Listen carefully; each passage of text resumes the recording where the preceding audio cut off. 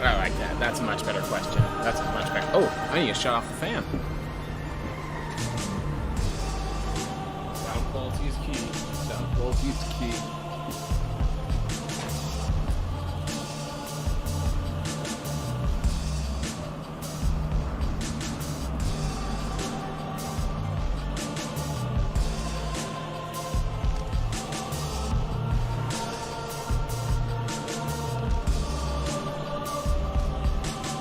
Hey everyone, welcome back to more Legacy 2 Speedruns. Back to actually running this game again.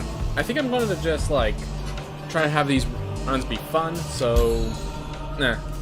So this first run I'm going to just try to do a one-lifer. And if the one-lifer doesn't pan out, I'll switch over to what I was doing prior. Or I'll switch over to, like, killing myself. Because I plan to do... Like, I think the killing myself surf strat is fun and a good way to, like, see all the variants this game has to offer, but also prevents me from getting... Oop.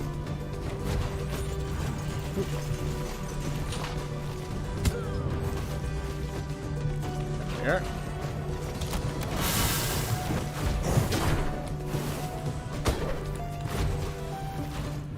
Alright. Thanks.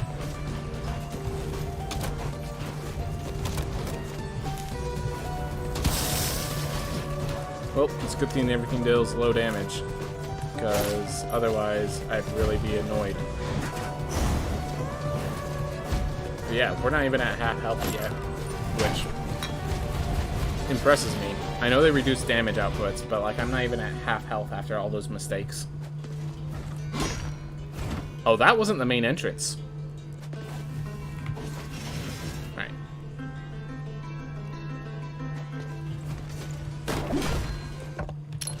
Well, I found what I was looking for. A teleport.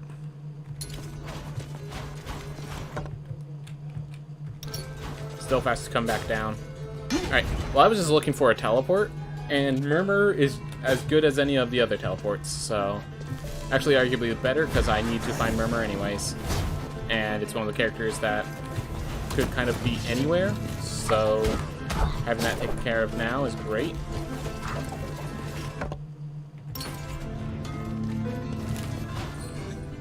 So we already found the top entrance. So let's find Book. And once we find Book, we will just go to the right. No need to go up anymore, really. As a silver chest, I'm gonna take the time. Scholar weapon, alright.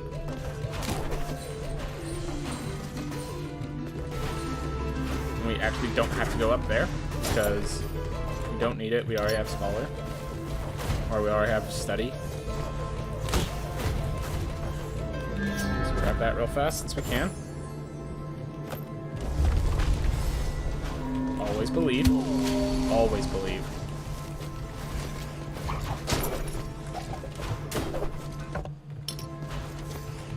Ooh, this is dangerous, not gonna deny that.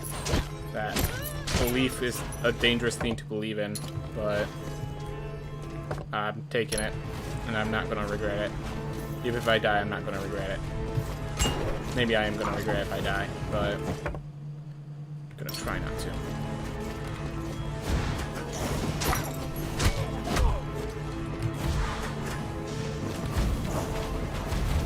Alright, so we found here. We still need to find Book, and we still need to find Dash.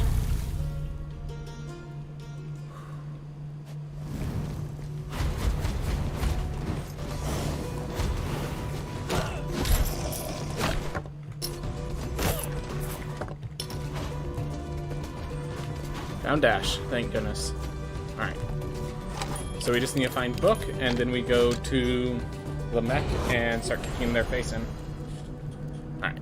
And because of Antitherica, I actually want to play more... I don't want to, like, use shield bash damage boosting. I want to be defensive and make sure I don't get hit.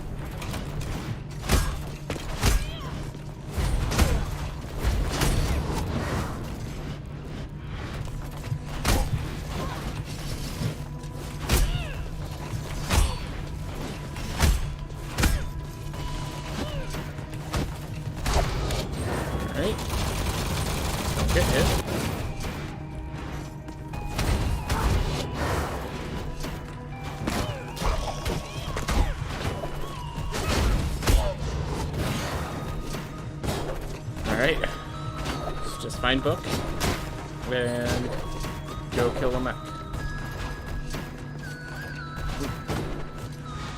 Alright.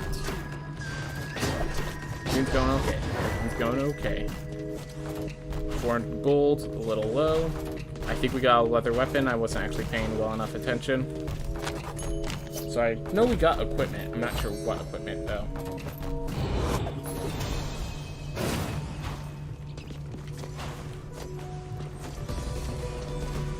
Yep, thought so.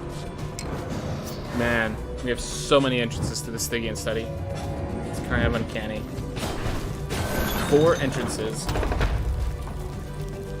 First one was next to Murmur, so that was also great. So I think when we enter, we could actually use the book as our entry point. And basically look for Enoch immediately, is my idea.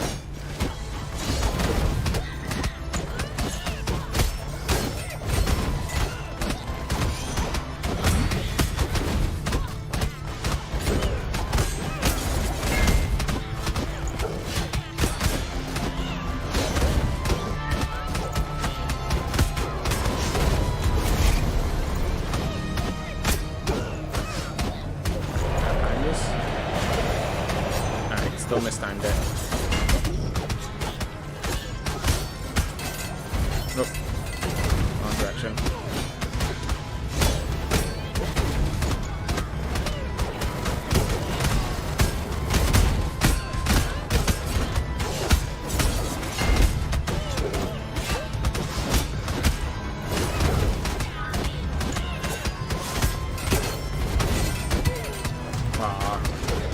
It's like that one hit isn't a big deal health-wise, but what that is it is a minus my 5 charges of anti-fail. So, well, not health-wise, thank goodness that happened at the end of the fight, because that was bad in other ways. Alright. Whatever. We have all our doors open. We have extra health.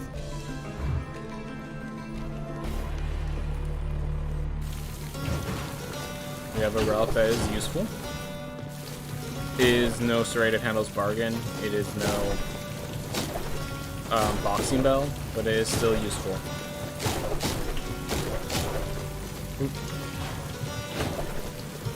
Ooh, deep breaths. It all happened.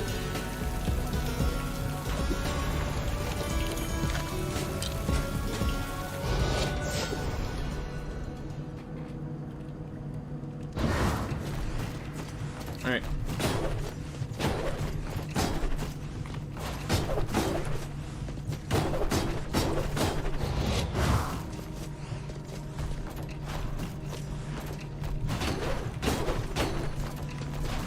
Alright. So we have 1,400 gold. We need 1,840 for the absolute minimum by architect.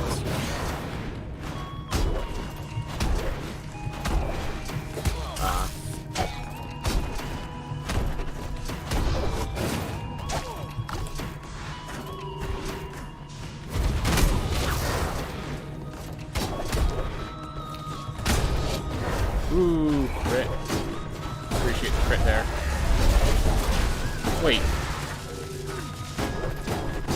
Wait. Are dashing kicks auto crits? Because if they are, then that changes how that room is done. Just slightly. Just slightly faster. Save us about a third of a second. But that works.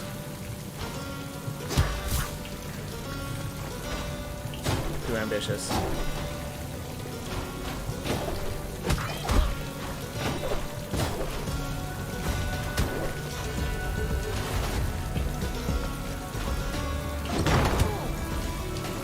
Great.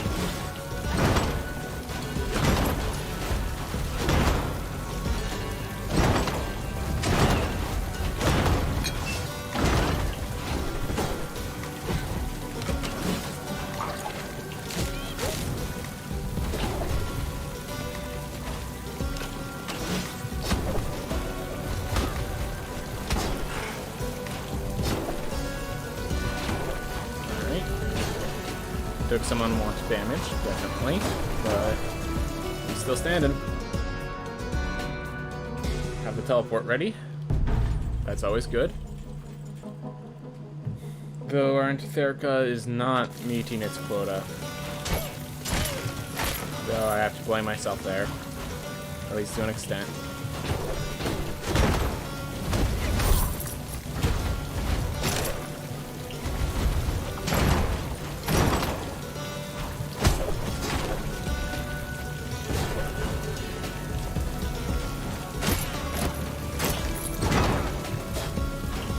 Ooh, made it anyways. That's good.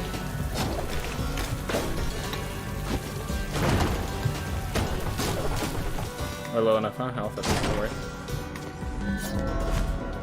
Alright. And we have used all the resolve this life can handle. And it definitely asks for us to be killing enemies, which is probably a mistake, but we'll deal with that later.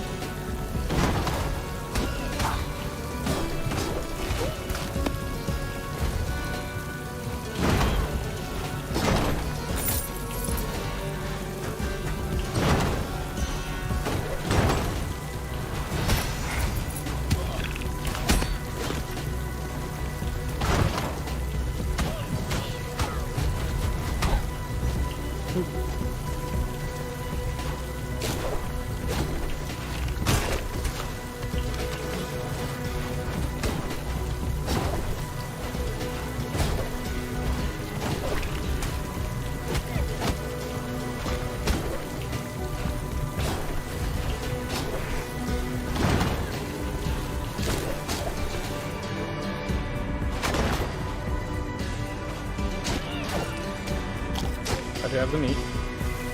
My Doki actually helps me though against this boss. It helps me if I get a bad shield block, but...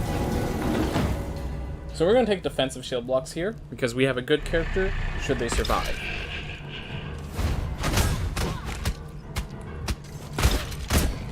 By defensively, I mean basically we're going to be taking this as if we didn't have the improved shield dash for damage. So we're just going to be using our shield dash for defense.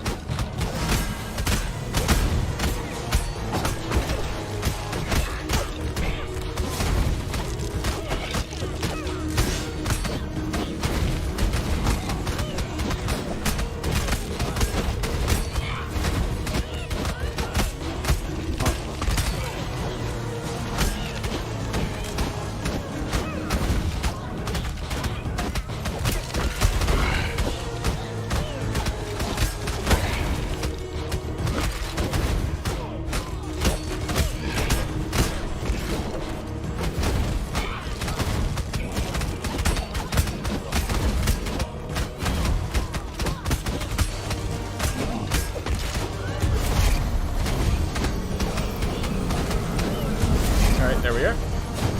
Not exceptionally fast, but exceptionally effective. That's all you need. Alright.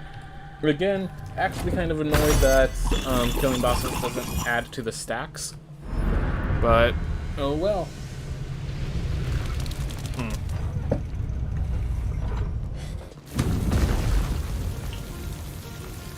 I need to kill 4 more enemies. The charges to fill up, which means I want to find far shores because that's where I want to kill the enemies. I don't want to slow down myself down to just try to charge myself up.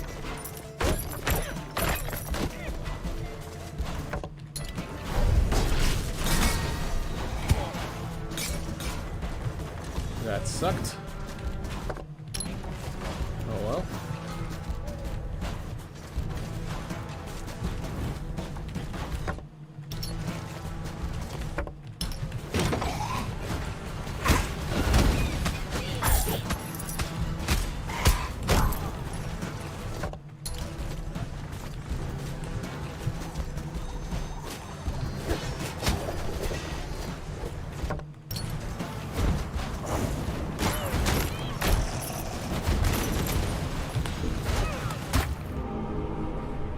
Misfortune. Failed attacks on several points. My fault. Oh well. Oh well.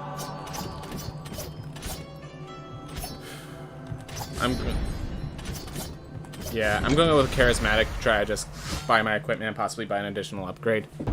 But yeah, none of those were really notable in any good way for me.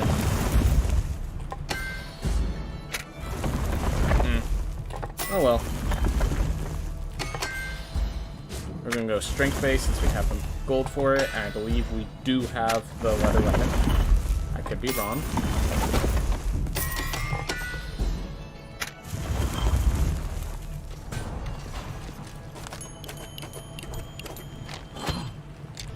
Scholar weapon.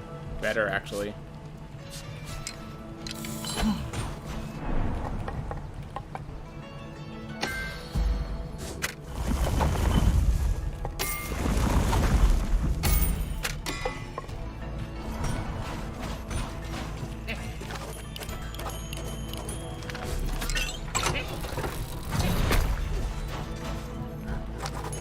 Alright.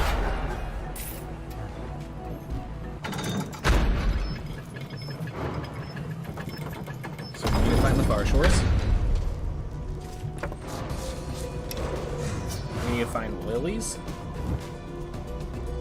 And then we need to do the sticky and study stuff. Alright.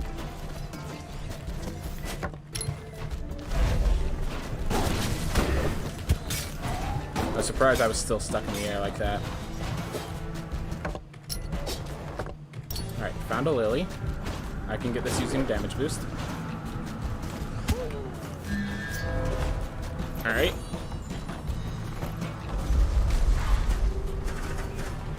It is actually quite a detour, so that's actually not best case lily. Oh well. At half health already. Not appreciated. Alright, found second lily. Well, last time we went right. And from right, we went up.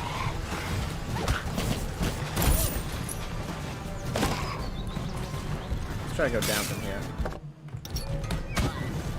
Preferable.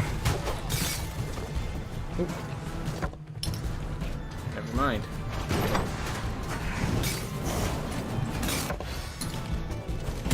Always believe.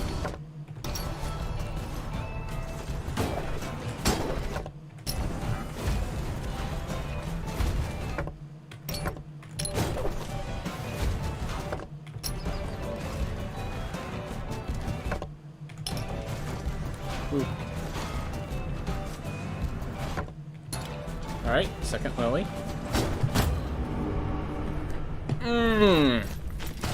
That's not supposed to be a hard trick. That is not supposed to be a hard trick at all.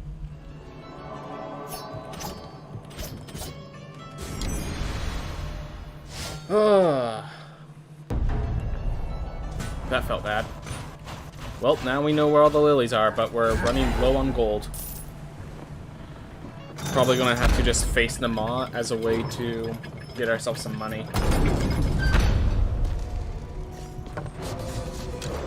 But yeah, of course we need double jump. We want void dash, but ugh, ew.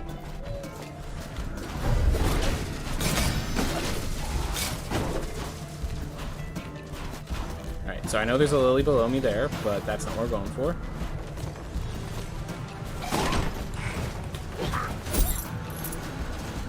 There. Oh, early freak be coming out of your hole.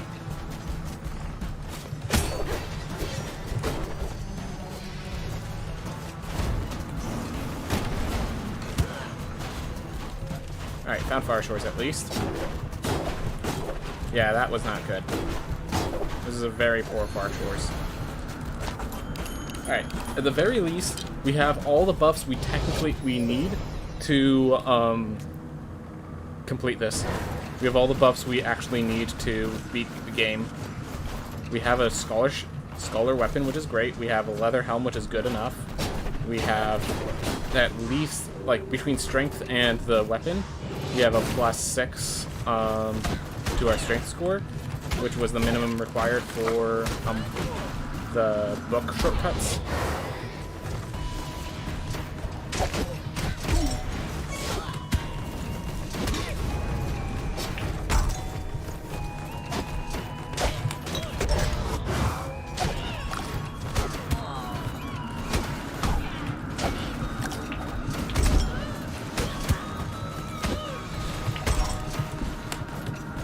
That was annoying, to say the least. Alright.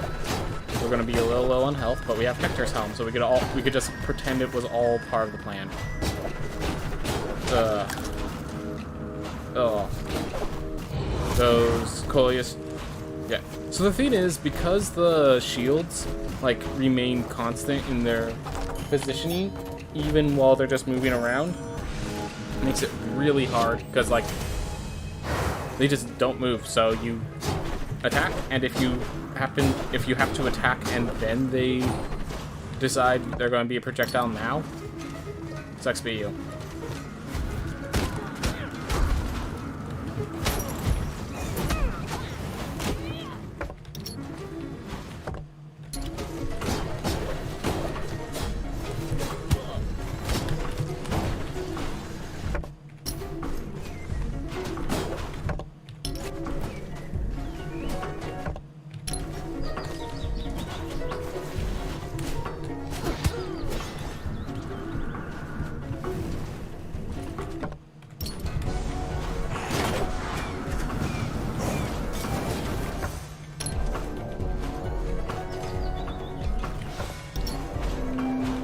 Grab healing here.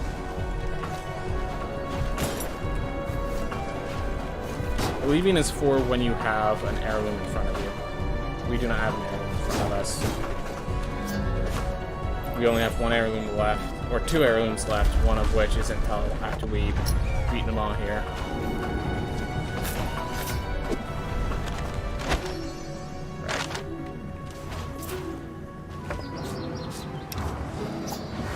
We know one right past the entrance. We'll go grab it. And yeah, I know this isn't the best character to be facing them all with, but we're kind of in that position right now. Oop, the lights of my house just flickered. That can't be a good sign.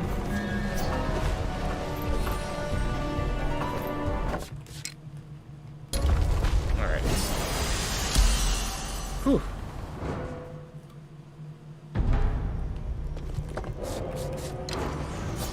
152 out of 240. Should I grab Void Dash first? Should I try to hunt for Void Dash first, is the big question. The answer is yes, but I'm not going to. I can still take 2 hits, I believe, without dying, so...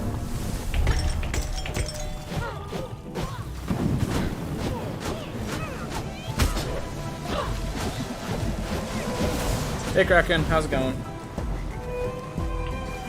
Oop. Come back down here so you can get hit. Thank you.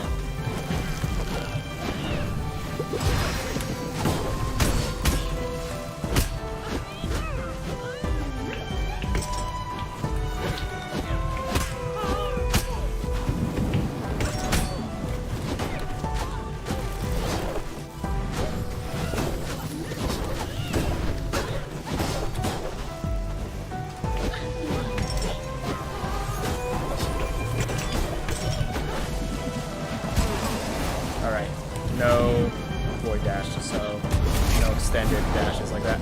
D&D session is complete. Yes, man.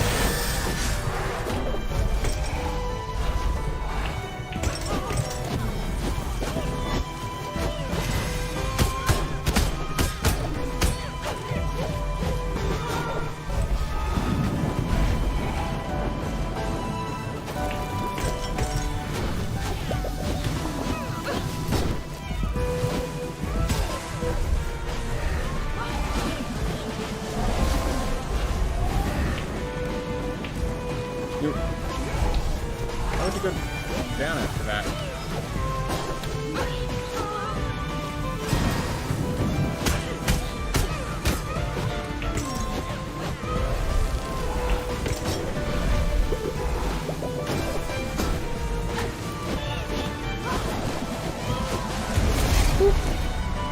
went really well today. Good to hear. Good to hear, man. Ooh.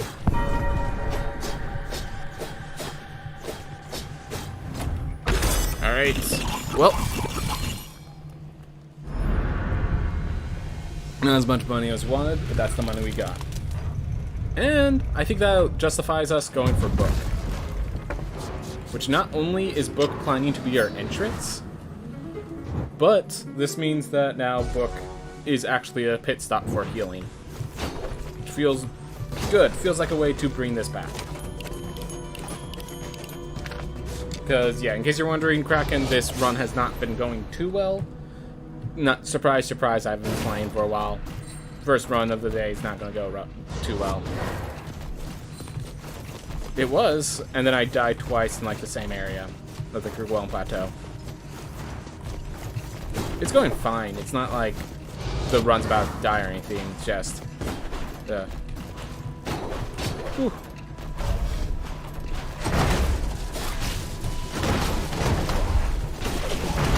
Here.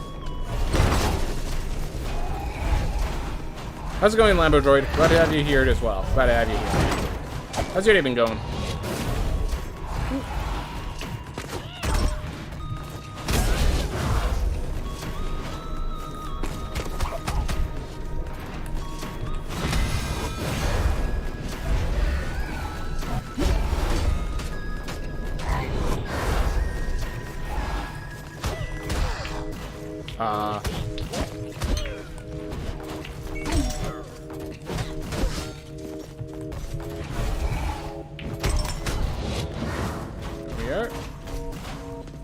I've been doing D&D prep for the past couple of days, so I'm taking a nice little break, because DMing is a ton of work. Yep. This is actually why I learned the improv style DMing, because I just couldn't handle that as much work as it takes to do the session prep that you're looking for. Alright. Thank you. Wow, found Enoch already. That's good. So we have Enoch and Murmur already discovered. So now we need Gauntheads and the heirloom.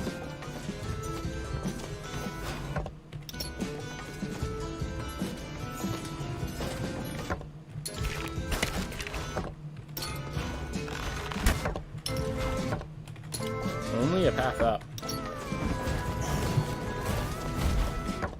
Found the heirloom. Ooh. May not get any healing from this, but I think this was the correct path. Honestly, this just means that I shouldn't have grabbed Book. Which is funny, because in hindsight, I shouldn't have grabbed Book. In reality, like, I was at 20 health. Like, you grabbed Book there. I was at 20 health, and Amal was dead. You grabbed Book there. Ooh.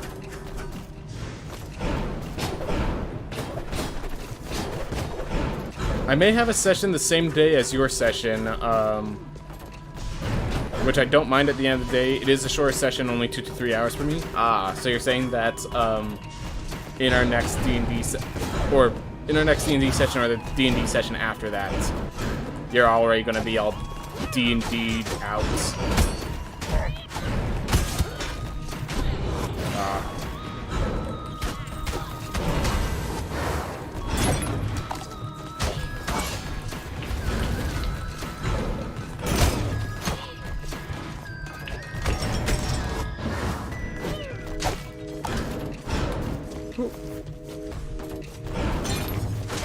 Nah, I love playing just as much as I love DMing. What I mean is that, okay, let me put this up. You're gonna be all warmed up. How's that sound instead? You'll be all warmed up for D&D because you're gonna finish D&D to play D&D.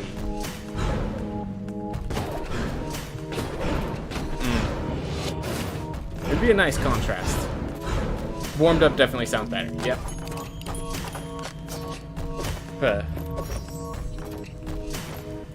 Alright.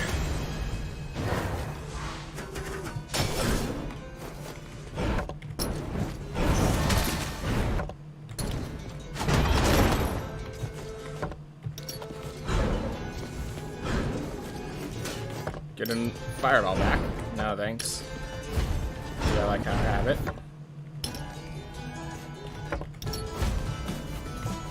I have a feeling Gone Heads are going to be way up top, and I was incorrect about that feeling. I'm gonna just check this path to confirm. Yep. Alright. Now I'm gonna teleport over to Murmur. You know what? I could probably just go kill Murmur. I have a Knight. Knight's good. I have a spell that's good for Murmur. Like, I'll probably kill Murmur, then we'll come back. Hunt for Gone Heads.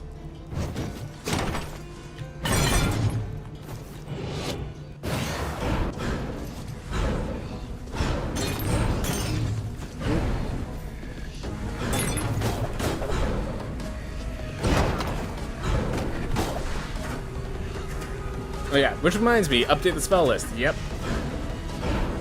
You just tell me what spells you want. I will, like, if you want a spell and you know it's like not that good, just put it on there, and I will make some changes to the spell. You could even just like put a little note that I'm taking this under the assumption that's gonna get better, sort of thing, if you'd like.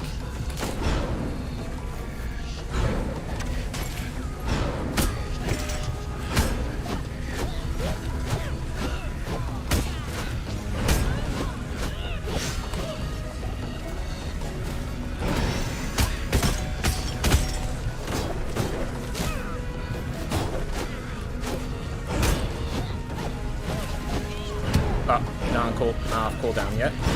That's a mistake. Ooh.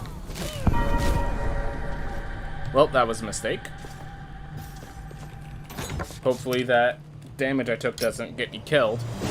It does mean I can take one less hit from Gone Heads. Should I find Gone Heads on this life? Which I hope to find Gone Heads on this life, definitely. Alright, to the left, everything we need. Way off to the left. And we are out of heirlooms to recover with, so...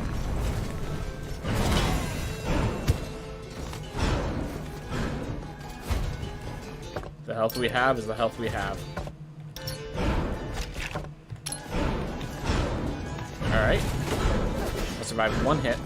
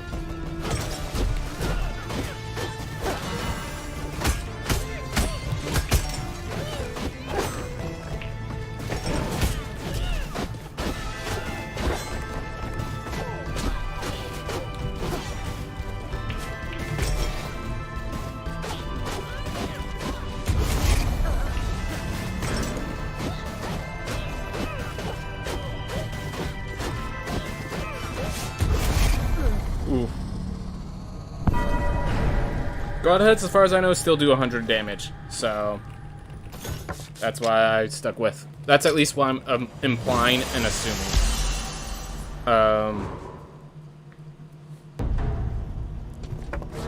You do have some prep for the next many weeks because you still have some towns to catch up on the notes. Fair enough. Fair enough.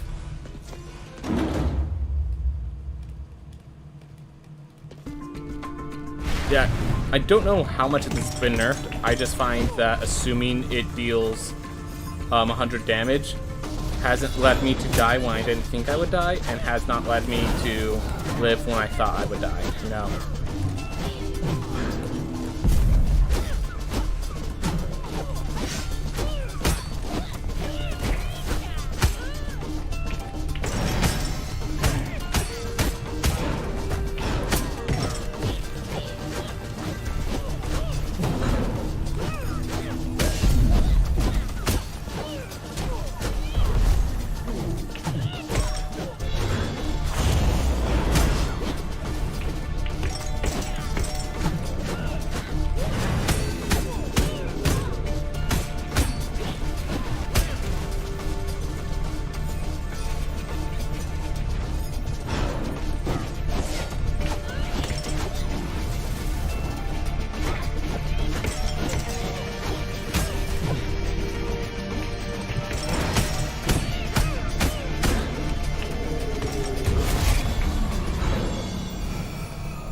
Alright.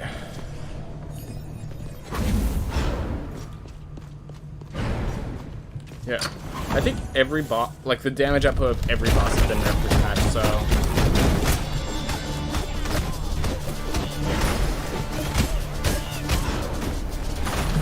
It's entirely possible they're only doing like 96 or something, but like, I just find acting as if it's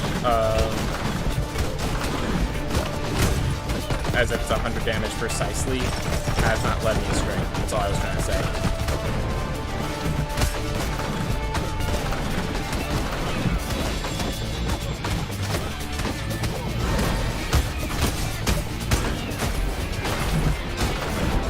That was the wrong decision, but I managed to prevent myself from getting punished from it.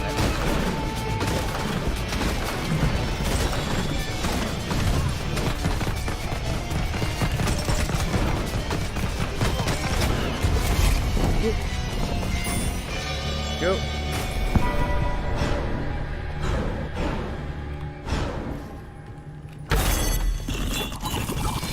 I've been pretty much averaging 55 minutes per run, but I haven't been able to get under 50 yet.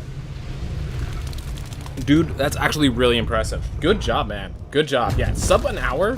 Like, you have to be proud of your sub hours. That takes work. That takes work. Well done, man. Well done. Glad to have you in the top end of the speedrunning side of the things. Appreciate having more people to make runs interesting.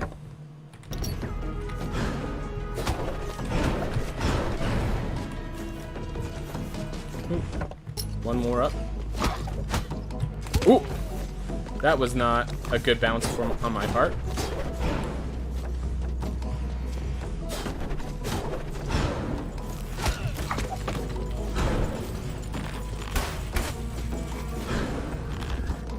Apple? Nope.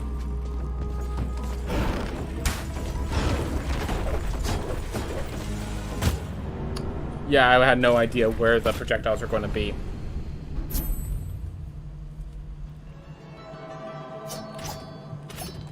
Alright. So this one has a spell that takes out half the galaxy.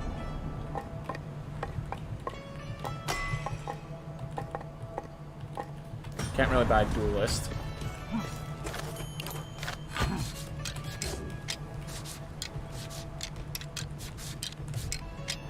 Close enough.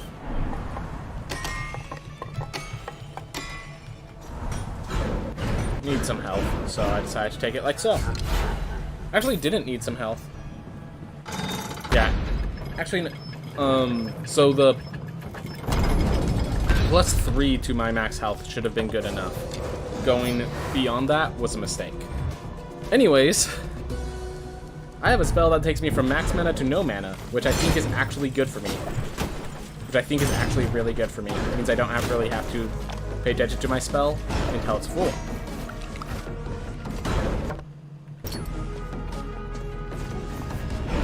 I just want to see if I don't have to deal with that again. Have to deal with that again.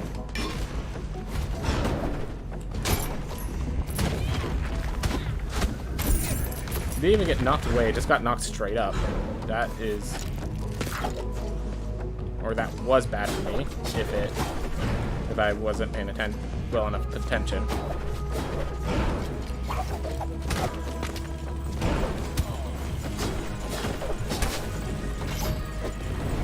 Oop. Iframes. Don't like that.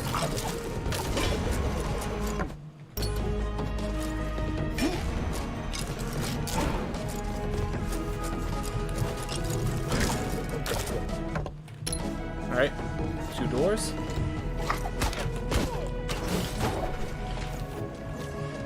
Door 1. Door 2. Here's door 2. Some. Not interested in either right now.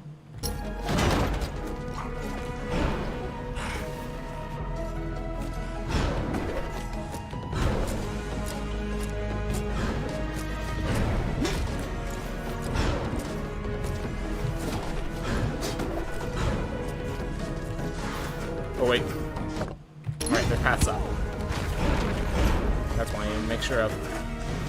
Oh. No more mistakes allowed. But this is the last room. If I can make it.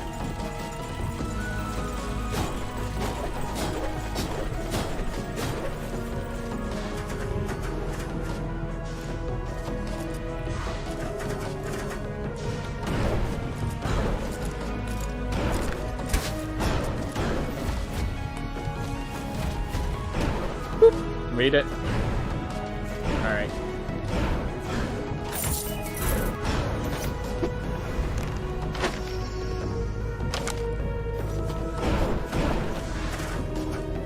Only doing 1 or 2 runs a day recently, though. That's still, I mean, that's progress. That's doing it. Alright. No permit. I am not allowed to make any mistakes. How's this? If I make a mistake, it has to be right now. Alright, well, we didn't make the mistake, so now we can't make any mistakes.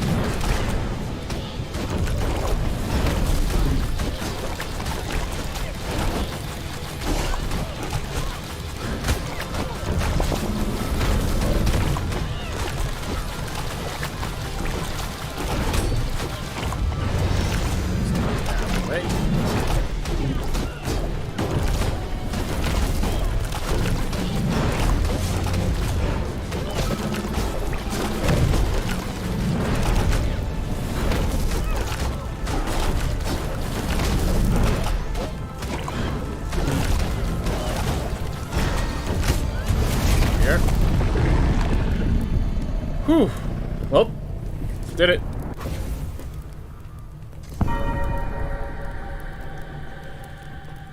No mistakes on IRAD allowed. And yet still. And yet still. Wait, did this one character beat...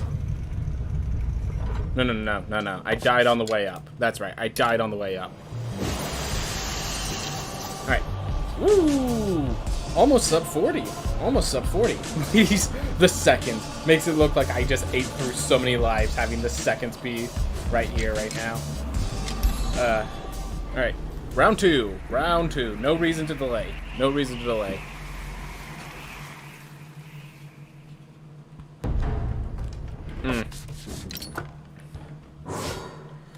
Alright.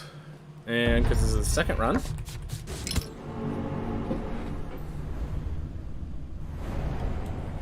Give up before you even set foot in the castle, buddy.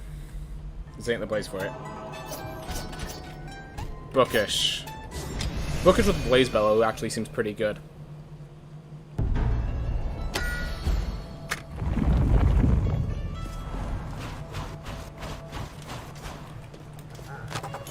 Alright.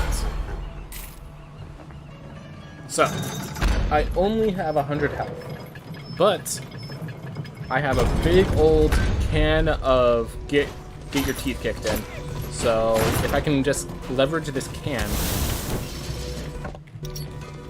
I mean, it's not get your teeth kicked in, but I do try to prevent cussing, and everyone else knows what this is a can of. So I'm just going to leave it at that. But that's basically what it is. No health, but a big ol' can.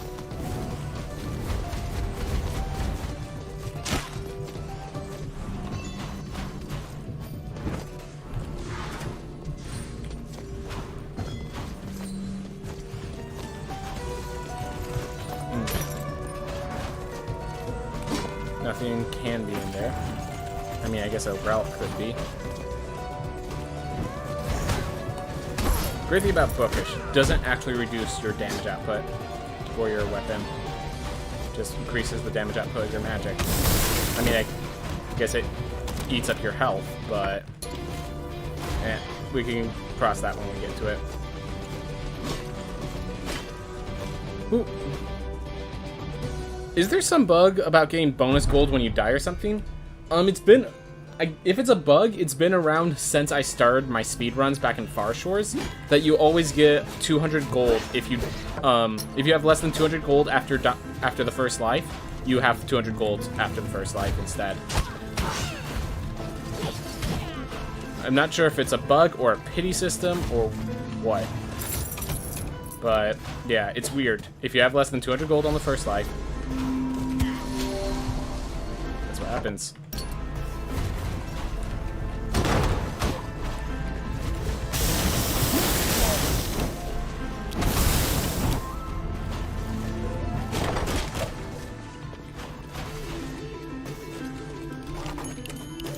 Oh, extra percent bonus gold. Yes, so on this patch, if you die in Axis Mundi, it never recognizes you left Axis Mundi, so that 20% gold bonus you get from Axis Mundi remains.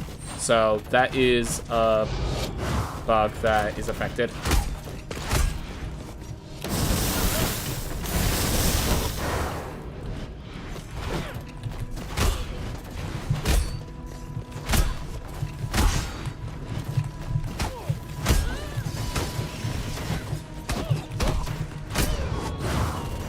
You had a similar bug on the life patch? Good to know. Good to know.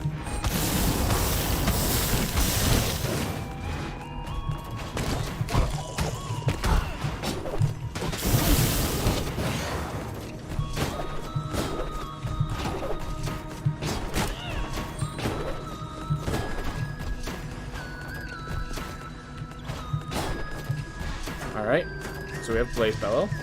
We have our damage. I don't know, like, for the way the fact that mana doesn't scale in this game, it looks so weird having more mana than health. And then, like, the health bar is bigger than the mana bar. Like, it just feels wrong. Alright, so, good news, we only have one thing to find. Bad news, it could be anywhere.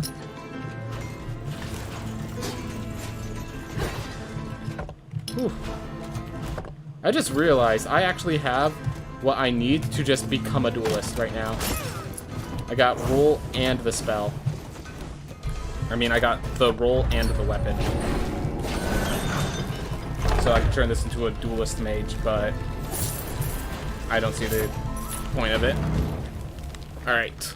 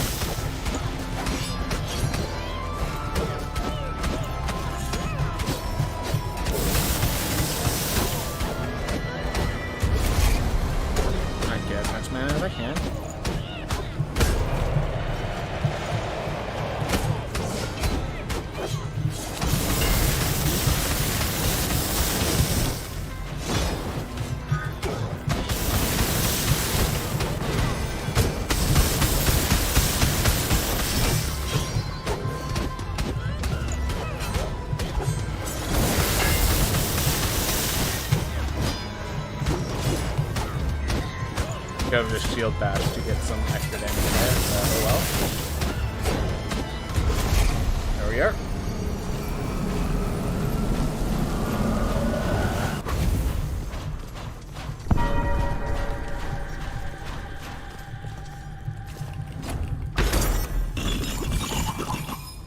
No, I'm thinking I should have taken the duelist weapon, I think. I think the attack speed is significant enough that it would have made a difference. Oh well.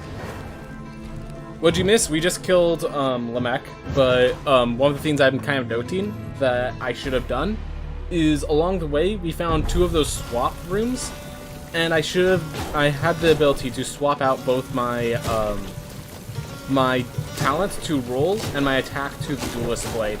So I should have taken the duelist blade is what I'm thinking I'm mathing out, because the duelist blade has a faster attack speed, which would have allowed me to use my Blaze Bellow more, because while it doesn't increase my damage, it does increase my mana gain, and that will be significant enough.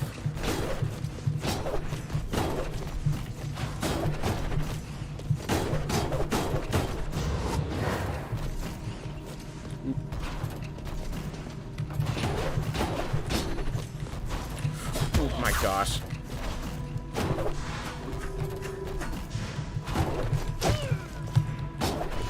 Thank you for game. Alright, cool. So that gets magneted to you. Had no idea.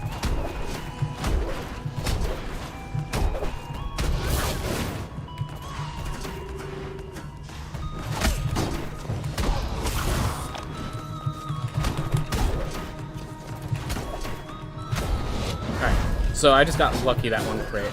You can't dash attack down strike. Good enough. Good enough.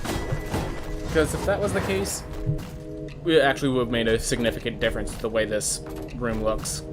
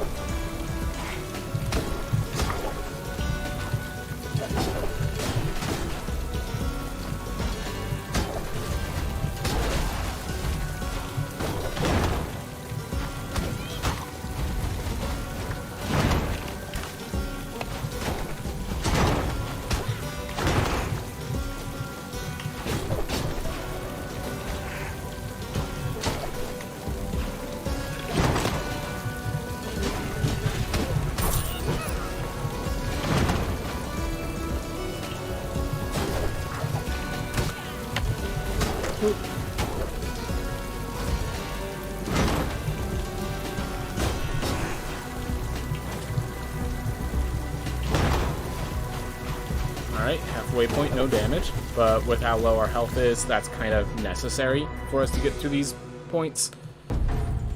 I just realized, yeah, I still need 300 gold before I can safely buy Architect, so... And if I can't safely buy Architect, that means I just have to beat the boss, and that can be scary when I'm still exploring Axis Mundi with 130 health as my max health. While there aren't any enemies that can one-shot me, there are plenty of enemies that can get close. They can two-shot me. There we are. Ooh.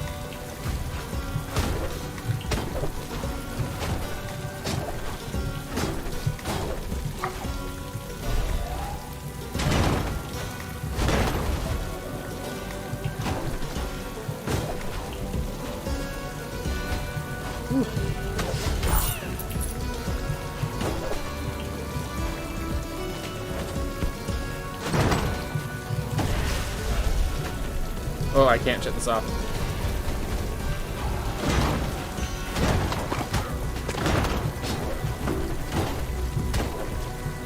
Let's go here, be safe, because I have no idea what the route is, and if I fall in the water, I could be in a lot of trouble.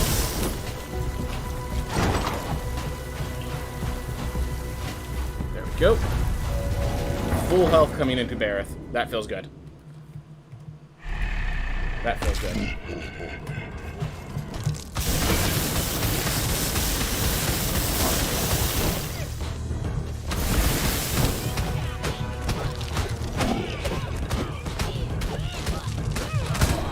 What am I doing? 49 damage, not even a full 50. So yeah, that was a stupid mistake on my part.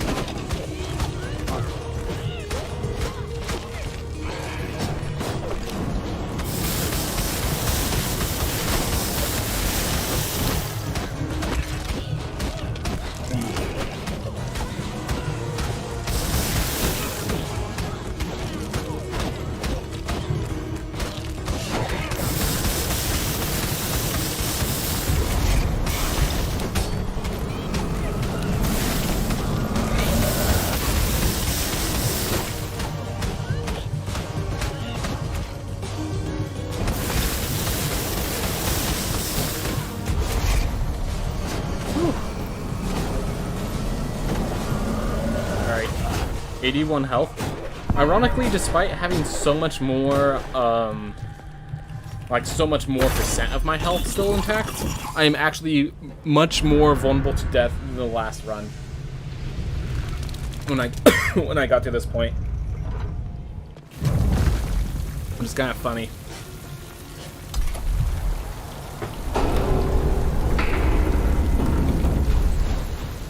Alright.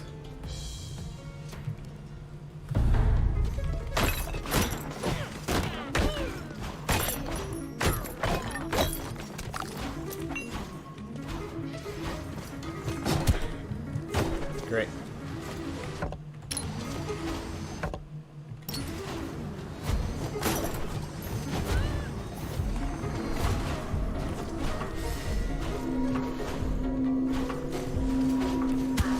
It's just it's so little damage to increase my health a significant margin.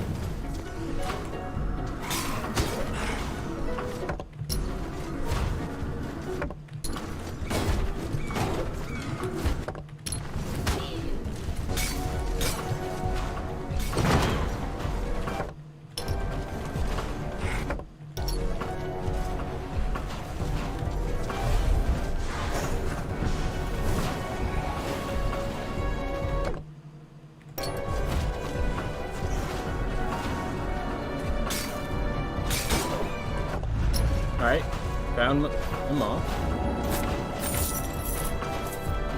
I'm just scared that I have to go down and through that long, tight corridor to get there. Let's not kill ourselves on this, because we did that once, and I really didn't appreciate it. Alright, now through the long, tight corridor, I guess. Okay. I mean, I appreciate it.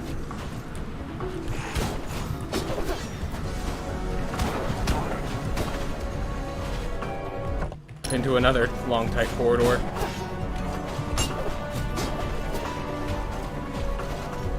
Whew. Yeah, that was something. Alright. I think that's another glitch that we found. That was definitely unfair, and I think it just made it that I had like, because of the loading screen, I think I had invincibility frames for a bit, and the way I paused might have just, like, locked those invincibility frames in.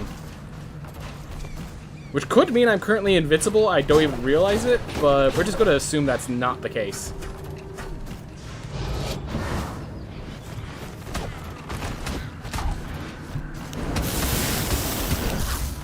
Alright.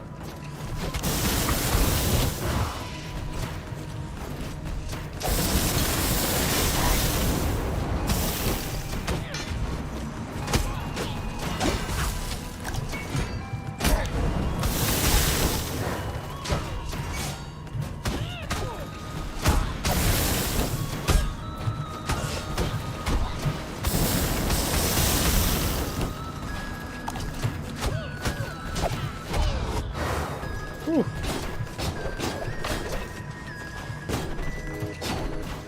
I would assume it resets upon leaving this place. Yep, I assumed it reset upon leaving those spikes. I'm not sure, and I'm hoping it's not reset, but yeah, no, it's likely that invincibility frame was literally just as long as I was on those spikes. We will find out when if I somehow take damage.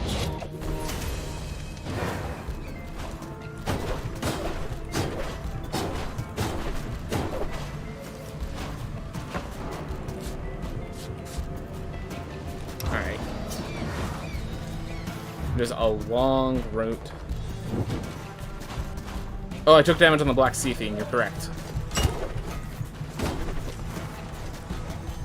This thing in water still dealt damage to me, so whatever it was temporary.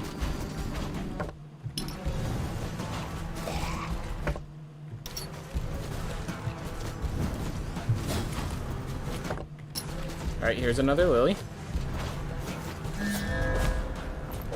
Awesome. Alright. So now, we just pop open the throne, and then we try to go through the Stygian study.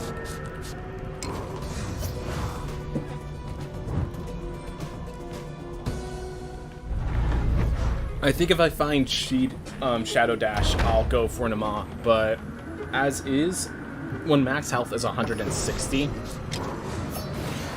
it's not safe. Definitely a powerful character. Definitely a character that with a...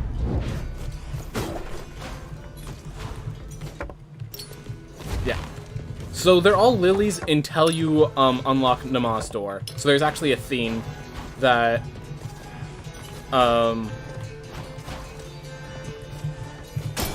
Well, we found the heirloom, so I guess I have to stick to my word and face Nama in just a bit.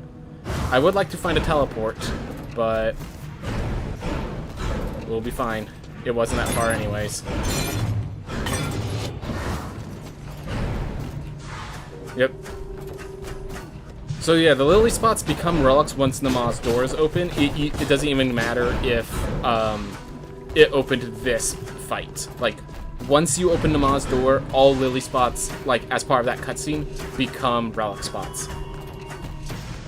And this is until the door shuts again.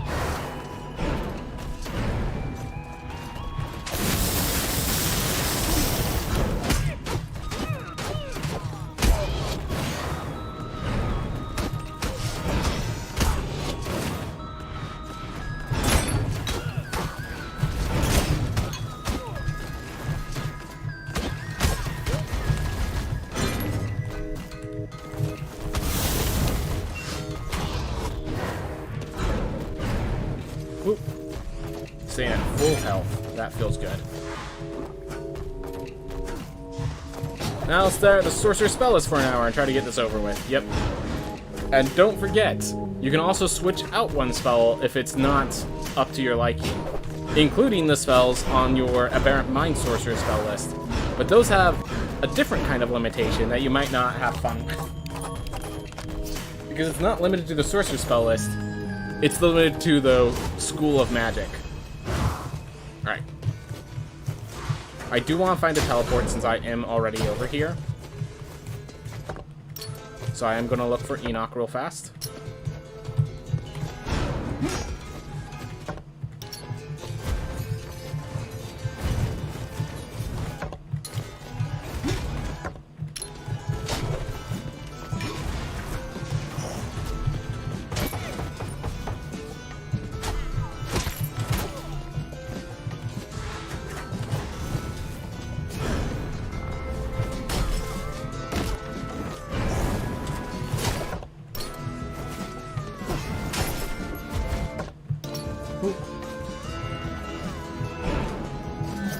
Yep.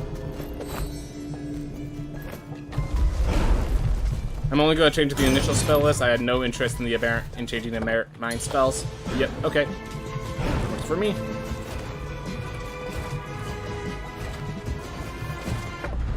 Found Enoch. Alright, let's go kill Nama.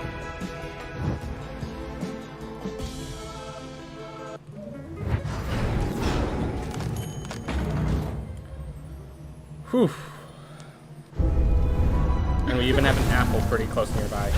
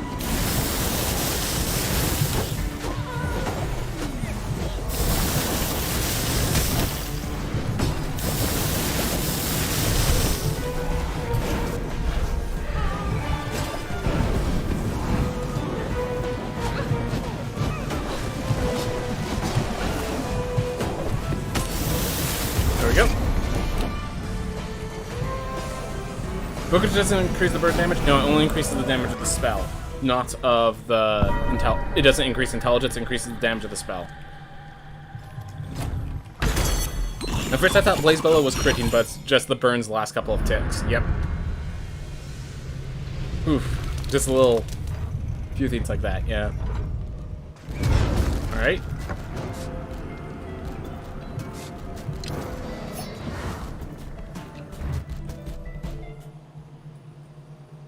Not too far from...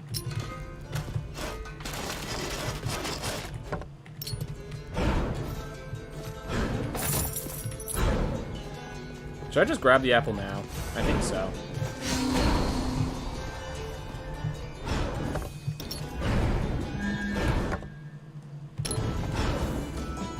I think this will actually work. Bear with me. But every boss chest is a chest.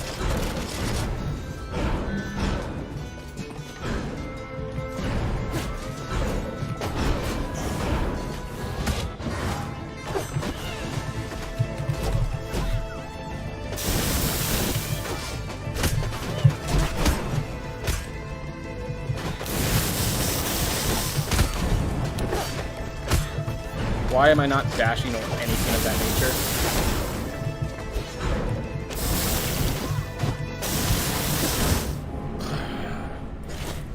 Several mistakes in that last fight there, but we made it to that fight there, which feels good. And we have a flame barrier for more intelligence build stuff. Awesome.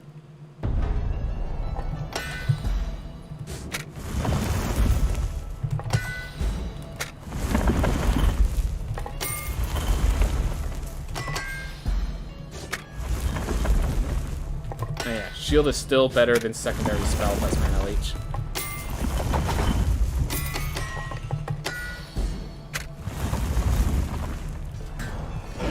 Ooh. This is the third night of the run? Yeah, I did suicide immediately, so... Like, you know, third night doesn't exactly say that this was a bad run, but it just means that, yeah, this was the third night this run. Hey, Pithos, how's it going?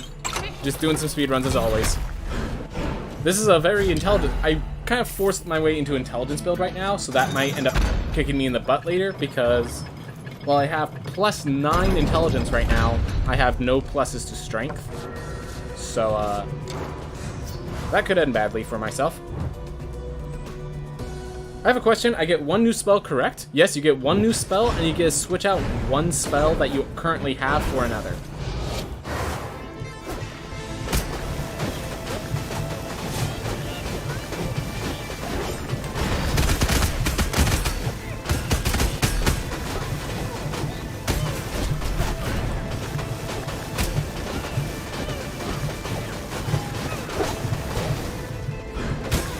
Using that offensive shield bash works wonders.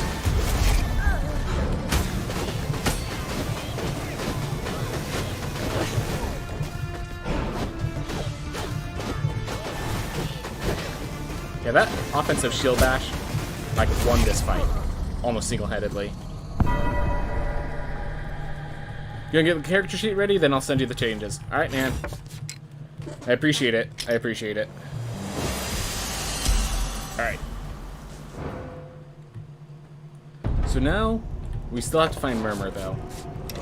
And the best way to find Murmur is start the bomb and work my way up.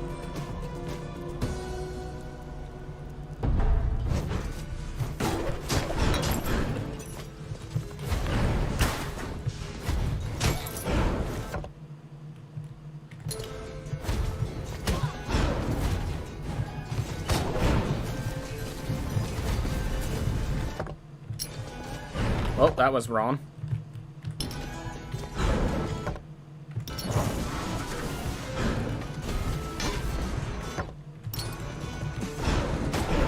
I'm gonna check over here real fast. And if this isn't it... Yeah, if we don't find Murmur over here... Oh, found her. Goodness. Or them, I guess. I guess Murmur's multiple people.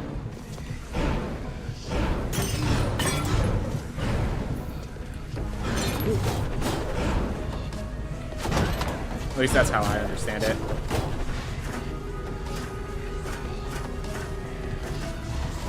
Like it's a statue of multiple people.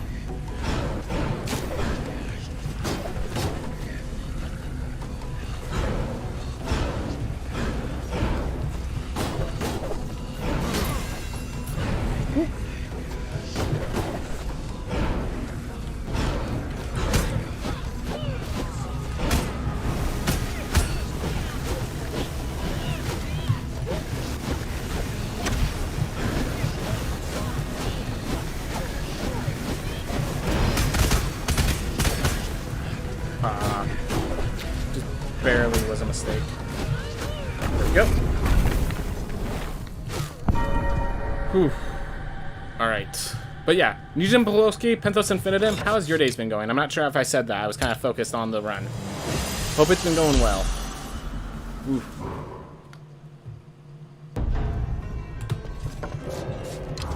Alright. Now we get to beat up Enoch. After done beating up Enoch, we still have Book, and we still have Farshore, and we still have Irad.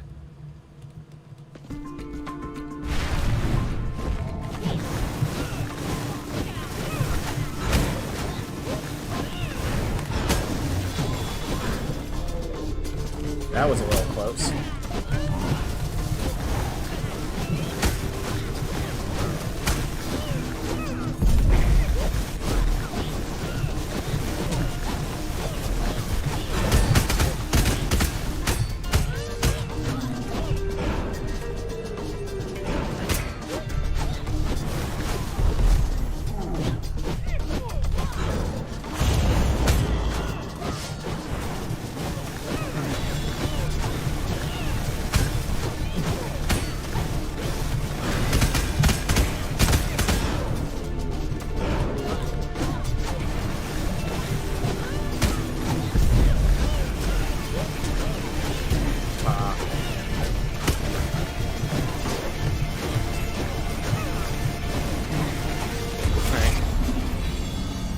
Ooh, slept well and ate well, so I guess I'm good. That's good, that's good. I haven't been sleeping as well as I hoped. I've been trying to make up for it by sleeping longer.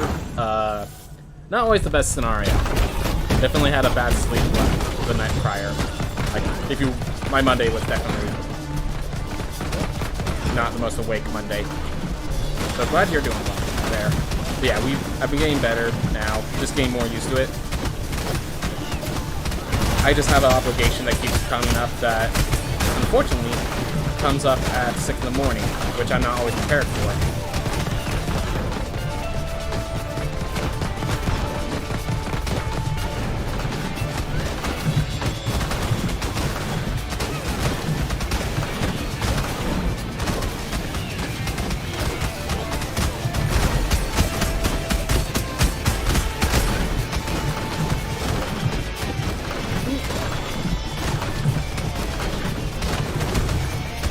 Alright, well,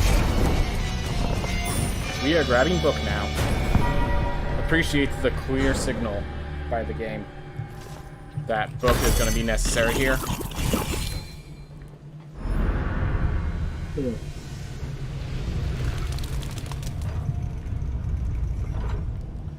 Thank you, Momentum. Thank you for the nice fight. Well, it could have been better.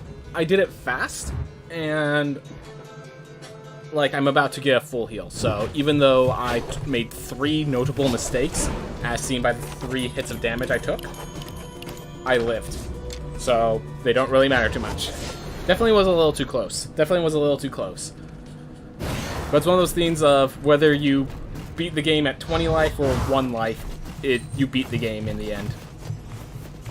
You know, just add some tension so that the viewers appreciate it. Ooh. So I've been watching some, what's it called, Evo. Like, I feel like that's what's missing. A lot of the matches in Evo have been like 3-0s, just like one. There's no tension. One side just keeps crushing the other, and I have not appreciated that. Like, I'm here to see the best fighters. That's like, yeah, I see them, alongside some people who got in because there aren't enough of the best fighters, feels like.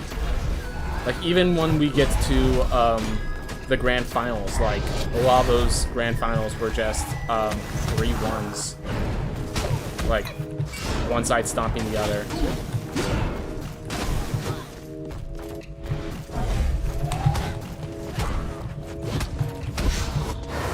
Alright. So, good to have some tension. Good to have some tension. Alright. Whew.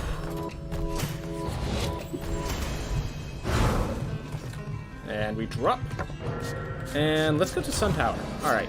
Sun Tower it is. Do I need the... I think I've gone customed enough to IRAD that I do not need the damage boost. So the damage boost is a safety protocol to make the fight shorter for safety. But it actually, it doesn't actually speed up the fight with IRAD. The amount of time it takes to get it is, like, it saves less than that much time. Of course, if you're having trouble, every second that you don't have to deal with is a second closer to victory. But if you're good enough to just do it, then just do it, you know?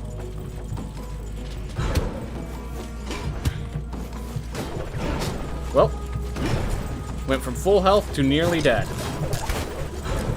That's how this game works sometimes. Almost want to be, like, it's that whole meme. That's how Mafia works. Well, that is a benefit of having intelligence increase crazily. How's it going, Weebish? Glad to have you here. Glad to have you here. How have you been doing?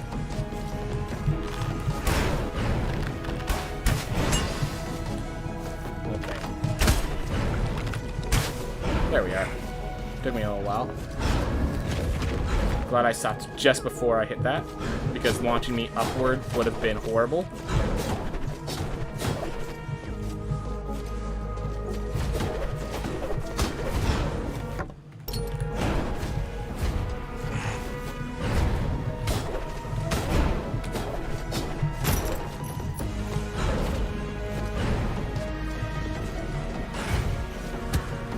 That's okay. Ooh, we actually made it to the top. Or the top is on this screen, at the very least. Alright. I think I'm not gonna make it, so I am gonna grab this money so that my next character is even stronger. Been doing alright. Been really enjoying Rogue Legacy 2. Glad to hear you're enjoying it. Glad to hear you're enjoying it. Sorry that I'm giving off spoilers, though. Oh. I just saw your comments, Momentum. My apologies. I will have to read it after this fight. This fight does take a lot of attention. Mostly because I die in one hit, but it's just a bullet health. So if you know what you're doing, you'll just dodge everything.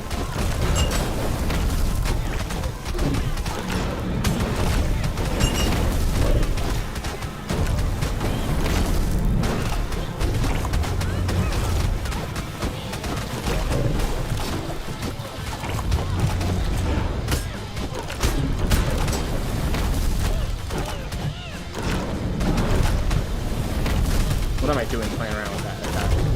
You do not play around with that attack. That's something I learned early on because I kept dying to that attack because I was playing around with it. Okay, so I did some movements, and it only captured some of them. And so I was jumping and then dashing over, but it only grabbed the dash, not the... So what happens is the jump gets grabbed, but the dash does not because of the freeze frame. And that's what killed me, and I hate that. That was really sad, really unfortunate.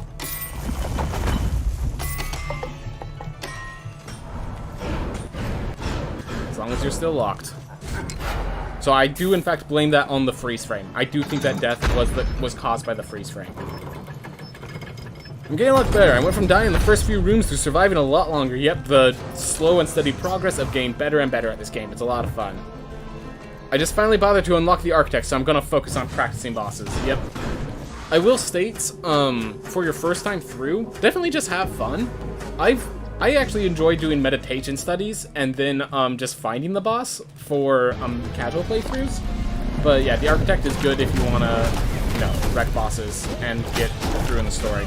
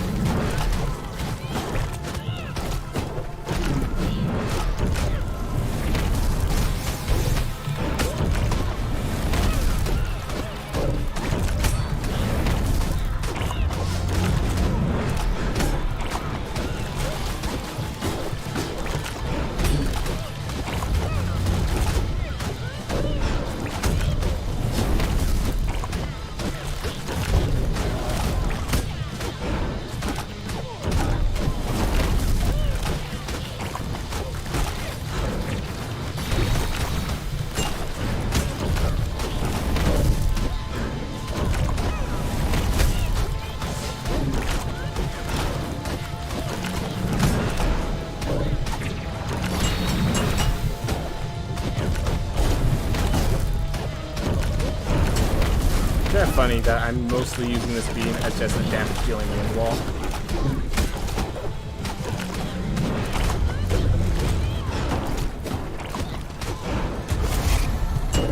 Whew.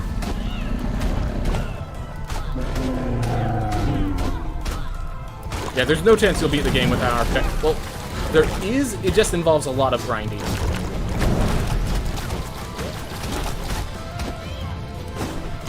And also, there is the Pizza Girl. I don't get to use the Pizza Girl much because, obviously, she's slow, but Pizza Girl has, like, so when I first got the game, it was back in the Far Shores update, and they didn't even have Architect as something you could purchase yet, so...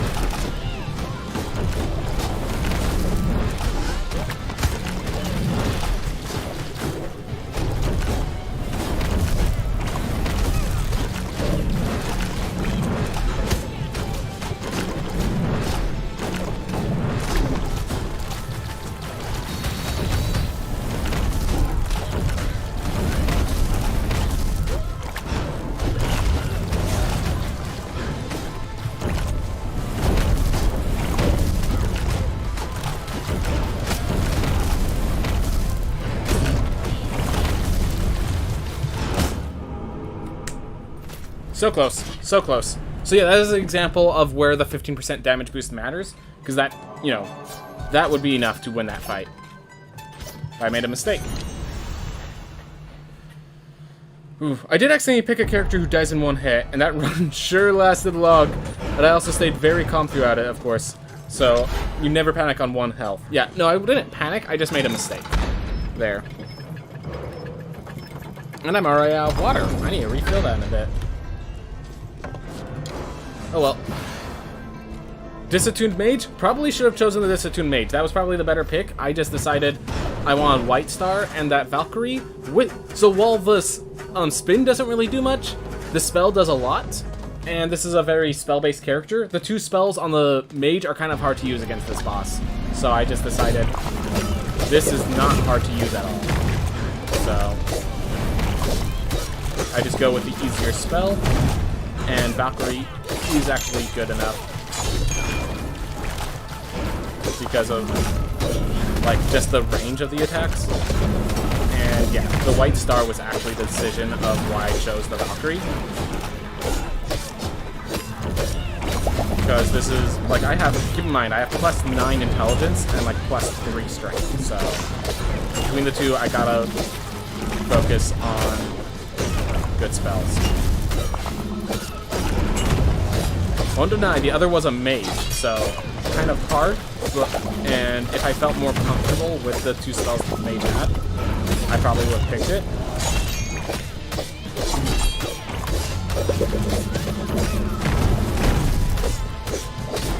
Actually, no. If I was more comfortable with those spells the mage had, I would 100% pick it. It's just, I have not been finding that the, like, the attack that the Disattuned ignores, I've gone comfortable enough with this boss fight that I'm not threatened by it anymore. So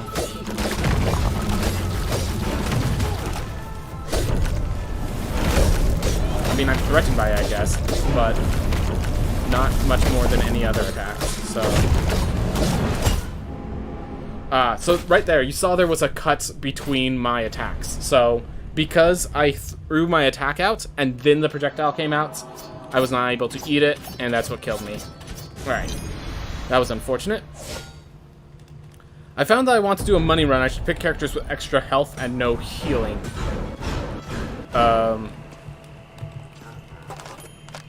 I guess. Just kind of depends on how your style is. Before we had Architect, I used to practice boss by getting the boss healing upgrade and just entering and leaving the boss room to fill up to full. Yep, so you enter the boss. Basically what happens is if you have 4 of those studies, or a full set of the monastery studies, whatever they're called, you can enter a boss to fully heal you, and when you're near death, you just return to main menu. It will not count the full healing, but it will allow you to re-enter, and meditation studies fully heals you, so, you know, allows you to basically retry the boss. It's a bit abusive, but nothing that the system can't handle. And honestly, I don't think, like, what is an abuse in a single player game, you know?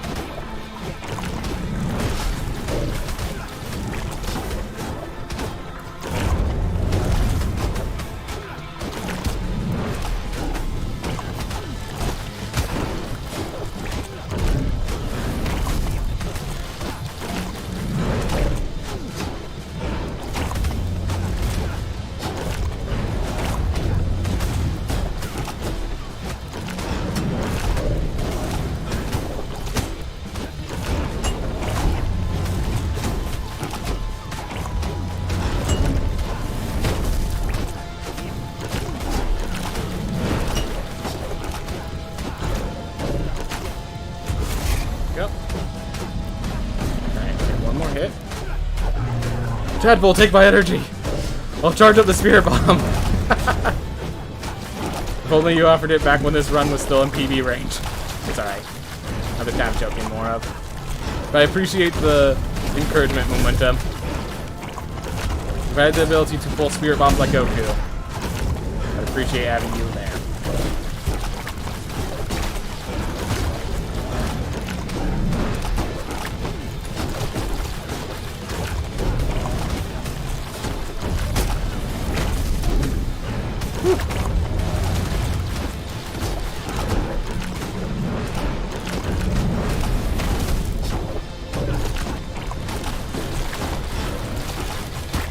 I tried to shield blast that one, and I'd mess up the timing, I guess.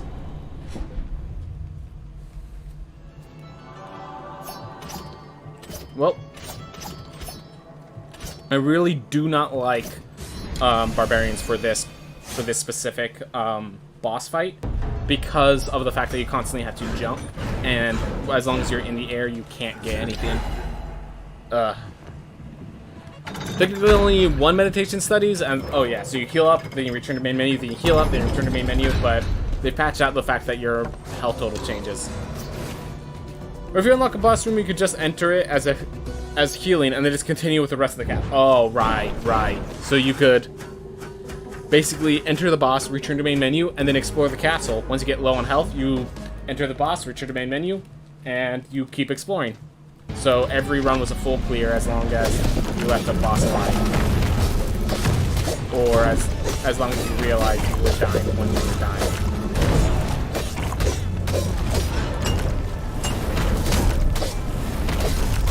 I don't know why Irad's got so much trouble right now. This is uncommon for Irad to be able to achieve it. You didn't achieve it last time, so...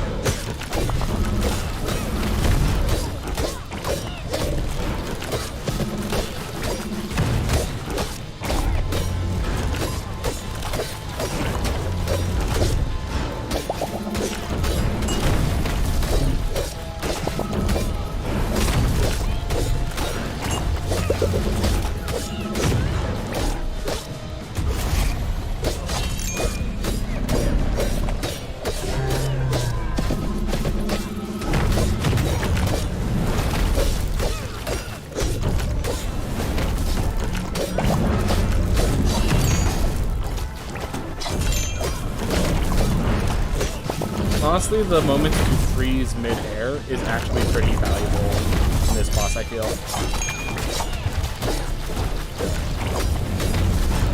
Like, obviously not as valuable as a proper talent, but it's something.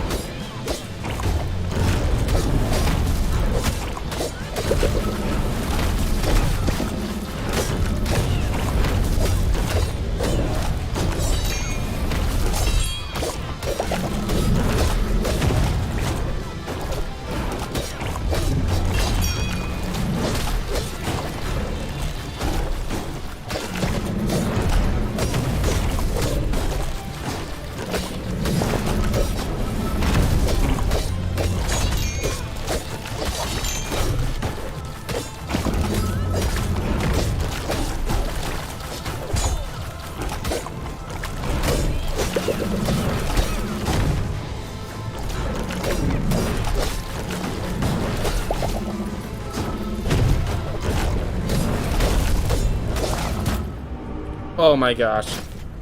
Again, like, I was getting the lethal, and then I just mistimed my attack. Well, only one's playable.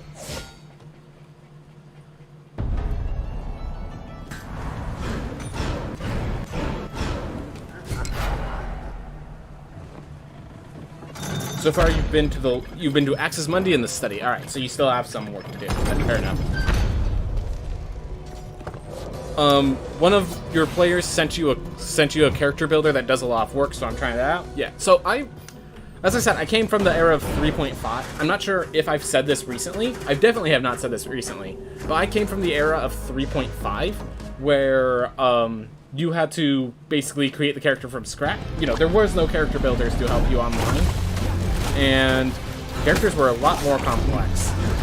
So, like, I'm just used to having to pen and paper it all out, you know? And yes, when I said pen, I mean there are certain things that don't change, and yes, pen.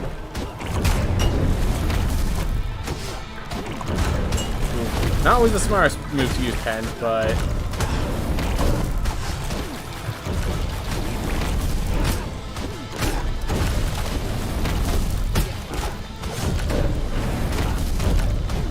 talking for pencils. We literally just ran out of pencils. Or we have to keep sharpening them because there's so much to write, where pens, you don't have to do that.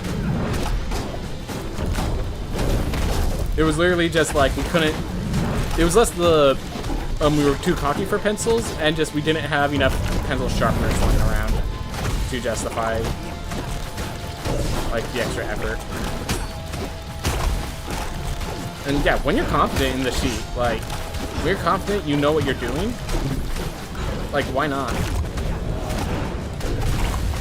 Like, it's already built in your head, you're just transferring it into readable text.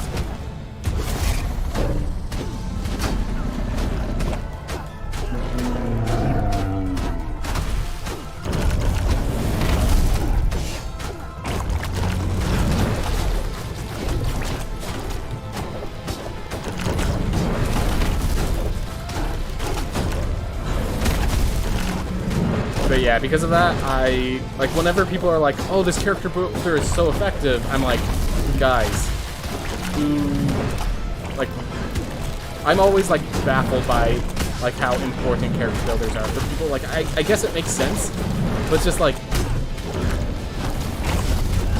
there are people that have been playing this game since 5th edition came out and still use their character builders. And I'm like, I just use character builders to help guide new players to the path of what you need to do to build a character. And then sometimes I use it for just take care of like the equipment, like equip weights and like getting the exact items out of the Explorer's pack. Like that's the use of a character builder for me. And like I don't really... When I start bringing up character capacity in my campaign, it's going to be, like, because there's, like, your character, like, we're asking you to carry something heavy and not easily carryable. And therefore, how much it weighs is kind of important.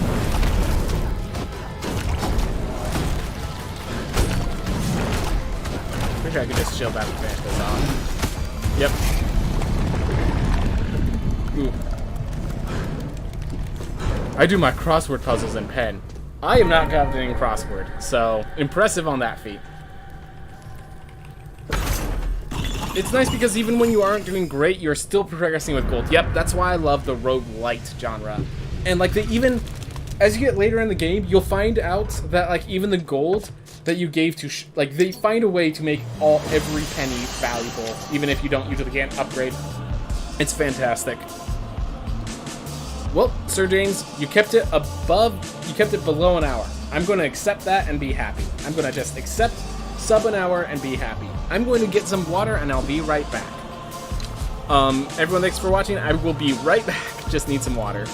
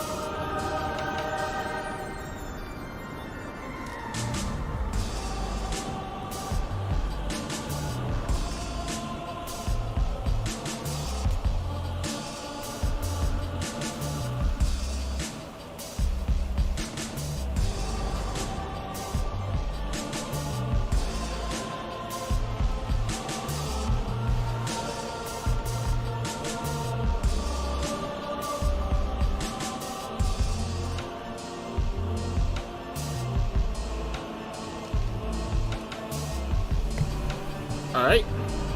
So if that took a little longer than you might have expected, but we are back here.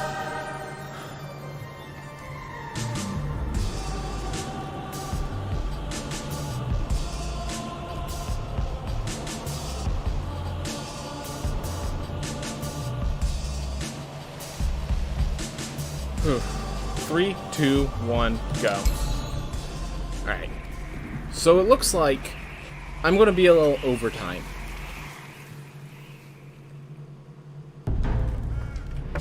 Which I think I'm pretty sure the viewers, you guys probably appreciate having additional time, so probably good for you.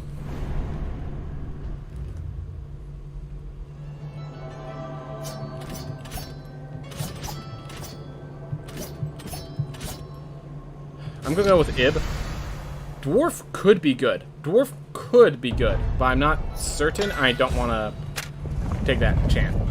You know, now that I just realized, Dwarf actually increases your gold gain. Dwarf was actually the correct pick. Oh well.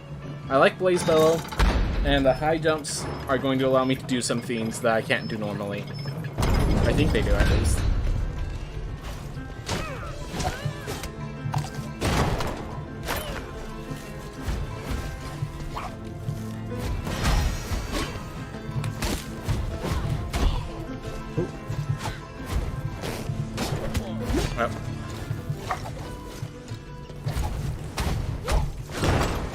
It was so high up, it actually did not stay in the room, and I ended up leaving the room without touching it. Oh, nothing over there. All right.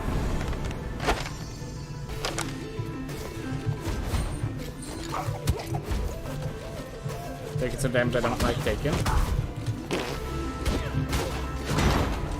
Propelled by the strength of his bowels. Ib muscle fibers plus IBS.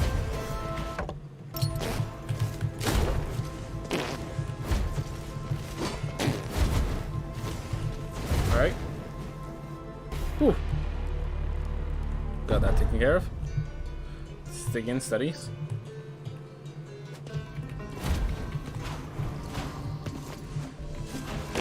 Awesome. So let's see. I know in double jump there is a skip I can do, which yes, I intend for this character to go through double jump before anyone even suggests otherwise. Oh well.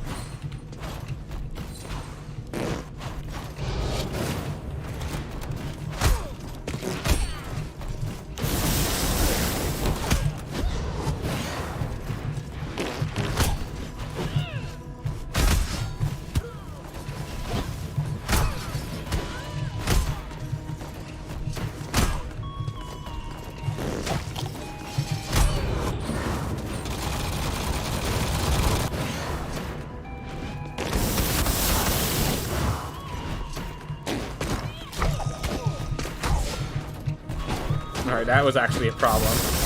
Actually, I probably could have Blaze Bellowed through that wall, so it would have been fine if I tried.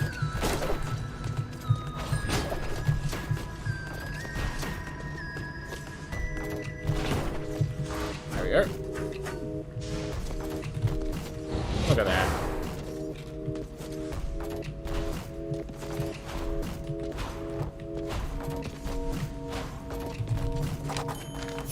Those are some good jumps. Some little time saves here and there. Definitely unorthodox. That's something you have to be prepared for, but also definitely something that can save time if optimized. And there's nothing here.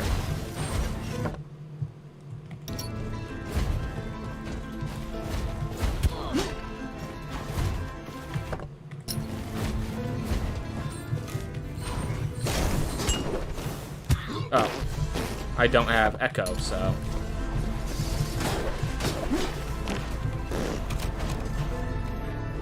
This ain't good. This ain't a good life. Ooh. Style, if you're still there, we have a bot for you to slay. He's lined up, put his neck on the podium, ready for your execution. That ain't good.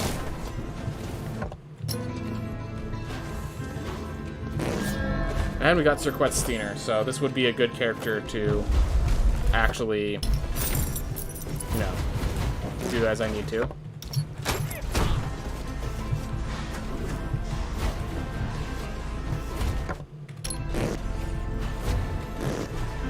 Alright, found book.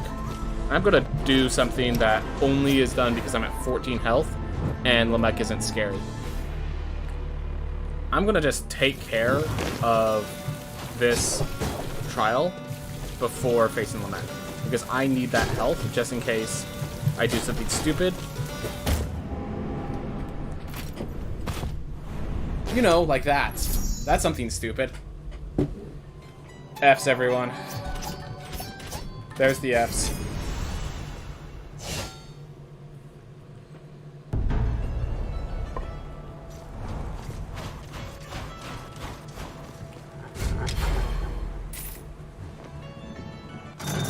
Well.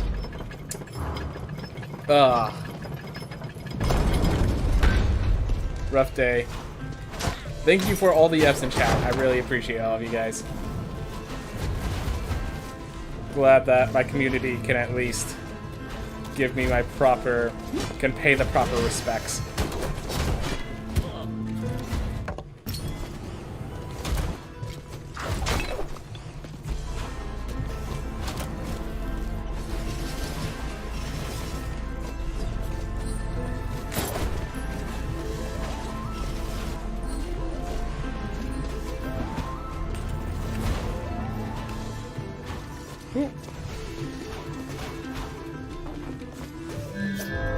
Alright, so the only bright gain is because of that glitch. I am getting plus 20 gold gain without any traits, but like that's the only positive.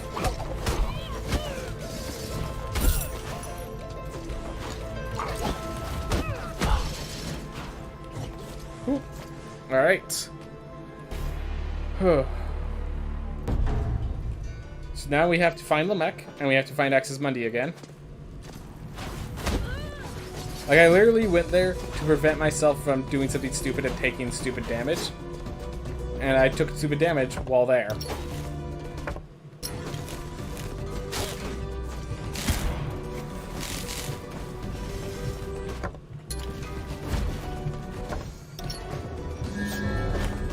Alright.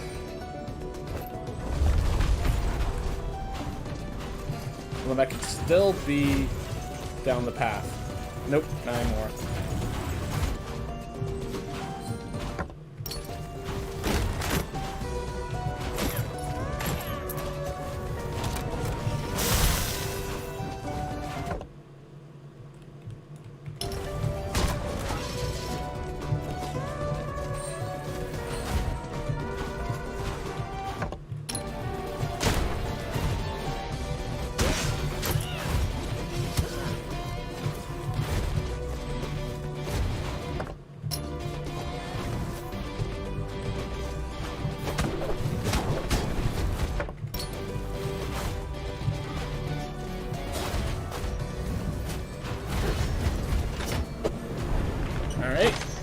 And I use this chest. So yeah, in case you're wondering, in this patch, armor is glitched. So when I say useless chest, I mean like it's not even worth, like it doesn't even do what it's intended to do. All right, there we are. Leather weapon is pretty good. We are getting plus 20%. We're getting an extra 200 gold off of Lamech here because of the glitch.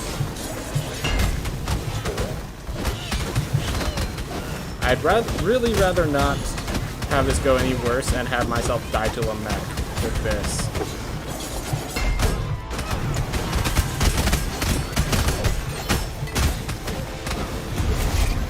And now I don't think my shield will be ready.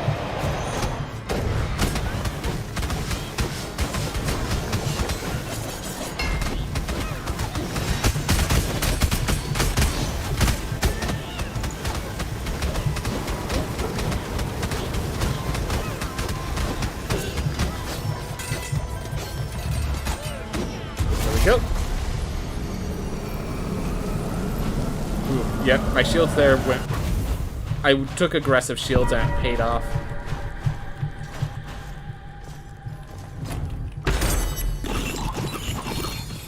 Alright. Still haven't found Axis Mundi again, but that's okay. Keep moving. Get myself an extra chest. Whew.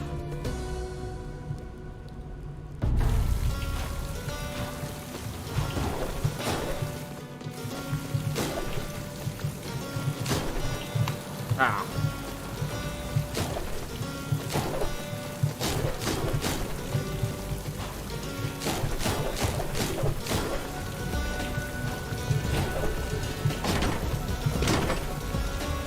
Ooh. And I am dealing plus 16% damage right now, which is nice. The lilies will bring it, or at least until I face them all, the lilies will bring that 16% to 24%. Also nice.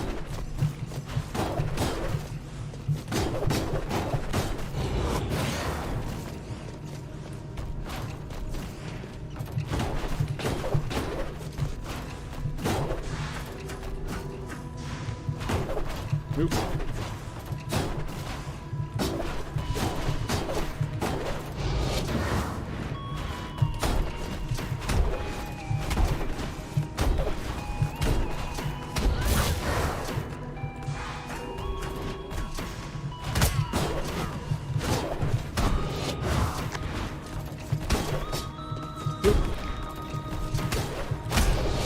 Go.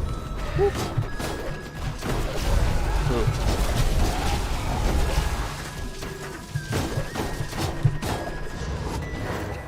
Go. Precise 1,500 gold. It's pretty nice. Pretty cool. The 1840 is brought to 1,790 thanks to the 150 gold purchase already taken care of, but I'd rather not rely on that. We already have enough bad blood in this run already.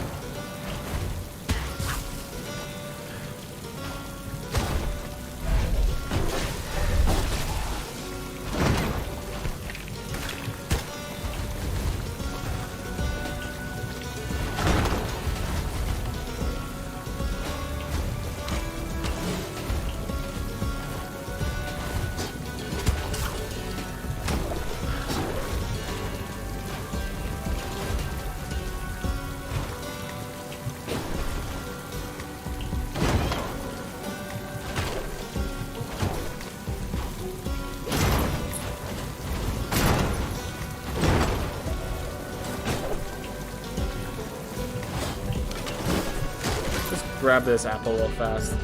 Apple, please. Nope. Well. What is causing me to do this poorly right now? I have no idea. Oh gosh, we have a chaser.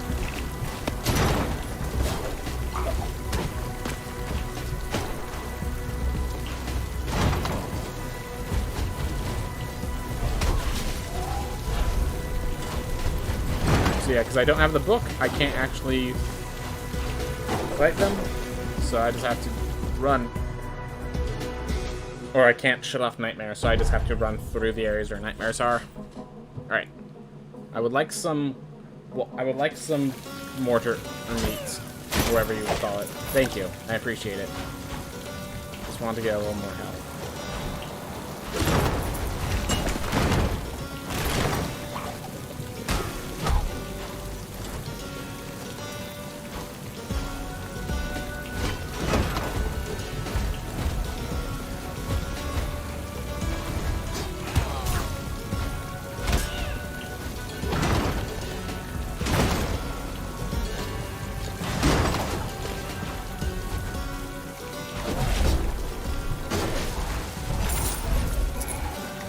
Asking you shall receive. Yep. Ooh. Hope that remains consistent. I guess I've been asking for some content. I hope you guys haven't appreciated it then. Apple. Hey! I asked. I received. Just took me 2 tries. That one.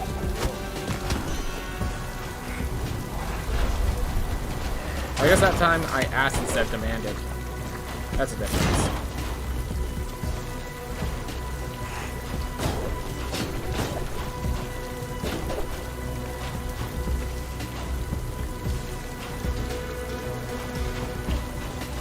Near full health.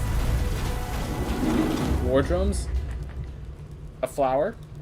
An ambrosia.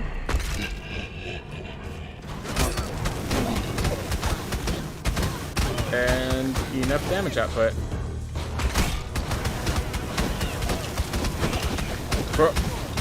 For leveling up, it seems I can do it in roll 20. Should I do it with the prompts they gave me? So keep in mind that I am changing the spells a bit, so be careful with that. I'm taking average health, if that's the prompt that gave you.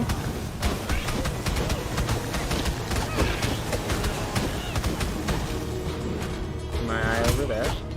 Because the way that they split up was very unappreciated.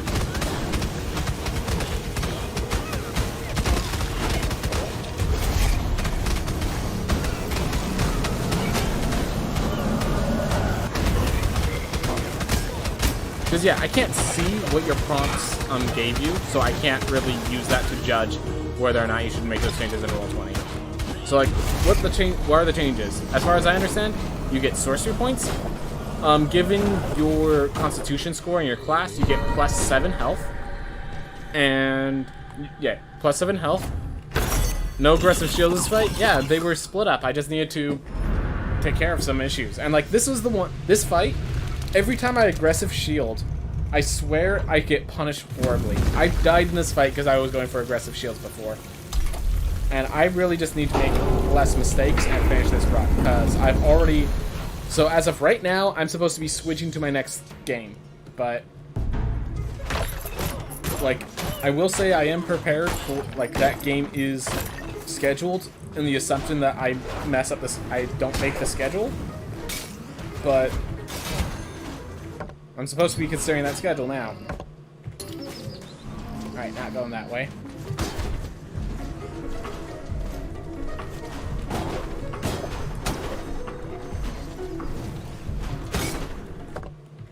Alright, found one of the lilies. That's the one that I can't get. Alright. Whew. It's kind of funny. So they, like, tried to make it so that you needed, like, as far as I understand, they tried to make it so you needed double jump to get the lilies. And, they actually did not change how many lilies, you need double jump for. They just changed which lilies you need double jump for, because we found solutions for some of the ones that they made need double jump. Combat rules nice, I believe.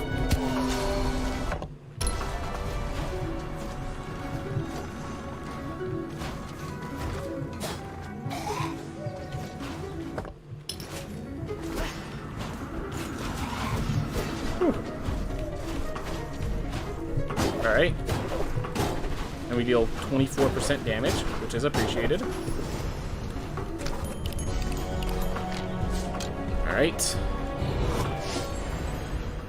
We do not have Ib muscle fibers. But, so with Ib, you can jump from here up and to the right to just skip these two platforms here and just land right here. So, that's one of the skips that Ib muscle fibers allows. That's just one of them. I think there's another one later in this.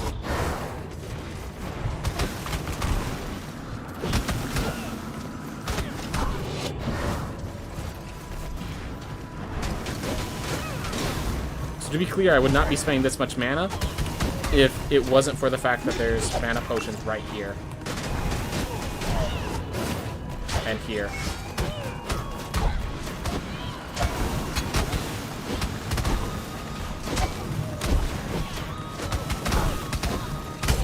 Like, this heirloom, like, tries to teach you to just exhaust your mana when you need it.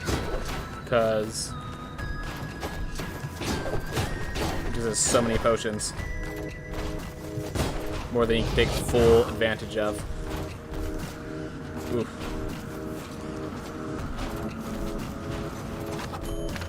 It's kind of funny. OCD was a great, great trait back in the original game, but in this game it's just like a not negative trait.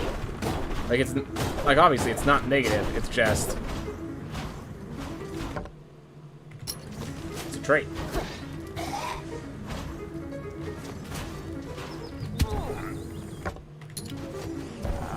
Like, it's a other way to gain mana, but it's like, compared to just attacking, the mana cost, the mana is inferior, because we now have a way to just get mana.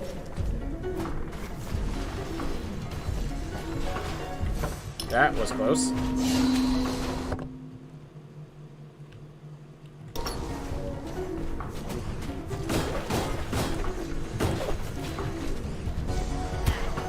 I tried to get under, not move fast enough.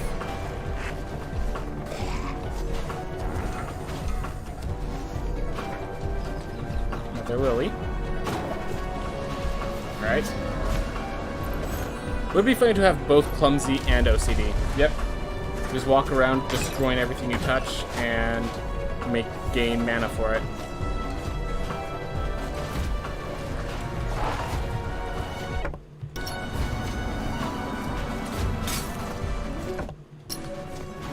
I would actually really like it if they turned OCD into like it gave you a gold bonus, but worked like masochism, where it's the only way to gain gold. Ew.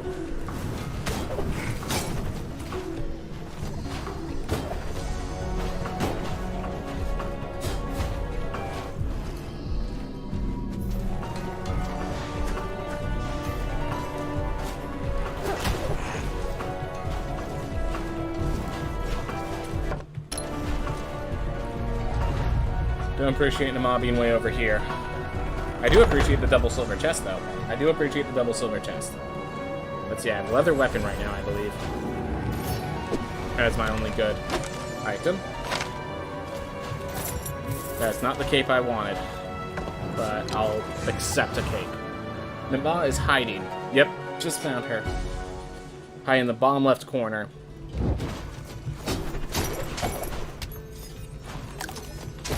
Might not even make a difference in this area, but as Exhibit A, did not make a difference. Man, I do not like the new hammer attacks. I do not like them, Sam I am. Alright. We're gonna pick the hero complex, and we're gonna just go for taking out Nama and moving forward.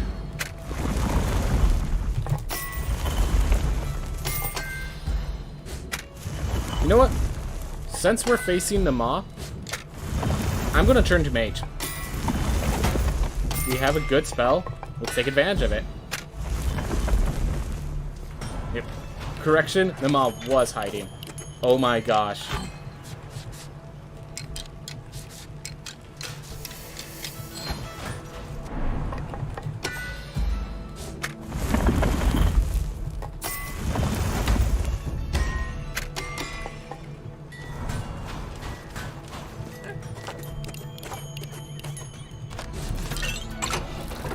This is actually a great boss slayer, especially against Nama. Oh my gosh.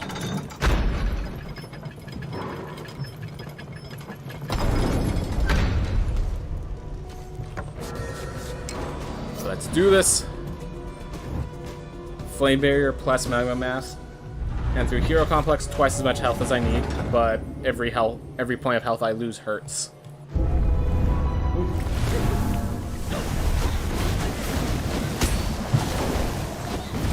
Oh my gosh. Exhibit A.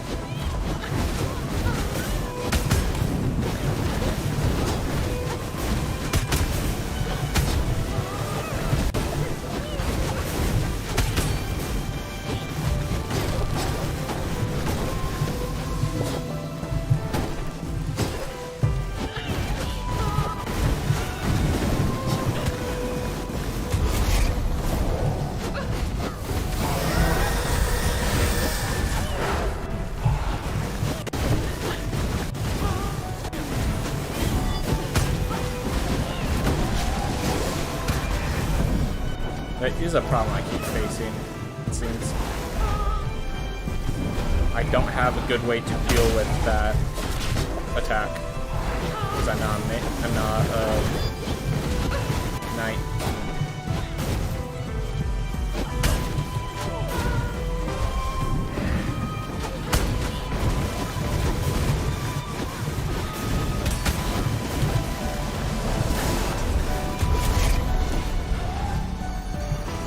Ooh.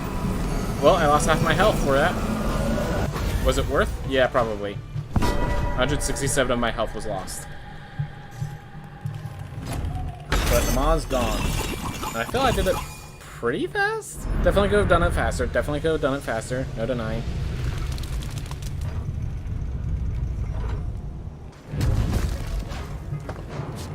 Alright, let's try this again. This time, hopefully, the hammer, my hitbox into the hammer isn't as direct.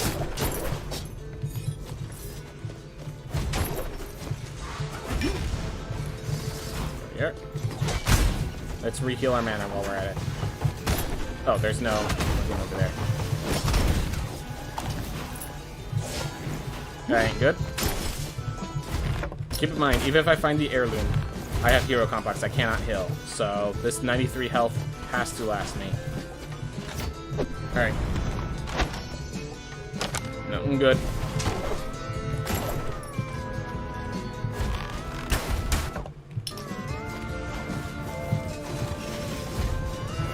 So yeah, I'm looking for Gaunt Heads because that's like the next competent thing this character can do. I don't think I should have taken Serrated Handle. I don't think this character's going to live long enough to take advantage of that. Yarn hammers. Get out of the way.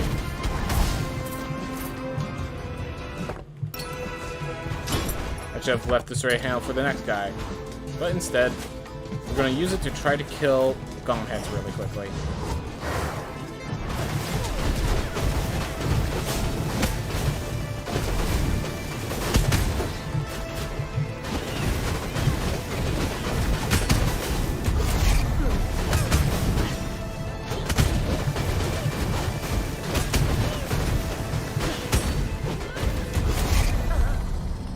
Well, you definitely could kill them quickly with all of that.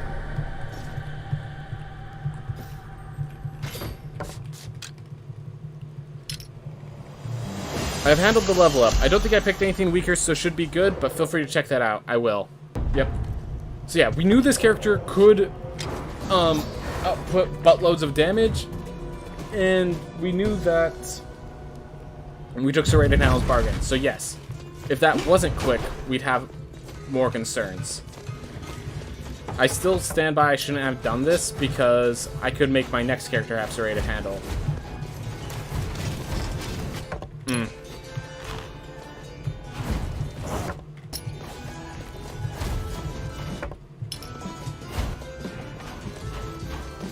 The fact that they had to add that still hurts me emotionally. Went for a roleplay spell and a defensive spell. Ooh, defensive. Glad to have some sort of protection. May I ask what the two spells are? Or do you just want it to be a surprise when I get done with my stream and go check it out on Roll20?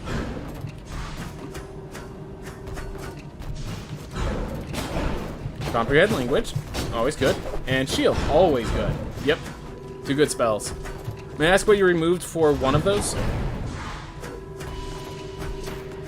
But yeah, Comprehend Language. Good spell. Probably good with you going into different worlds if one has a lore theme that doesn't really... Oh my gosh.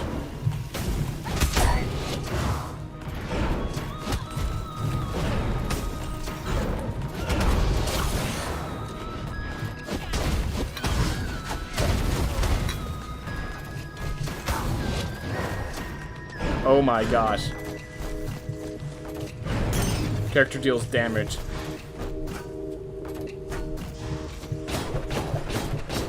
Sovereign Glue? Sovereign Glue is quite, I think it's the legendary, I think it's the one, it's either Sovereign Glue or Universal Solvent. One of those is the one legendary item that, That is a consumable. I always thought funny. Alright, you removed Thunderwave. Alright, good to know. Thank you for letting me know. And that, yeah, that makes sense because you already have Arms of Hadar as your deal with a bunch of threats spell. Alright. Never found Murmur?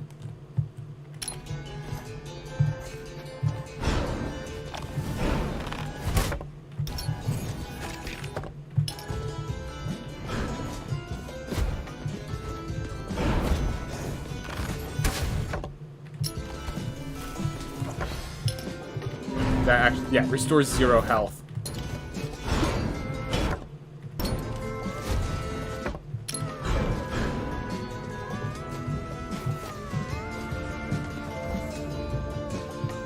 As well.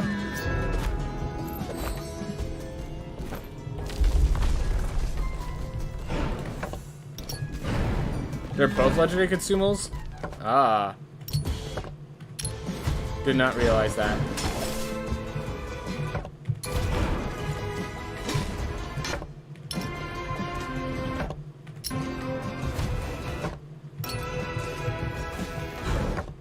There you are. Now, I'm not sure I'm going to get through to you, but if I can... Oh, your day's over. Your life ends 30 seconds from now.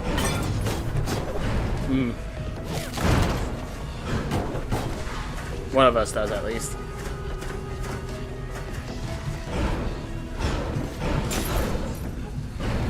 Oop.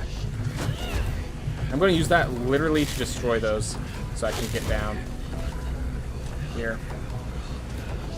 Wait for an opportunity.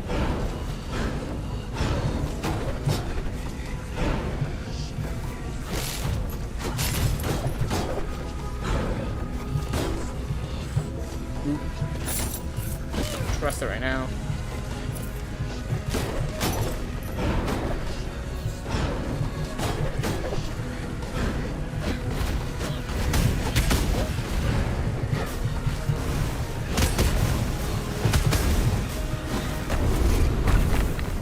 Everything explodes on contact. Feels great. Like, we knew this was the damage. We got Magma Mass, and then as mage, we ran into Flame Barrier. Like, the only thing is we can't heal. That is the main issue. We cannot heal, but we have damage. Like, we don't have any conditions. It's Magma Mass and Flame Barrier. But... so, like, the damage is even more severe.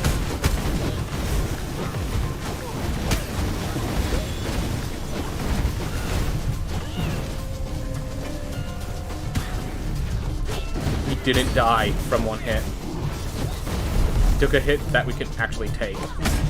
I didn't know those still existed, honestly. I thought every hit left could kill me. Like...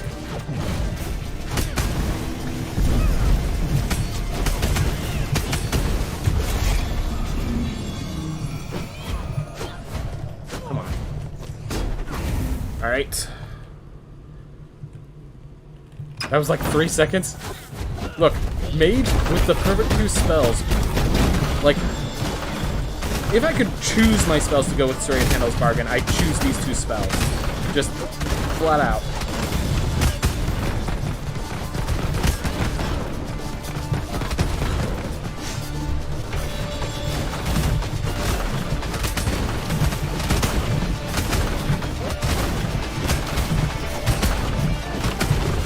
Woo!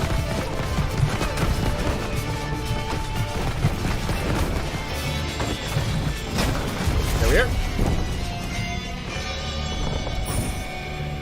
Yep. These spells with serrated handles are just something else. Like, we knew to be killing. The question is just whether or not we'll be living. And the fact that we lived with 3 health is absolutely insane.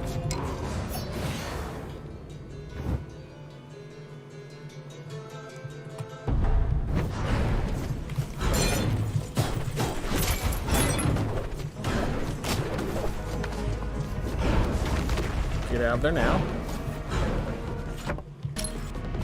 I don't appreciate it.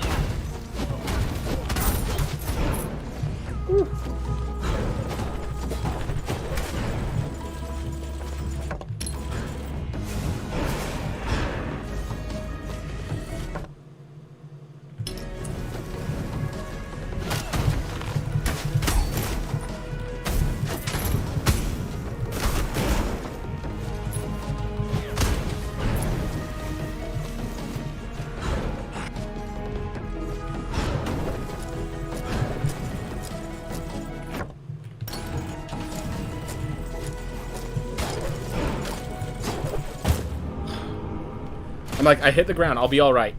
That thing went above the ground. That thing sharked me. And I should have saw it shark me. Like, it was very clearly going to shark me. Yeah, I got hit by explosion, not the fireball. I just didn't realize that explosion wouldn't kill me. There we go. Now we can play Duelist. That will be nice.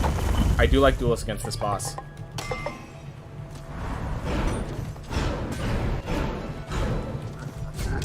Oof. I know the explosion does less damage, but I didn't know it was that severe of less damage. Like, I know it used to be, like, super small, and you would just literally damage boost, and then they increase the damage. I didn't realize they didn't increase it enough to make it significant. You beat Lamek! Awesome! Good job! Dude, awesome! Good job, Leavish! May I ask what level you were? Yeah, or how many tries it took or anything like that. Because it probably took a few tries. The cool thing about Lamek, like, from a mechanical standpoint, is that the boss, like, has so many different options that's like, it's not that it's hard, it's that it takes a long time to get used to what Lamek can do. And as long as you don't know what they can do, you can't really solve it until then.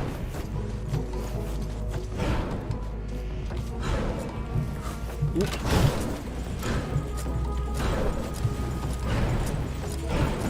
Alright, this is where I died last time.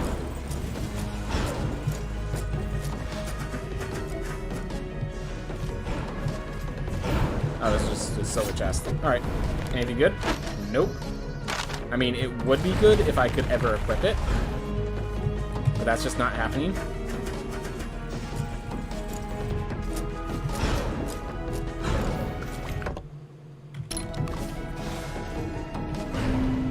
Can't really believe when there's... I don't think I got booked yet. Doesn't matter. I'd rather not believe in the tower. I'd rather just stick to my gut instead of my faith. Or stick to reason instead of hope.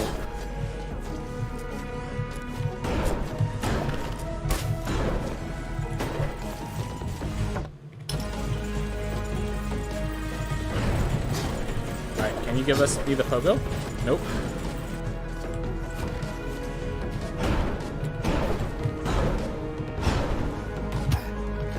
Yeah, that was not a fun... Those rooms where you have to use those, and they're, like, designed for you to kick off of them, and then suddenly you have to dash into them, always feel bad.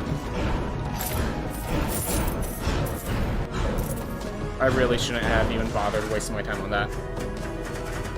About 5 tries at level 44, as well as 1 attempt at level 20. Dude. Nice. Nice. Yep. Take some work. Take some practice, but you got it through. I just realized I was supposed to go grab the book, and I forgot to grab the book. So I could have been at more health, so I could have survived an additional hit, but that's not a luxury we have because of foolishness.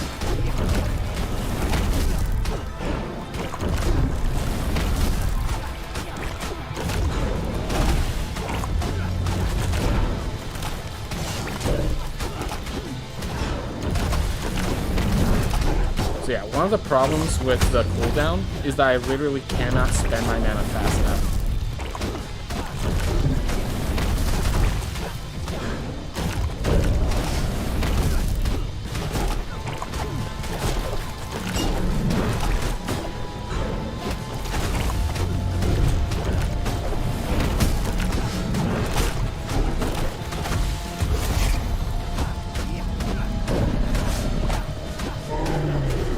Yeah, once you beat a boss, turn off Architect to get yourself in a better position.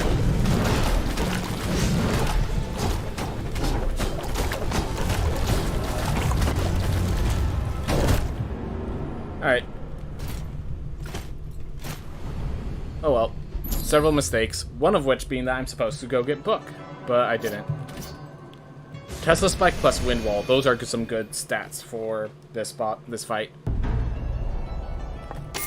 See if that increases my resolve. That does increase my resolve. Appreciate it. If I ever actually, you know, had a time to pick up heirlooms. Or relics.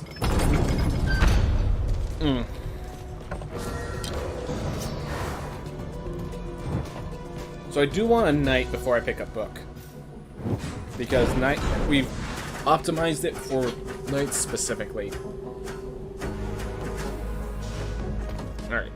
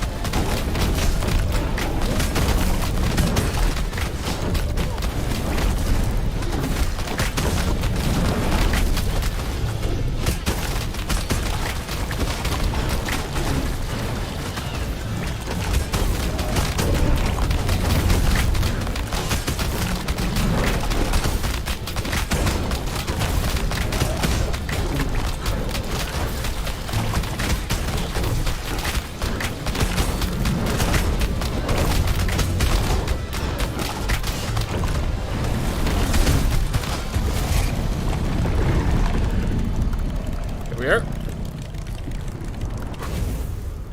Mage. Mage. I need to start doing runs where I just focus on getting mage. I would like to see what it is the mage can do. Because we had... Those were not bad. Those were not bad.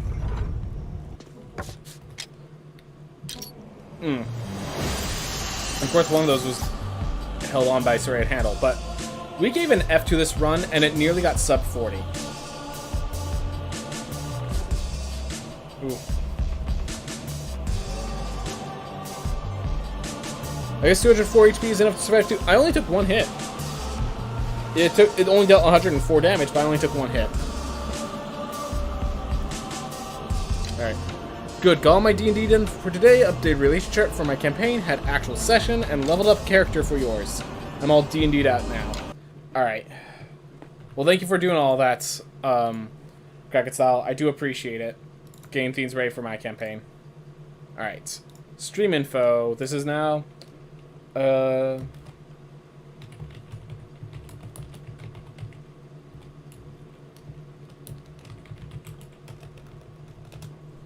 And this is now Magic the Gathering.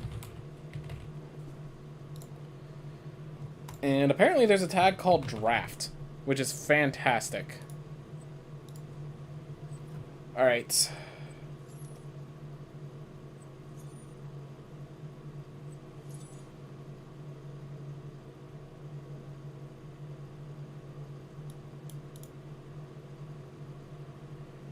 Oof.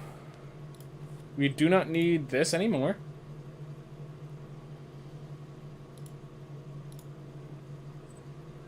There's a what? Oh. So remember how I said that, like, it would be awesome, like, with that free, Amonkhet draft, if they did that more often? Well, they are. Kaladesh Remastered was brought out, and the first draft's free. So it looks like this is happening almost weekly at this point, that they're going to have a free draft from a historic set, which is pretty awesome. What's the deal? Nothing valuable. Got it. Alright. There's going to be one more? Good to know. Good to know. I've been appreciating these. I've been heavily appreciating these.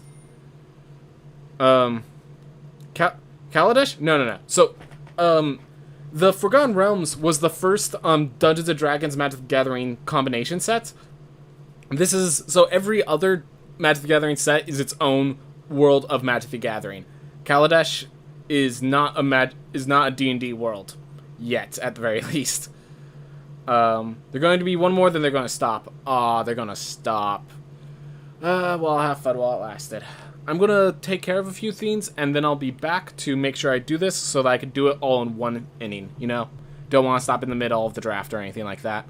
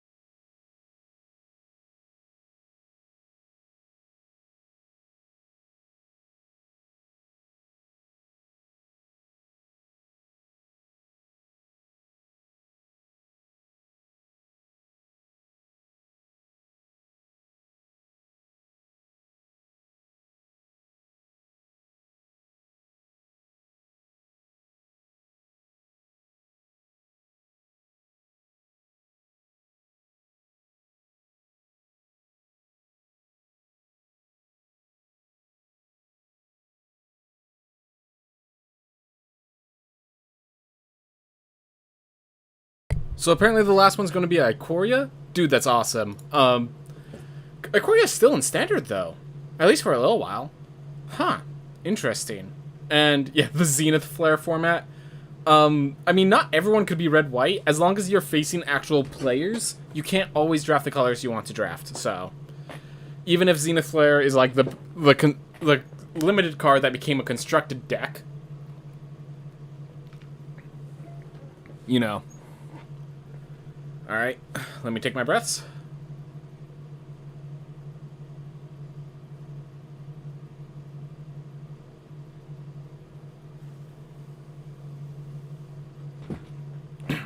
Hey everyone, welcome back to more Magic the Gathering. Now we have another Premier Draft set in Historic. I think these are fantastic. Again, the free start, the one free game, is fantastic. If they could just, I was saying if we could do this once a month, this would be awesome. Apparently they're doing it once a week for the previous week, this week, and next week. The last one apparently being Ikoria, so not even a remastered, not even a historic set, which is pretty cool. I do like this ability to just jump into draft to see these old cards. Like, I think these are fantastic.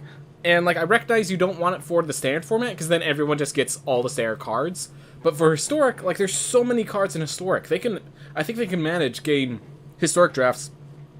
I said monthly, maybe every 3 weeks, maybe every 2 weeks. Well, it seems like it's just once a week for 3 weeks. So, I'm going to be happy. Hopefully this is a very highly positive theme. I'll tell you this, free theme, the problem is, it's awesome because I don't have to invest money into it, which is kind of a complicated theme of not exactly working out for what they're wanting. Don't think they had human drafts when Ikoria was first out, not sure. I have no idea. All I know is Zenith Flare became a standard deck that looks like just a limited deck with all the best limited cards, you know? So anyways, for Kaladesh, here's what I know about Kaladesh. It is an artifact-based format with a lot of combo cards. And I had to Google up that apparently there's like 2 or 3 cards that mana fix you. So if you get those cards, you could be pretty multicolored. Other than that, there's artifacts, there's energy. This is where vehicles came into existence, which vehicles was a cool idea, just not the first time they did it. Anyways, we're going to be figuring out as we go, basically. I'm just going to be going with the general bread format. I do not know all the cards at Ikoria, or in this format. So, we are learning as we go. We are learning as we go. Alright. So yeah, if we see a 0-3, that is because I did not prepare. That is not because... Okay, not preparing makes you a bad drafter. Fair enough. Well, I don't really need a tier list to know the Planeswalker is a bomb. Alright. So, gain a life, draw a card, if in worst case. -7 that could win games, and a +1 that just locks them into position. I don't think I need to look much further. We're having Donovan Bond. We're splashing Donovan Bond if necessary. Restoration Specialist seems pretty awesome. Underhand Designs. So I watched one person draft, Numat the Nummy. So I watched him draft, and Underhand Designs seems pretty good, if you have the mana for it. As well as the Puzzle Knots are pretty awesome. Really, I'm using this to read all the cards. Oh yeah, if permanent left the battlefield this turn is apparently a synergy theme. The Puzzle Knots are apparently pretty darn good, because they could be in any deck, and then if you have like a single land of that type, you can gather stuff. Fortuitous Find, there's enough artifacts in this format that actually works. Stuff like that. But yeah, Donovan Bond, pretty straightforward decision. Alright.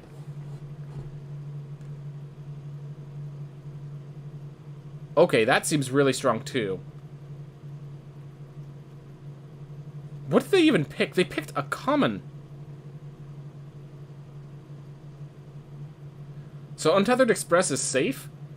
The other 3 are amazing though. This, this just basically says 4 mana 3/2 that gives you kill shots basically. Untethered is a bomb. Untethered Express. Alright, Crew 1. Okay, yeah, you're correct. I did not know it was Crew 1.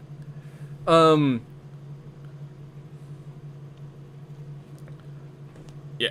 So the off-color Puzzle Knot, it was specifically because there's ways to splash colors pretty well.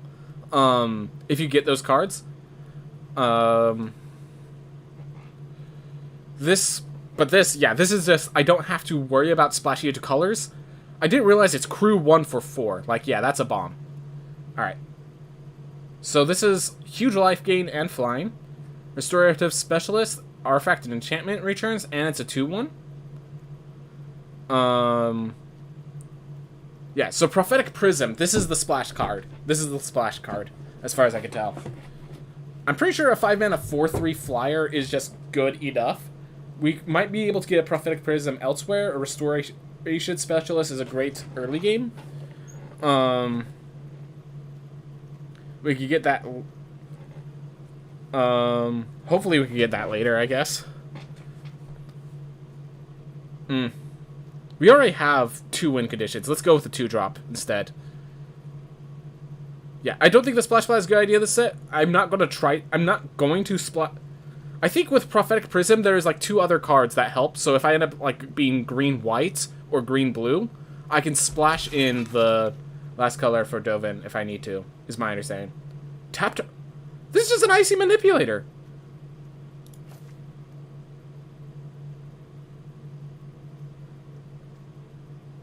Remember, Artificer, we have 1 Artificer so far. Universal Solvent's a kill spell, worst case. That's actually pretty cool. I have a feeling Pacification Ray is just going to be the best card here, because Pacification plus Dovin, like, we just get to lock down the board. Workshop Assistance could be nice. Yeah, there are some good cards in here, but I think we just go with a Pacification Ray first.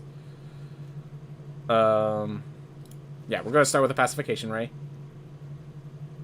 Okay, it has to be non-token.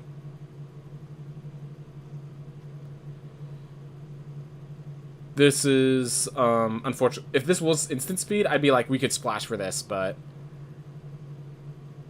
Alright. That's a nice combat trick. I will keep that in mind. Let's see. Gains flying until end of turn, but it's just a 4-mana 3/3. Yeah. So, like, none of these uncommons are good enough to just try to splash right now. This is just a 2-mana 2/1, and this is a combat trick that I think could be really good. Even if it's not an artifact creature, like, just getting +2/+2 for 1 seems really strong. Namen Cobra might just be a 2-mana 2/1 in my deck if I pick it, so... Artifact card from your graveyard to the battlefield. I have a feeling that's going to end up working. Aviary Mechanics, 2-mana 2/2 with ability. Fragmentize seems like it's a kill spell in this set. That's my guess. Workshop Assistance, Mobile Garrison. I gotta be careful with how many vehicles I get, because I don't really have board clears. The fact that this goes to the battlefield makes it pretty strong, but I think we're just gonna go with a Workshop Assistant for safety, I think. Yeah, I'm not sure if that was the pick. Holding on to that. Alright. Oh, Cogworks Puzzle Knots. So it's being kept because counterspells are hard to pick sometimes. This is servo tokens. Ice Over is this is a kill spell. Ice Over. Enchant artifact or creature does a tap it's a tap step. Basically, this is basically a kill spell. So I'm going to take the kill spell first. And it's an enchantment for my restoration specialist. So we'll take the kill spell, and then we'll work our way around. And that means blue might be pretty open. 2-mana 0/3 is probably good enough. Oh, kill spell. Kill spell. Ooh, Consulate Turret seems pretty nice as well, but yeah, kill spells. Enchantment kill spells, artifacts that are strong, that tap them down, Dovin Bomb. We look like we're going to be blue-white control for a while. We're going to see if that works well or not. Ooh, Ornamental Courage is a card we have to worry about. Alright. Puzzle Knot. Draw 3 cards. So it's just 5 mana, draw 3. So it's either Cogwarrior's Puzzle Knot or Tezzeret's Ambition. And I think of these, Puzzle Knot is just better. It's basically a 2-drop that becomes a 2-drop later. Works with artifact synergies. Versus... Yeah. This is a good card draw spell, but it's very expensive and I have to get up to it. No. Alright. Select for Inspection or Revolutionary Rebuff.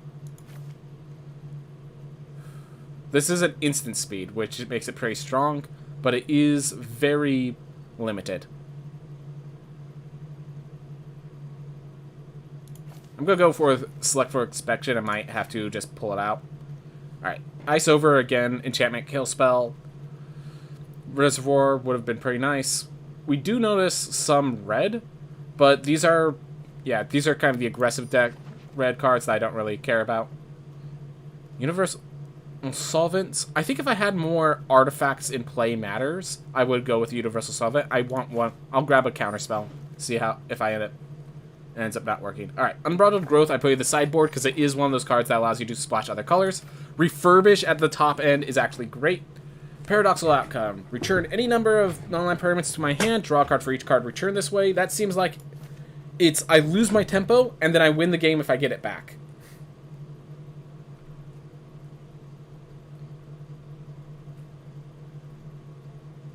Alright, Servo Schematic seems good.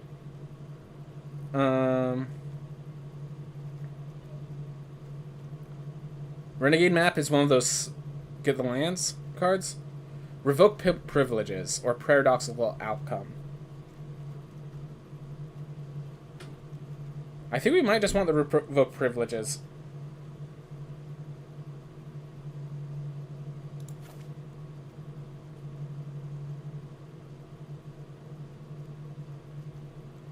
Yeah, I don't know how to use this is basically my main issue. Actually, this could basically be protect, like it protects Dovin Bond what's about to get killed, protects another creature what's about to get killed, and then just other stuff. Alright, more control. Oof. So yeah, we started by opening up Dovin Bond. So basically our entire deck is trying to make blue-white control. Okay. We do need to start putting creatures in this deck. Like, 2 creatures. I like Authority of the Consuls, but it is kind of a...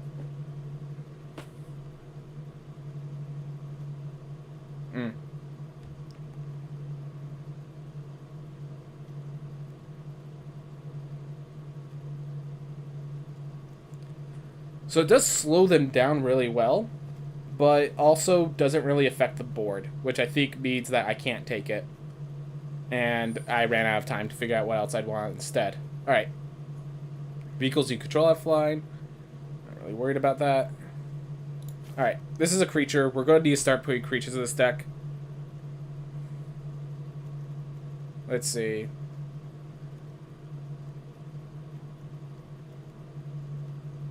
I'm going to grab the Aether Theorist first to get the Scry, and it's a 2-drop instead of a 3-drop. Alright.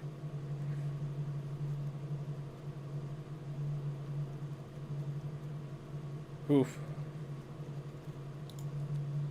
Well, actually, with our curve, the Glint Sleeve might be better. Alright. We're going to take out the cards that might not... that probably won't make it, so that a Gia Bear sets of a curve. Trophy Mage. Alright, so mana value 3 exactly. So that was Workshop Assistant. I mean, it's a 3-mana 2/2 that draws a card. Like, that's probably good enough. Malfunction's also great. I think right now we need more creatures, but oh my gosh, another Revoke Privileges, a Malfunction, like... We have the removals here. I'm gonna grab the Revoke Privileges, but, like, the removals here. Like, removal first. Una is not having it right now. Heller. Alright. That's instant speed. Oh, we have a... Alright, so we have a 4-mana 3/2 flying that locks them down. Yep, that's basically our deck. We just lock them down and win eventually. Whir of Invention. Alright. So that is instant speed, which makes me more interested in it, but also... Like, it's just basically get Untethered Express. Like, I'm not really... Sorry to hear that the stream's dropping quality for you, Lambo Droid. Oof. We are betting it all on this Planeswalker, which is probably a bad idea. The more I think about it, the more this idea seems like it's going to end badly for me. Malfunction, Kill Spell, like... What else can I say? Shield Aether Feast? Hey, turns our energy to card draw. I think that's good.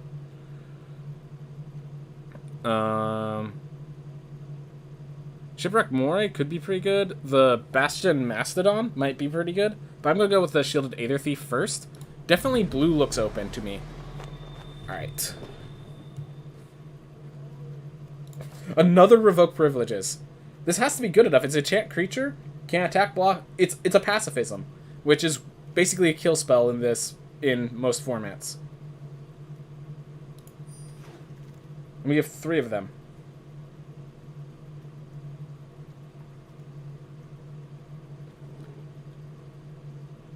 Alright. I'm going to go with the Innovator because it is a card draw and it is a creature. I need a little of both right now.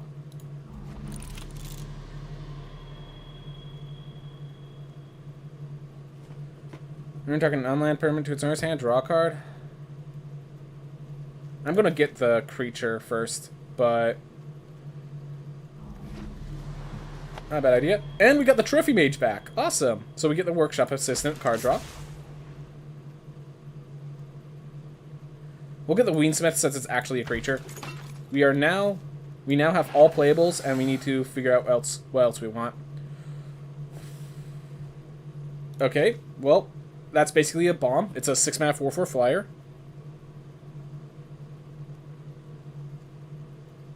Another Revoke Privileges. And we might get another one. But yeah, we're going to go with the Wisp Reaver Angel because it's a 4/4 flyer. And we'll just figure out what we pull out.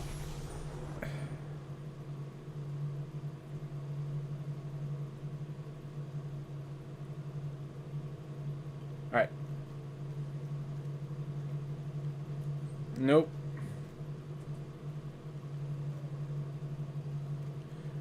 Do I pick the Skygate just for the reaching block? Possibly. Most of my creatures are 2-drops, so that might not be necessary.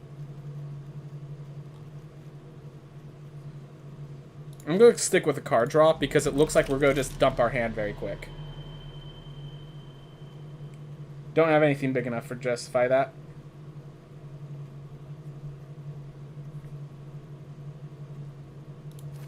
I'm going to pick the Implement of Examination here because, okay, Aviary Mechanic is not bad at all. It's a bear, which we could probably use, but Implement gives us another... Okay, no, the Implement's going to come back around. The Implement's going to come back around. That's my guess.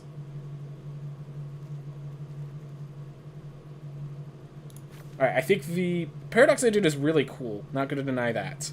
But I think that the endgame flyers is probably what I'm going to need. And this is improvised, so I get to tap my permanents to make it bigger. To get it out faster. So I think Paradox Agent is better here. But the Servo Exhibition is definitely not a bad card. But I think I need some more late game here.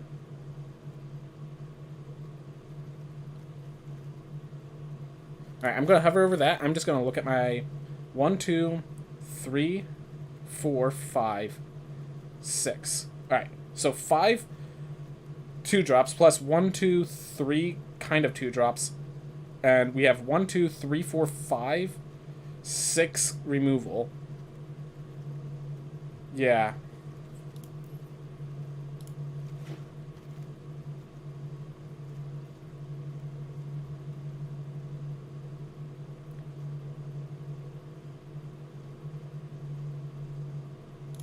Okay, that's an engine in and of itself.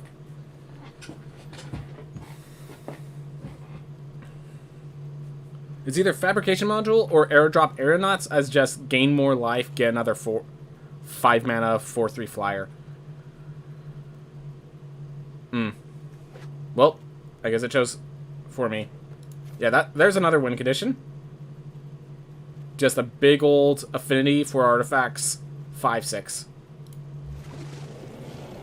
Yep.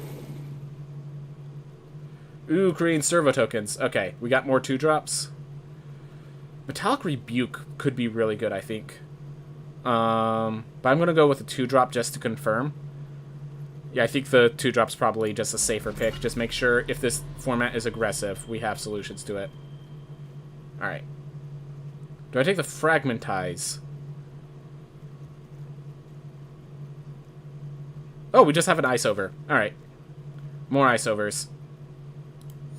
Destroy all of their stuff. Let's put that on the sideboard. We have too many playables. We have too many playables.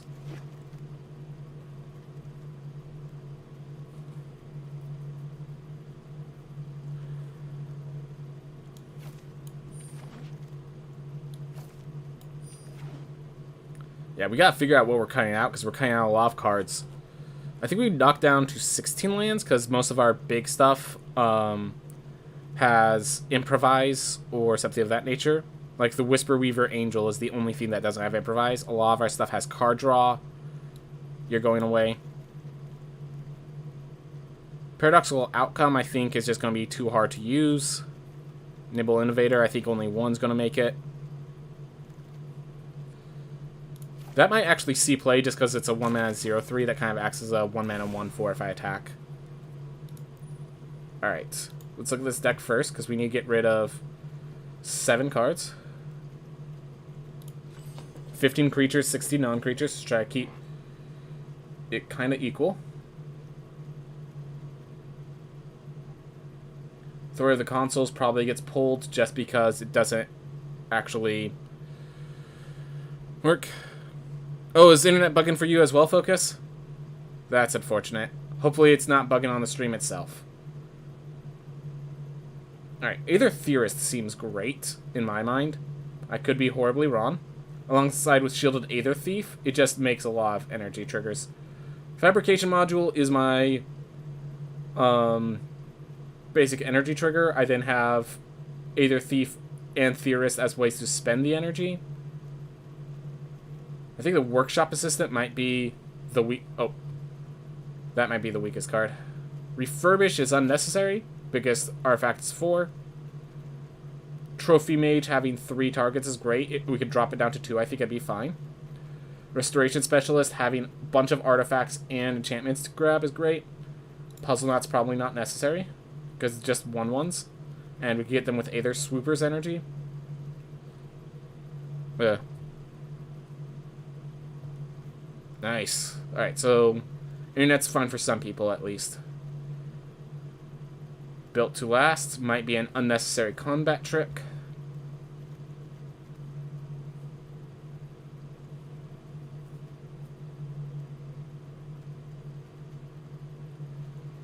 Alright.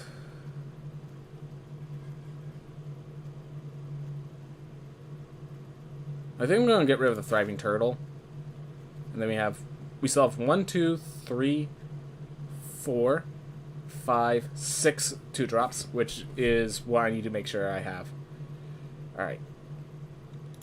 I think I take out these two, because they're just not as easy to implement, to put simply. We have Consulate Turret plus Fabrication Module, which ends up being a synergy of basically giving me +1/+1 counters. Trophy Mage finds one of them. The other can probably just be picked up along the way.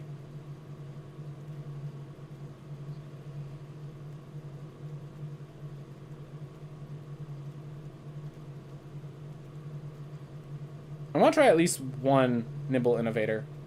But yeah, we have like 7 kill spells, effectively.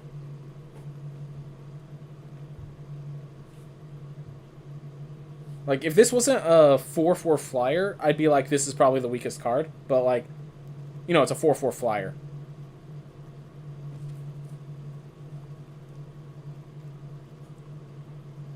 I think Workshop Assistant might be the weakest card here.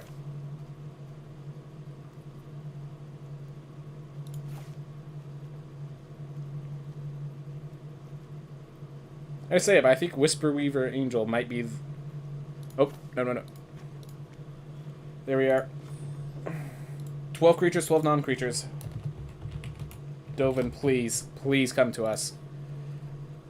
I think we have so many synergies that we have other ways around to victory, but it's just so awkward. Oof. 1, 2, 3. We only have 4 artifacts. Like, they're all great artifacts, but we only have, like, 4. That might be a mistake on my part. We have a lot of enchantments, and we have things that can make artifact tokens. Either Theorist giving 3 energy seems really potent. Like, even if that's just triggering other effects. We're going to try that. So I'm going to just really quickly go over to decks. We're going to make sure this is available on Stream Decker so you guys can follow along with at least what my deck is. So...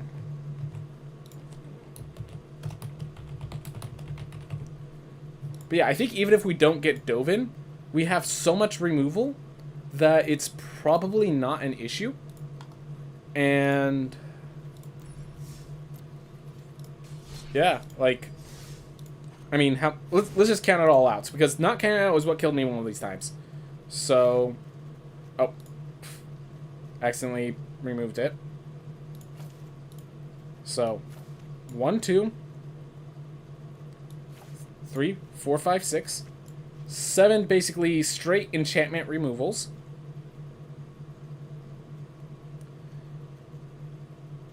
Alright. And then we have 1, 2, 3, 4, 5, 6 2-drops. For bombs, we have 1, 2, 3, 4. Plus some... for mid-range, we have... I would consider this a bob as well, like a eventual bob. For card draw, we have 1, 2. Alright, so we have 1, 2, 3, 4. We might need more card draw. That might be our weakness. But if that's our weakness, we can pop on in Implement of Examination.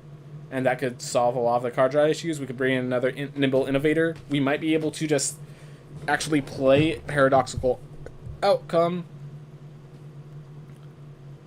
Like, I think... oh yeah, and Tezzeret's Ambition is a card. Tezzeret's Ambition is a card that we have. Alright. Well, counting on you, Dovin. Counting on you.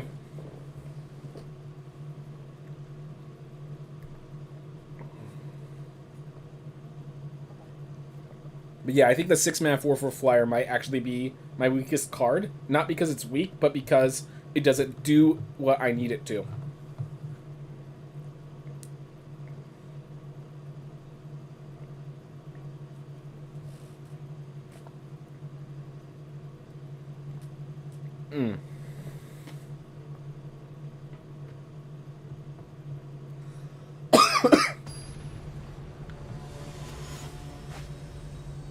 Alright. Let's see how this fares. Alright. So, we have a 2-drop that allows us to scry into a Consulate turret for turn 3 into a turn 4. Yeah. I think we're fine. Could be wrong. Could very much be wrong. Oh, I have 3 energy. I could just literally Consulate turret, kill something, and keep my and actually keep pressure.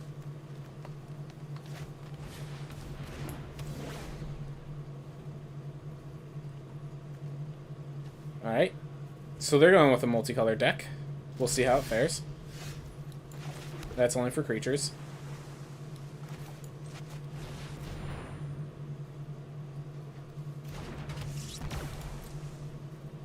How much is attack? What you got? And now we have a kill shot if they have... oh, this is to player Planeswalker. Okay.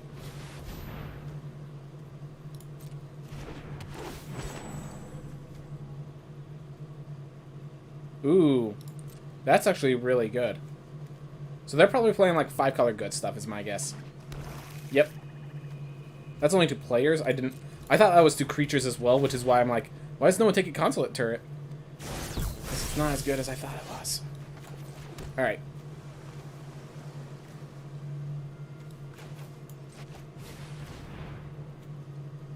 I'm gonna just flood the board, and we'll wait for them to play the big scary threats behind the 3-2 before I bother with it. And so, in case you're wondering, there is nothing in this game that removes energy. No card in the format, no card in the game. So, we're good on that front. I'm actually going to gain energy before that thing goes. Alright, so they fragmentized my consulate turret. That's fine. 5.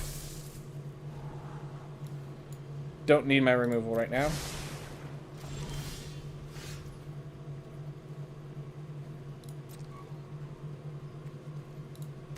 This thing doesn't have sneaky reach. Alright. Action. Alright. So what I'm going to do is I'm going to tap one of these to scry. Do I need that? No. I'm not even sure I want... It draws me a card. It cycles itself. But I don't really need board presence right now. I just need the card behind it, basically. If it's a land, will that be okay with me? Yes. Alright. So now I'm going to play this to bring back my Aether Theorist. And so when I play it again, I will have 3 more energy back. So I spent 3 energy this turn and got 3 energy back. So we have a lot of energy. And we get a Scry, throwing cards to the back. Fumigate. Alright. So they're going to gain a lot of life.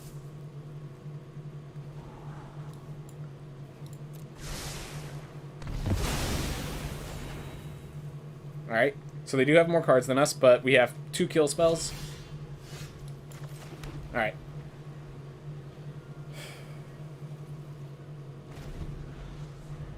Four, 5. So 2 more lands, and we get to play the Gearkeeper Serpent, even if we don't get anything else along the way.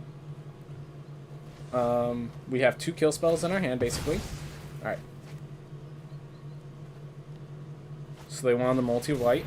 Alright. If they fabricate to make the guy bigger, I can... Oh! Make it even easier for me. Pacification Ray. Longer we dirtle, I think the better it is for me. The Fumigate definitely hurt.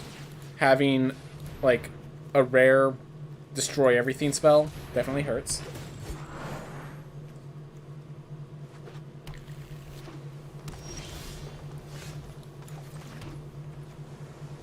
I think they're tapped out enough that I should play Gear Seeker. I'm going to take the damage when this thing attacks, but I think that's alright. I want to apply pressure. They could leave them both to block. Ooh. I think that needs to be... Alright, so they... Alright, so I'm going to malfunction this guy, I think. Because, yeah, it's all tap abilities.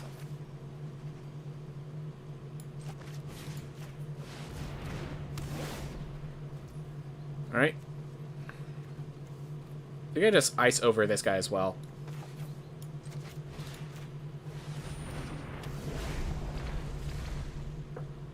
There we are. 1, 2, 3, 4, 5, 7, 8, 10. Alright. So they have all of their mana, basically. They have all their mana and then some.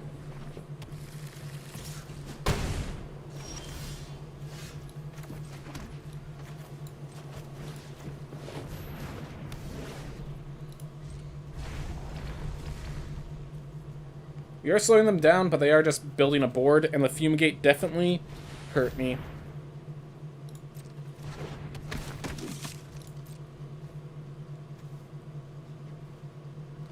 And we're running out of health. We're going to be at 8 health, then we're going to be at 6, and then we're dead. Actually, we're going to be dead. We're going to be dead pretty soon, actually. So yeah. Basically, this turn... What do I need to get to keep myself from dying? Well, not a land. I'll tell you that much.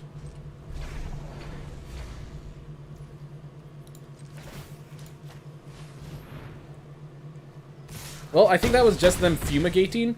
Like, me not playing around a massive board clear, them playing around it since they had it in hand, and then, you know, the consequences of not playing around a massive board clear. Alright. Well, my mistake. My mistake. Note to self, if they're not developing any creatures, they might have a massive board clear. Second note to self, that cannon only hits players, not creatures, so I might want to just kick that out and put it in a card draw.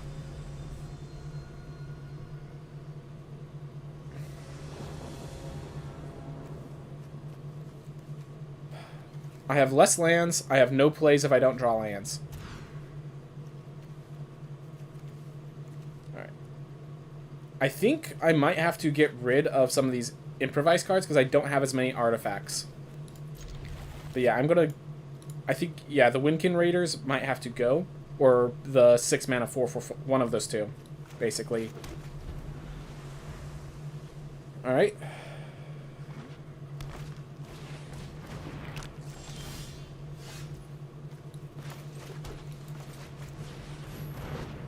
Hopefully they're not aggressive Artificer deck.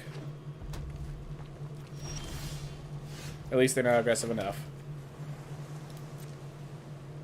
I'm gonna attack and just spend the energy. Get myself more board presence.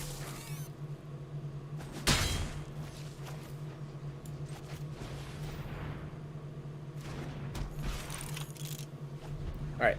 I really need a land here, so I could either Spiral Patrol and... Oop! Solves itself. Hellfire went through Hellfire. Alright. Whew. Finish with RL2 for now. Alright. Well, hopefully it went well, man. You did beat Lamech today, so you got that. You got that. And the server's being angry.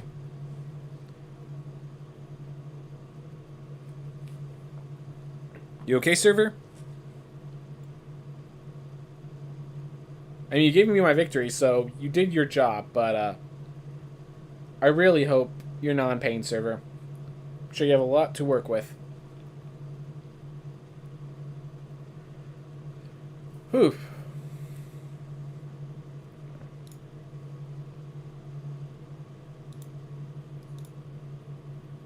Alright. Just keep moving. Just wait for the server.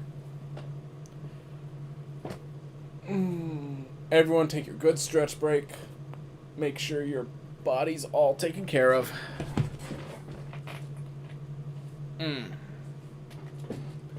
Definitely have a problem with posture. Sit in these comfy chair all day. Gonna do stuff to you. Alright.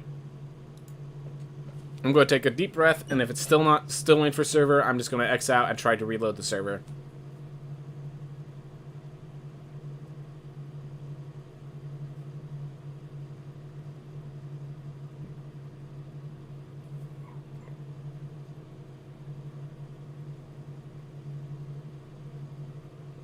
Yep. Alright, let me just go load it back up.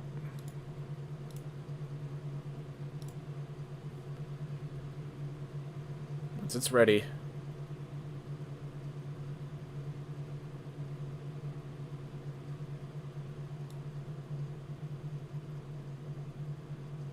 Alright. Question of the day. I would like to see you talk about some of your thoughts on game design in general. Although it's still game related, but it's not a video game specifically.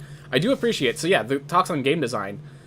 When I'm not super heavily thinking on these drafts, I'll definitely jump into it. Is there a card here that Card Warrior's Puzzle Knot is better than? This is card draw. This is scry and energy. This is energy. Yeah, like, these cards are all energy. This is an additional removal spell.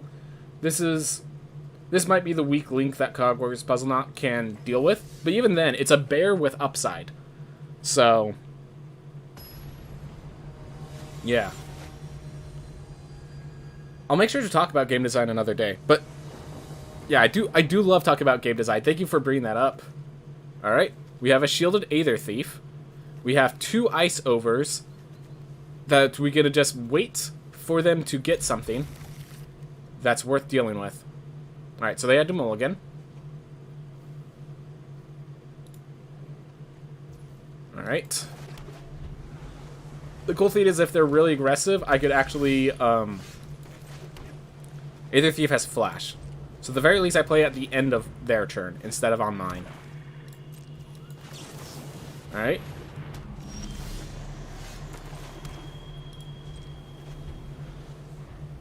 And I have 3 kill spells if they play Aether Thief Threatening. Not really threatening. Let's draw cards. The Innovator seems like it'd be fine. This has first strike, so that is scary, but I think the Shield Aether Thief's alright to be used as is. Yep. You make it a servo.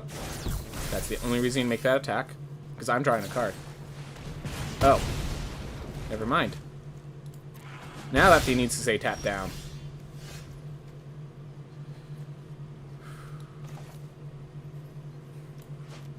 Actually, it's just a... Well, yeah, it's still a better use of my mana to ice that over.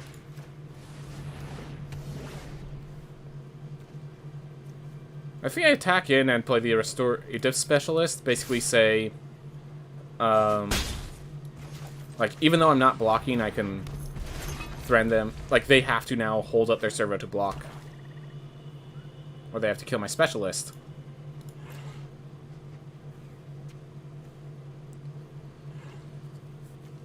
Alright. Whew. Live fast. You draw 2 cards, lose 2 life, and get 2 energy.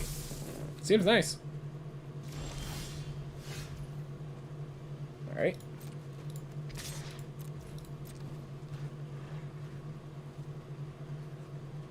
See how they respond. Alright. Go play this. Now I have an enchantment and an artifact. Feels good, man. Feels good, man. This might be the weakest card in my deck, I think. I think this is the weakest card in my deck. I tolerate because it is...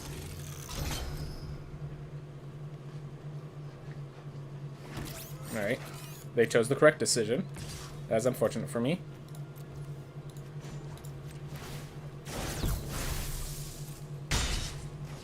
If I get 1 land, I can actually... Ooh. Well, I mean, I'm Dovin Bonning. The question is, do I draw a card, or do I just stop their servos? I think I draw a card just to make sure Dovin at least plays their part. We're gonna wait here. If they start making threats that aren't just a bunch of servos. If they attack with everything, I do have to now sack my Restoration Specialist to save Dovin Bon. But Dovin Bon at least got some got a... I see. But they do have to attack everything against Dovin Bon. I was going to say, they didn't attack a single one at Dovin. No, they're attacking all at Dovin. Yep. Unfortunate. Well, it drew me a card. And gave me with some life. It gave me like 5 life. I have a question. Does Lamech stay dead? Yes. So what happens is Lamech... So every time you beat a boss... Give me a sec. I need to focus on this real fast. But every time you beat a boss, it stays that way until you like enter another... Basically, until you enter New Game Plus, Lamech stays dead. Yes. And you cannot enter New Game Plus until, you know, you beat the game once. Alright. I don't know this format enough to know if there's a 2 damage spell. Oh, I actually do know of it. There's, Live Fast and Die Young is the other one. Die Young is 2 mana, you gain 2 energy, and then spend the energy to kill things, basically. Alright. Attack with this. Alright. So I could either revoke privileges the artisan, but I think it's just better if I just apply pressure and say, hey, you're dead next turn.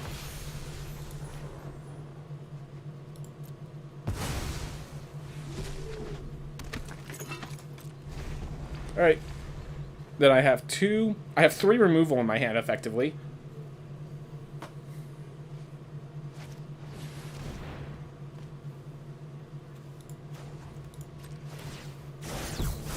Alright. They're going to sacrifice that, or that was a mistake. 1, 2, 3, 4, 5, 6, 7, 8, 9, 10. I'll block here, I think.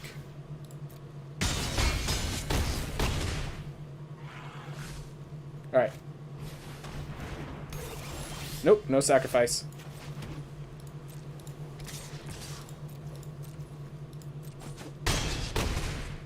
Alright. So, yep, this top end was good. This top end was a good decision, then. I'm glad to hear it. Did I have fun in the match? Yeah. Did its job. Did its job.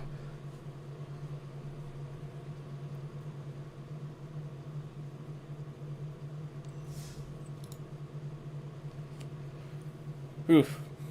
The Dovin Bond play was a bit iffy, but it was like, if I just plussed, I was going to have to minus it later anyways. So... Oof. Alright, be ready. Damp Flock. Alright. This seems like a really bad hand. If they're aggressive at all, we have 2 removals if they're aggressive. And everyone's mulliganing. Yeah, it feels like since what was the set? Since the Alright. So I'm gonna actually play the fabrication module first. But yeah, since the set where... Since the Forgotten Realms set, it feels like draft, like the lands. Like, I know land screw, land flood is a thing that happens, but it just seems to be happening so often, and it's concerning.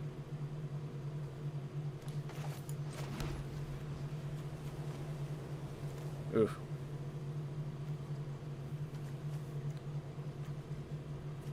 Ooh, ooh. Scare the living daylights out of them. Consulate turret plus fabrication module. Get energy. Energy gives me +1/+1 counters. It's like they have to take care of this.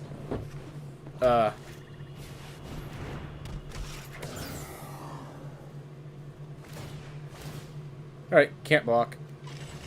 That's fine. Alright, so I can actually tap it down and make sure they don't untap next turn. So I can counter your pressure with my pressure, if I want. Or I can... Oh, even better. Even better. So I can now either Swooper, get energy, Trophy Mage becomes a 3/3, Consulate Turret, and I can spend any energy to turn it into a 4/4. If I want. And 4/4 beats out this.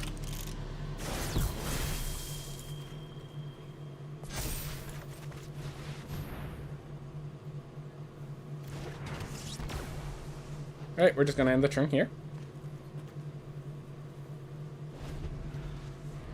Oop, but they do have the 3/4 tap target creature can't block effect, but I think overall I'm still winning here. I did make a mistake. That was a mistake, but I think overall I think I'm going to be winning.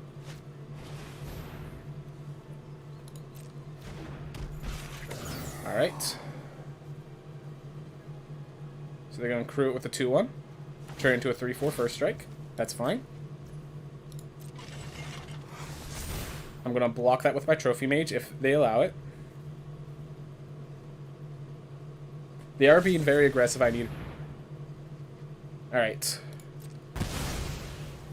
I think I need to either Swooper... Oh, I can't even block with it.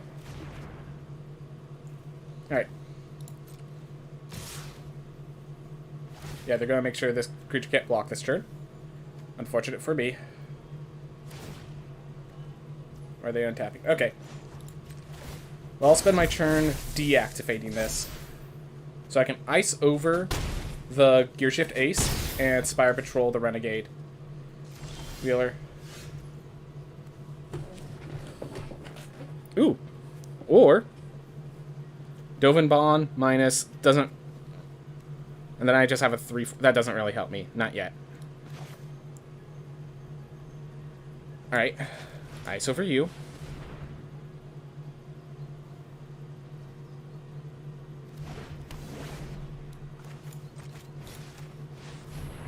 Invoke your privileges. And we're just gonna hold back in case they get something to upgrade the mobile garrison.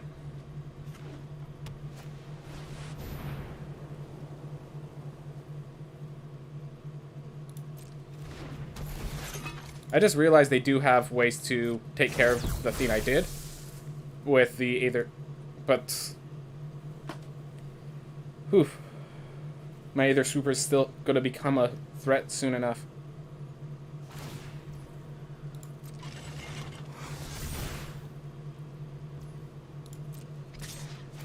Yep, and now they untap their Gearshift Ace.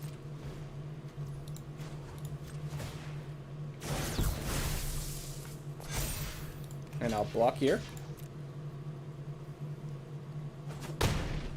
See what they have. Nothing. Alright. Now I play Dovin Bond. I could minus... Let's see, this takes 2 to crew. So I can minus the Gearshift Ace or the Aether Inspector, whichever one... Yeah, I'm going to minus the Gearshift Ace, I think. And then this thing... Yep. I think this is the correct play. And now I have Dovin Bond active and slowly building up pressure. They have 1 card left in hand. And if it's not a removal for my Aether Swooper, they're in trouble. Your success is mathematically unlikely. And my Aether Swooper is slowly going to get bigger and bigger. Surely you knew this would happen. And if Dovin Bond ever minus 7s, I think they just lose the game. Alright. Crew 3 for Ironhead Crusher.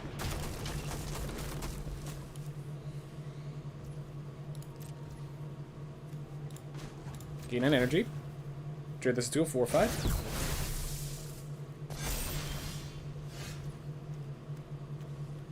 Alright. I think I just play Spire Patrol to tap down the Aether Inspector. And then I could minus X this guy. If they happen to get a creature that could crew, sucks to be me.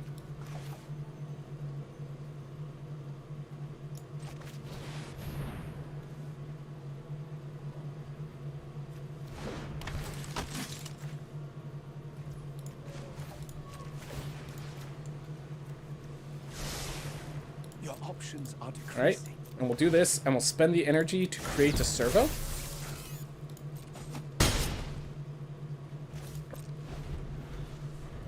And I'm going to start putting my energy into Spire Patrol, or a servo, or something of that nature. Alright.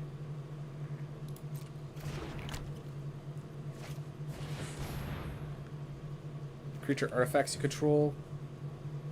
Sacrifice. Alright. It is just the 6/6. Alright. So it's a 6/6 first strike, but it's not a 6/6 trample. And so I could return my ice over to my hand, equip it, and put it on the Metalwork Gear Colossus, which I think is going to be the play very easily. Glorious Dolores, ready with 7 viewers! Thank you so much, man. I appreciate it a lot. Alright, so we're playing a draft, and we have this Planeswalker, which I think basically has been deciding the path of this game. Ooh, been a while, so I thought I'd bring some friends with me. I appreciate it, man. Alright, so we're just trying to figure out how to lock down this board is our issue right now. And, well, we found it. So we're gonna revoke this needs privileges, so it can't... So our deck... you should be able to see it. Tell me if Streamlabs isn't working, but you should be able to see my deck. and it has... Basically, we're just a huge control deck. Like, absolutely disgusting control deck. Like, you're following, dude. Awesome. All this... Thank you guys so much. Thank you guys so much. Tell me if you guys need any help with understanding what's going on. I am willing to help. I'm just, like, trying to figure out, you know, what people need to know. But right now we're drafting Kaladesh Remastered.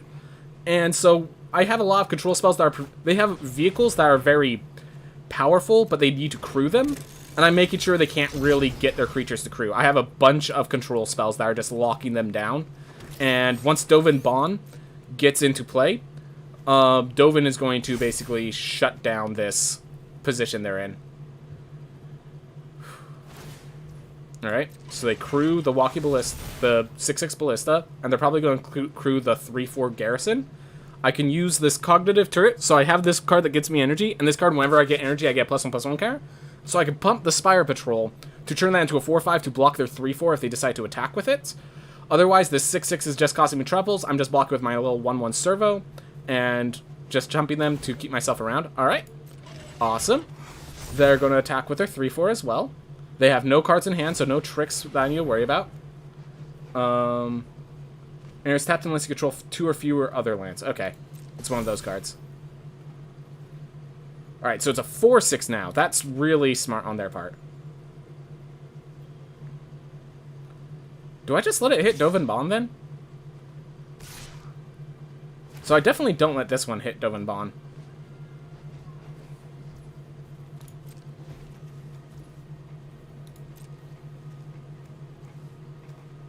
So I can double block here to kill the mobile Garrison, but then they kill my Dovin Bond. I don't think that's a worthwhile trade. Yeah, I think I just do that. Dovin Bond, next turn I'll just +2, I'll -1 to get me a card draw off of it. And we'll move on from there.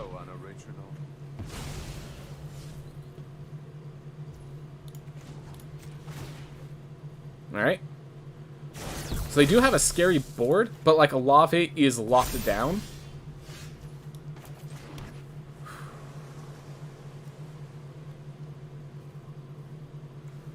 So I can actually get back the ice over, tap down that, but then I still have this Iron Tread Crusher I have to deal with.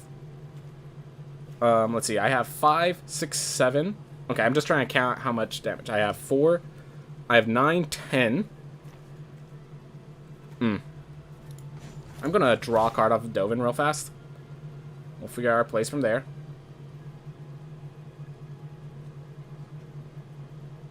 Is that a 10-10? Yes, and this is a pacifism. It can't do anything.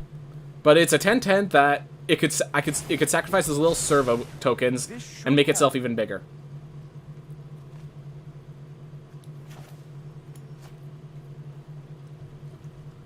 One, 2, 3, 4, 5. Alright. I'm going to attack with just the Aether Swooper, because Spire Patrol will get big enough, will kill them next turn. Or I could just attack with both, Threat and Lethal. And, yeah, I think I attack with both, Threat and Lethal, from multiple different directions. Ooh, ooh, ooh. I could then Dwarven Mechanic. That doesn't make it any less terrifying to me. Fair enough. So now I can bring back Dovin Bond, so that I have a card engine later on. And I'm just going to play the Wind Speakers to threaten an additional lethal from the air. There we are. I think that's enough blockers on my side, and enough pressure on mine to basically win me the game from here. Yep. So I had 4 lethal flyers. They had no way to block flyers. So that was very solid. And hey! We just got to Platinum tier. Awesome. Dude, this is... I'm really enjoying this. Oof. Yeah, okay, so let's see. I'm just seeing if there's any comments I missed. Witchy Lizard with a bunch of hype raids, stuff like that. Louis1391 with the hearts and raids. Dude, Grovo following, that was awesome. Let's see. Seems the opponent came to the same conclusion. Yep. So yeah, just to show you one more time, just to explain. So our deck has Dovin. So first thing's worth noting, I have 3 pacifisms, which are basically removal spells, 3 iceovers, which are basically removal spells, a malfunction, which is basically a removal spell. So we have 7 removal in this deck. We have 3 bombs. We have Consulate Turret and Fabrication Module, which, as you saw, was a bomb if you get them both together. And a Trophy Mage, which specifically draws one of them. So that's great. And then we have a bunch of 2-drops that help us get there. We have the Aether Swooper, which you saw the value of. I buffed it up. It's normally just a 2-mana 1/2. We have a Shielded Aether Thief, which is card draw. Aether Theorist, which is card selection. Stuff like that. As for additional win conditions, we also have Untethered Express, just a 4/4 trampler that gets bigger and only takes 1 crew to fill up. So if I get this early on, this is a bomb. I have, 3 big scary creatures, 2 of which have flying, and of course Dovin Bond. Whew. I'm playing chess and the website says I'm playing blunder after blunder. Yep, that's my experience with chess. That's why I play this game, because this game is a very heavily strategic game, but there's a level of variance that chess doesn't have, which means when something goes wrong, I get to blame the variance, and when something goes right, I get to say it was my fault, not the game's. All my moves seem mostly fine. Yep. I mean, it's always that question of to what level are you expected to play? Because like, if it's it might be a blunder at master level, or it might just be they're seeing something that you don't. We don't really know, because I don't. Yeah. So this is too many lands, but it's a 2-drop and it's 2 removals. So I'm gonna keep it. Aether Swooper just being a little annoying flyer in the air. And if they do nothing, I get to slowly build up +1/+1 counters on Arcane Swooper, which I think everyone saw how scary, terrifying that was. Well, I guess not everyone did. Alright. So this thing basically attacks in, and I can't really stop it. I'll ice it over next turn. I could ice it over, or I could revoke privileges now. That's the big question. Do I ice it over next? Do I revoke privileges now? Or do I ice it over next turn?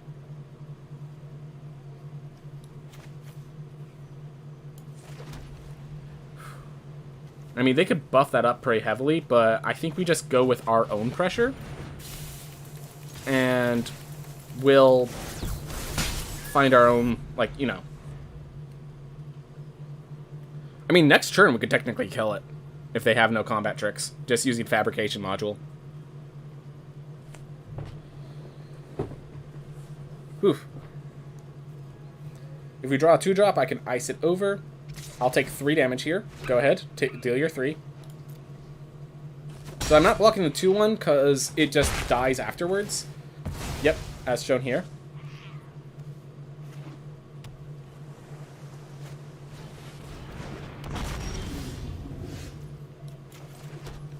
Can't block artifact creatures. Alright. Attack with a servo. Buff up Aether Swooper to block it. So I can hold up the Fabrication Module if I'd like. I think that's actually the best play. As awkward as this sounds, we're going to hold up 4 mana, gain an energy. Next turn we'll revoke privileges and ice over. We'll see what they do in response. So attacking with both. Yep, as expected.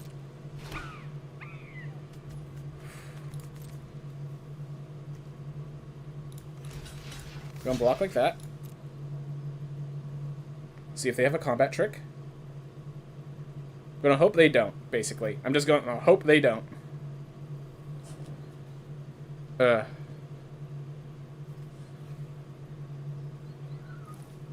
also don't feel like the website will see sacrifices leading into a win or some of those considered blunders. Yeah. Depends on how far the website can calculate. That is a good point. Alright. So now we force them to have a combat trick, which I think is good enough on my part.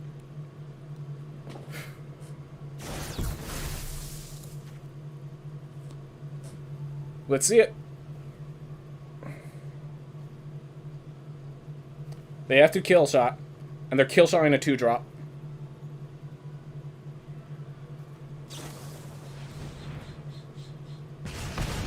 Alright. That was a nice pyro helix, not gonna deny that.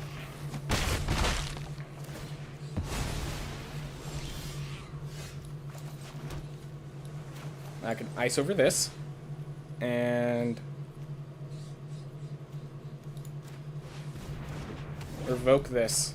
These privileges. And they're like, aha! He used all of his removal. Well, I actually have another removal. And a bigger threat. Oof. Yeah, even against the Hinterland Drake, I still lost that trade, so...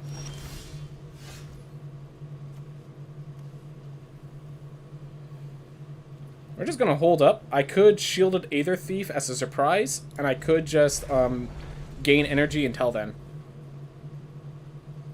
Depending on what I want to do. I can make it so that Aether Thief draws me cards later, so... Oop, here we go. I like this one.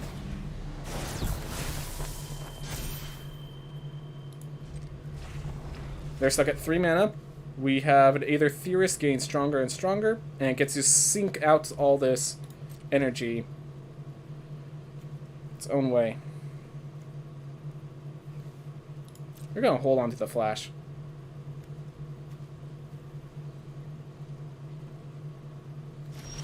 Oh, they had discard. Alright.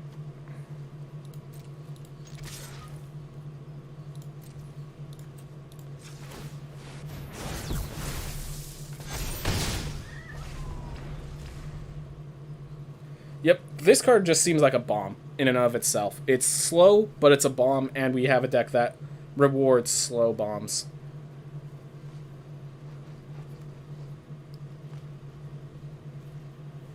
And I think we just have to kill them before they draw that land, wherever it is.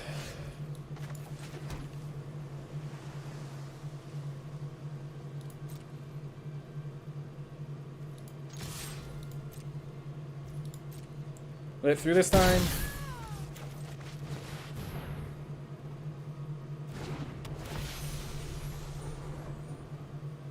If I do that, I gain more energy, but then it loses an attack power, so I'm just going to decline. Alright. We have a Malfunction, and we can still hold up Shielded Aether Thief. We have a Fabrication Module, still hold up Shielded Aether Thief.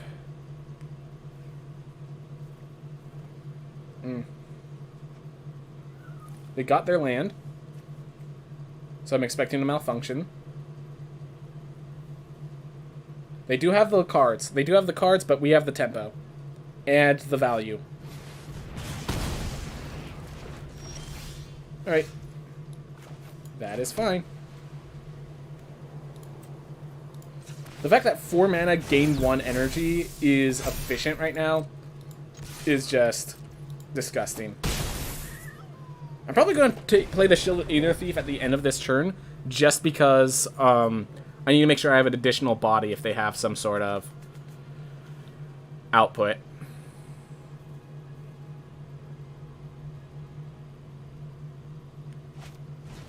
Yep. Like, you know, Malfunction, which is a card.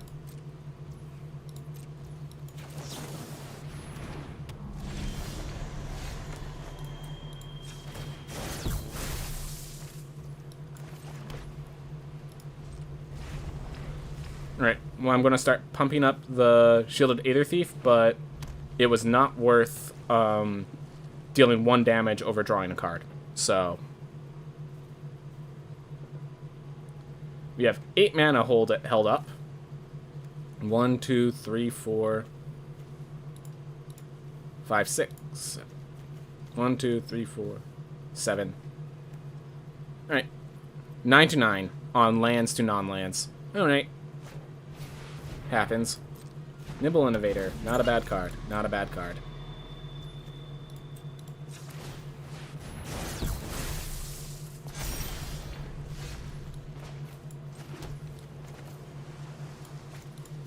I'm going to keep activating this ability as long as I have the energy for it, I think. I'm just going to end it here. I could spend the mana to Fabrication Module.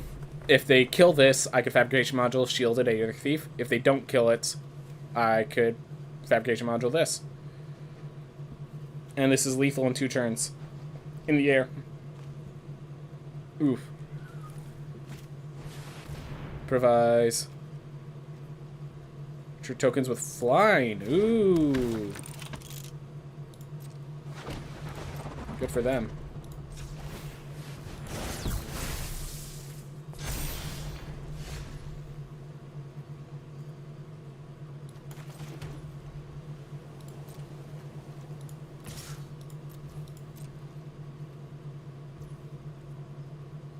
They'll land that through.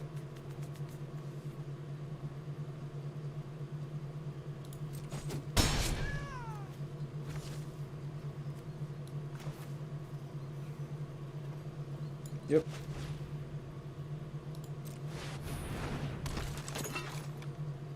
Alright. I can block. I can upgrade. I have so many different little plays I can do. I threaten lethal with 2 different creatures. I can revoke privileges, one of the flyers. Like, I have options. I have options.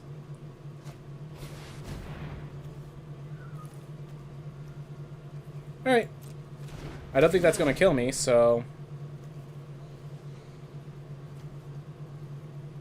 Oh, when this creature blocks, I get energy. So if they attack with any of the non-flyers, I get energy.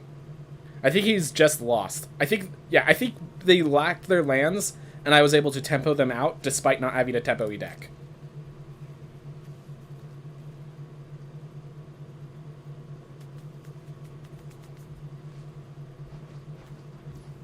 Alright. Create this ability.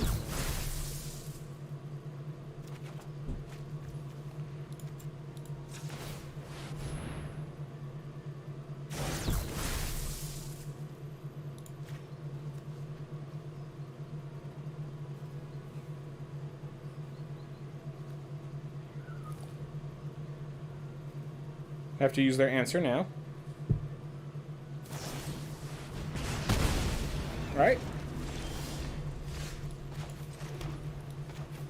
Let's see. Can revoke privileges here. Oh my gosh, you have lethal. So I gain an energy here. And then I just malfunction that, and they have no flyers that can block.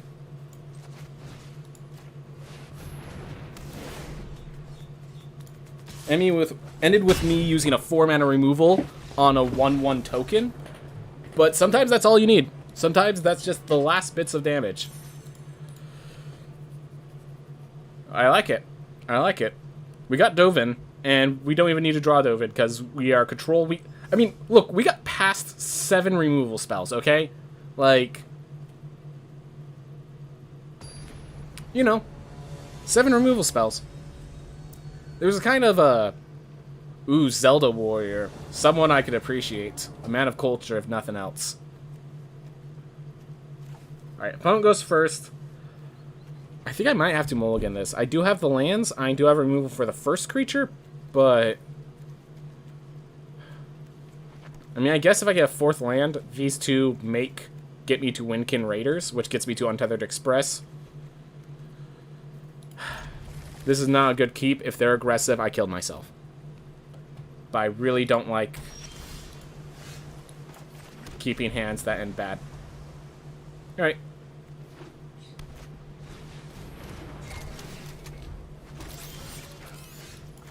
I'm going to start with the Aether Theorist. I do not care that gains energy. I want that energy now instead of with Fabrication Module later. I will Fabrication Module next if I don't draw a land. Alright. Do you have a counterspell? Or are you just sacrificing to get yourself more tokens? Because, yeah, that's what you counter. Not sure if they realize it, but that's what you counter. Doesn't look like a threat, but oh my gosh, it is. It is. Ooh, Shipwreck Moray. Good card. Good card. So this becomes a 4-1 if they need it to. But if they spend the energy to turn into a 4-1, like, I think I'm okay.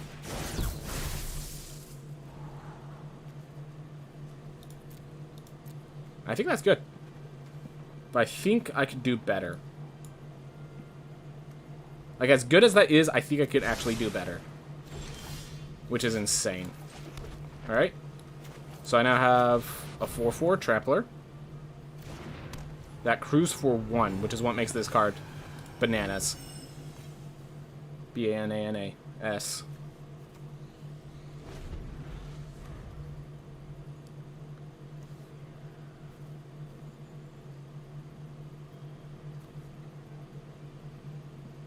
I could actually Nimbo Innovator to crew the Express if I want to use my mana efficiently.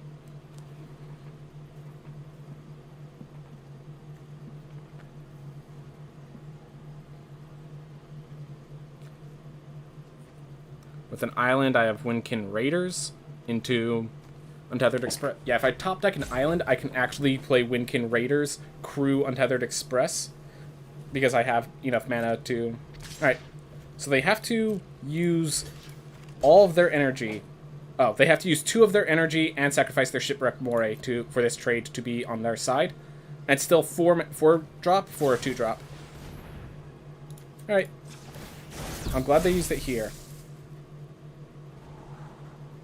Revoke privileges. I mean, it's a removal. It is a removal.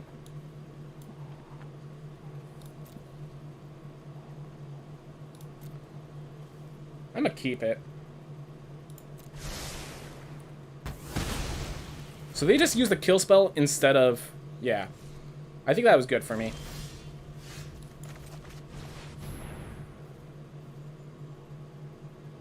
Counter target no RFX spell unless the controller plays 2. That's the only card I could think of. Alright, Metallic Rebuke instead. Alright. That's not good for me, but I'm not going to complain, actually.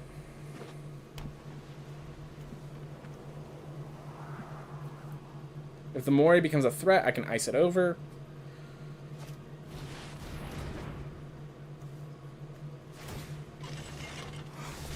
I'm sorry, what? Alright.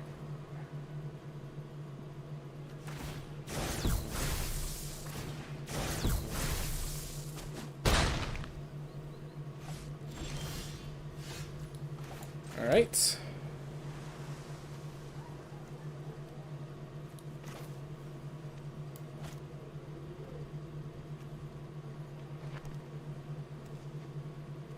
I think I'm gonna end up icing over the Untethered Express.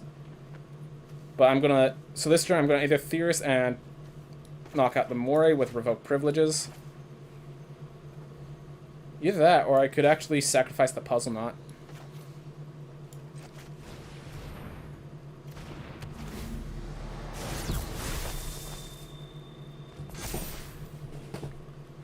Is this thing even a threat? I think the answer is no.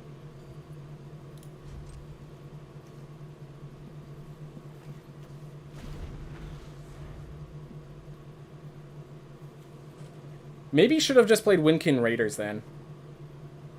Yeah, I should have just played Windkin Raiders then.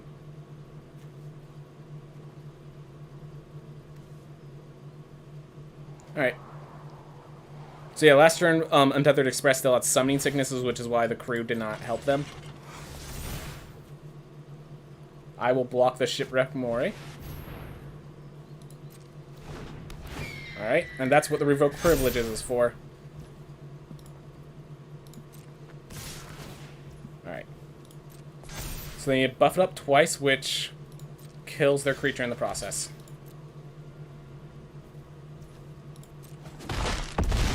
Unfortunately, the Ice Over does not work because they never tap down their Untethered Express.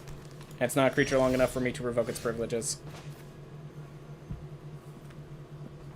Oh my gosh.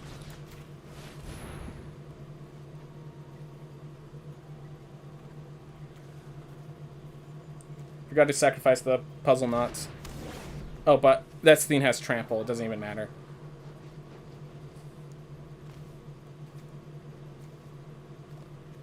Balk here, ice this over when I get a chance.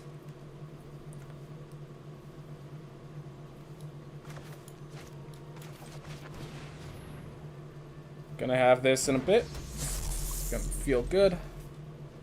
We are going to take another Untethered Express hit, which is another 6 damage. I do not like that. But I think this is still the correct line of play. We are getting low on health. Not going to deny that.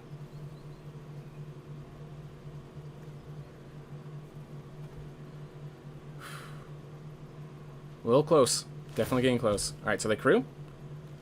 So, as we said, this is a bomb, and they had a card to take my bomb. So, what you gonna do other than let it happen? We're gonna spend our energy to scry to get the cards we need. Just the bomb? Alright. I'll take 6. Hurts, but...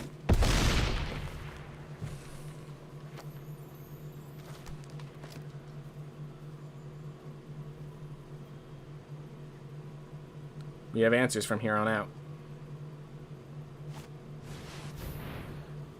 Or creatures to their hands.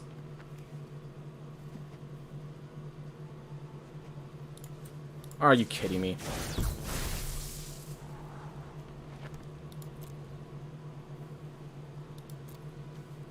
I'm gonna keep it.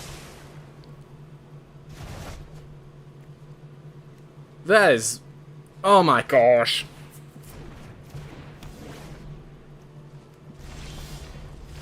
Alright, so I ice over this. I can't even ice over this. I have to Pacifism Ray it. Which means I can't play anything.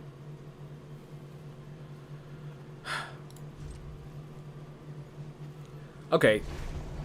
This card is not... that sucked. Like, yeah, what am I supposed to do there?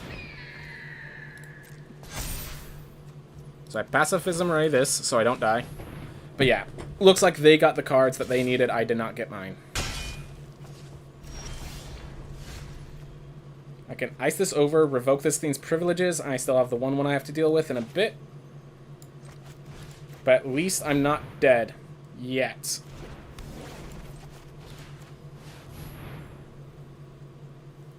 Alright. Then I'm going to be dealing with 3 servo tokens. I need to find a way to block all 3. Because, yeah, they just play the Puzzle Knot and sacrifice the Puzzle Knot, and they have enough creatures that I can't really deal with it. Yep. I didn't have the pressure. They took advantage of that. Thus is the game. Can Dovin save me? Well, I'll tell you, that does not save me. I'll tell you that much.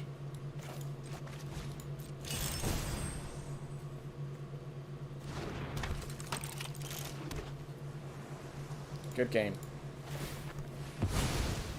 Yeah, they see it. You wouldn't good game someone if you didn't, with lethal on board, if you didn't see the lethal on board. That was just... yeah, it was still a fine match. Okay. It was just... that was annoying with the lands. I'm not going to say no because I did it, because I lost, but, like... there was just a lot of places where it's like, okay, this is fine as long as they tap their creature. Oh, they have Vigilant. It's for this one turn. Darn it. Okay, well, it's fine as long as this happens, and it doesn't happen. And they just kept having the card that solved the problem that I put for them. And, I mean, when you're a deck that's supposed to lock them down, not being able to lock them down is an issue. Expected. Alright. I'm going to actually play the Either Swooper. I can use the Aviary mechanic to return it if I need the energy. Alright, both of us scry 1. Cool.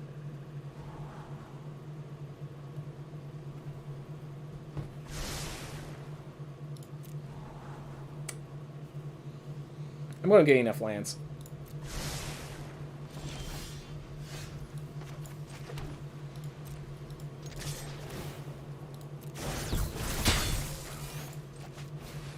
And I think just having the 1/2 is good enough. Alright, training the Eager Construct with the Aviary mechanic. So yeah, this guy's just like 2/2 bear for any color, so you probably just pick it whenever you need it. Right.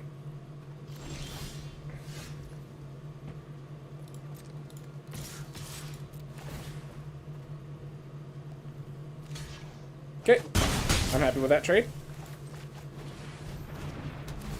I just realized I could have gotten a 1/1 off of that if I just played the Theurgist first. Alright, now I actually need the land, so let's keep for it. Alright, awesome.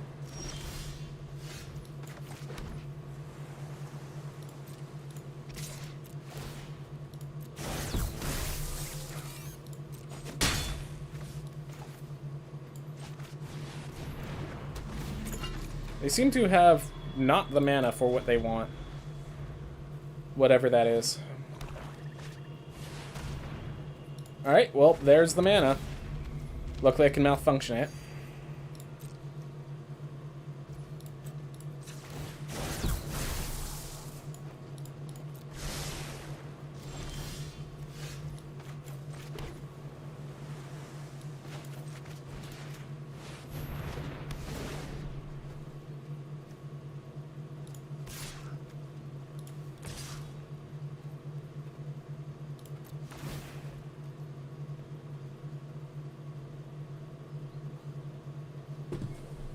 If they block with the Eager Construct, I just get these all unlocked to start attacking. So that's the reason for not blocking the Nimble Innovator, in case you're wondering.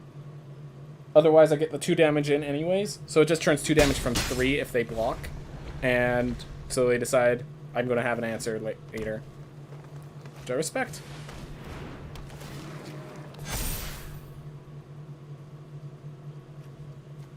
Ooh.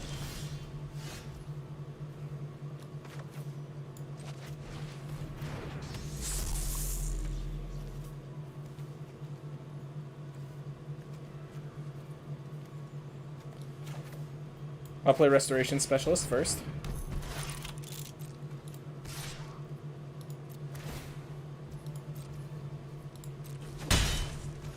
Alright.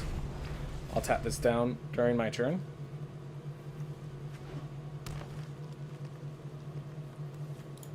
There's nothing to restore yet.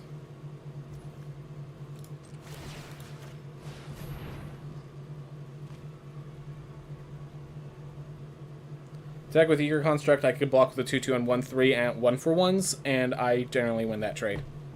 So.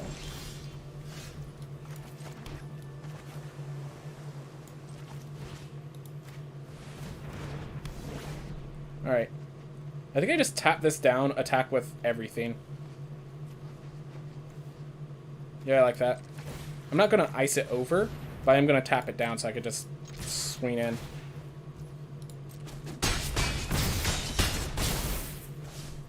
One, two, three, four, five, 6, 7, 8. So we're threatening lethal right now. If they don't have an answer. They do have 8 mana for an answer. And they have drawn mostly lands, so that is a misfortune for them. And where the Eager Constructs were supposed to come into play, but they seemed not to for my opponent. I apologize to my opponent. Sorry, Bruce.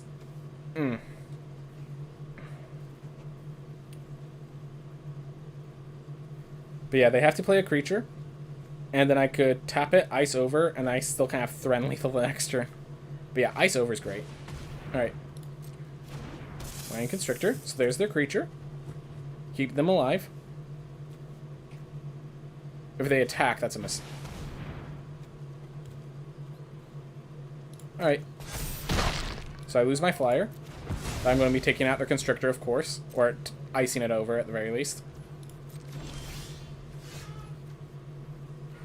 Oh! Better plan. Just kill them in a few turns. So I'll tap it down this turn. Then... Yep. Unless they have another one of those Hunt the Weeks. If they have another Hunt the Week, they get to kill my Serpent, and this game keeps going. Otherwise, I tap that down. Yep. I basically have lethal on board in 6 ways to Sunday. As well as one on one when you get to Tuesday. Alright. Deck's going well. We're at 5 wins. We are now plus on gems, assuming we spent money for this. So that's really good. That is really good. Alright.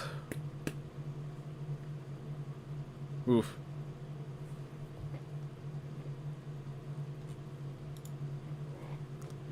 Keep things moving, keep things moving, moving. I really want this to end soon because I have a few things I need to do, but that's alright. That's alright. We let it keep going. We finish it off clean.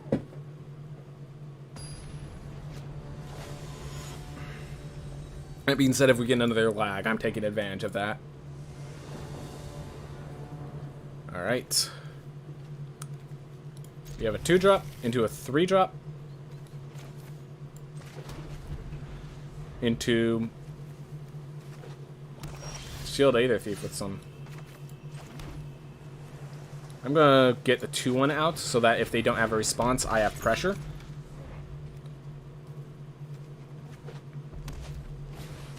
Alright. 1-1 Death Toucher. Alright. I think it's worth killing the Aether Poisoner when the opportunity presents itself. I'm gonna Aether Swooper. I'm just trying to decide, do I... You know what? Solution. I'm attacking. Here, they make the trade or I do. I'll block the Aether Poisoner with the Swooper, I think. Foundry Inspector. There's a threat.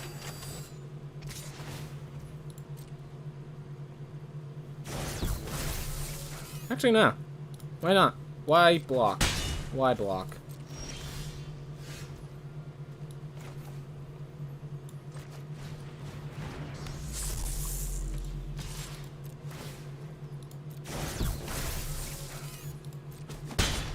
I'm gonna hold up the Shielded Aether Thief instead of the Pacifism Ray.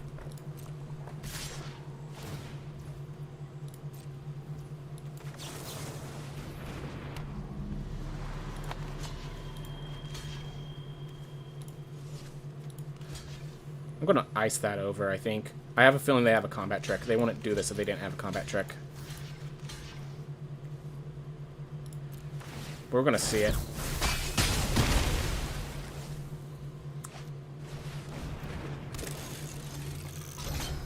Alright, 3-1 Menace. Alright, 4-2 Menace. I get an Aether Theorist. Draw a card, and then still tap that thing down with the Pacifism Ray. I'm gonna decline. And I'll Pacifism Ray the mana, the Malfist Squad now.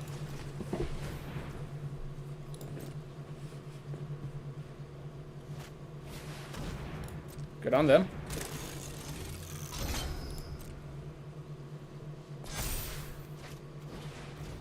Alright, so they're looking for lands. I mean, that's just basically a land. Alright. Well, I also have lands. Alright. I think I revoke privileges and then hold up to tap. Or I could Consulate Turrets, attack, and then just, like, slowly build up energy again. Nah. I think this is just the better way of doing it.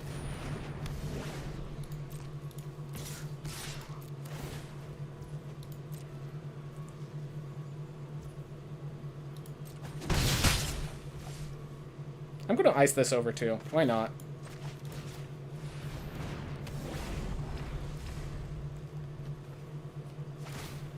So the next turn I still have the Pacification Ray, and I get to start pumping up Consulate Turret, which gives me card draw thanks to Shielded Aether Thief. If they ever kill the Shielded Aether Thief, I have Scries. If they ever kill the Scries, I have creatures. Like, I think I'm set. 3 ways to Sunday. Alright, so they have their mana. Alright. They have their card draw. So they do have... We have board presence, they have hand presence. This Consulate Turret.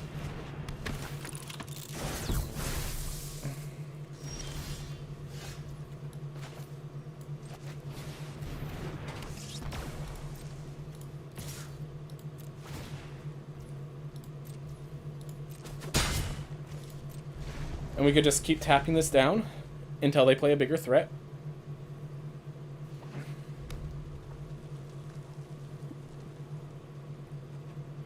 I can decide whether I want to scry or whether I want to build up for a card draw.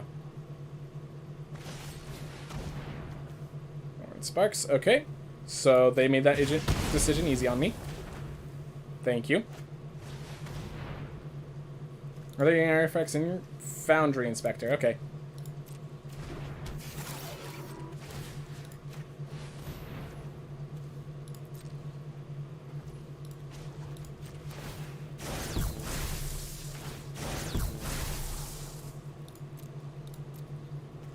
It's removal.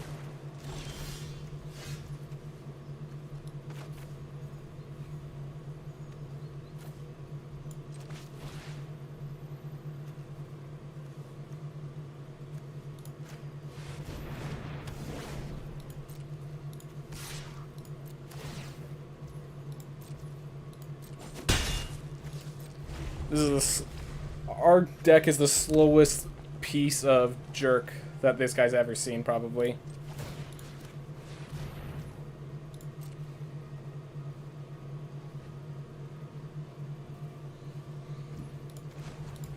We have a slow deck that just kind of holds down the board and makes sure they can't do anything about it. Ooh, we have a solution. Let's stop going slow. Alright, here's what I'm going to do. I think it's time to start building pressure. So, while this is still in the stack, gain that energy. Myself a servo.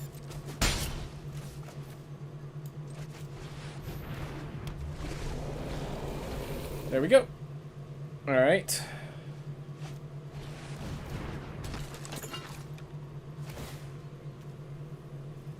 Alright. You attack with a 3-2? Nope. Didn't think so.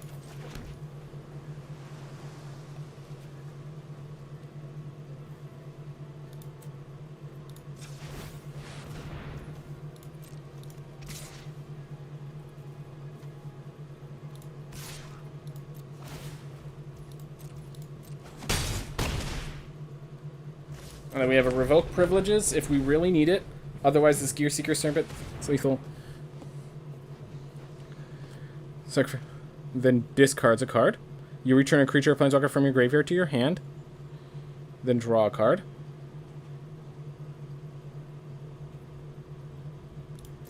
Alright. So he took away my revoke privileges.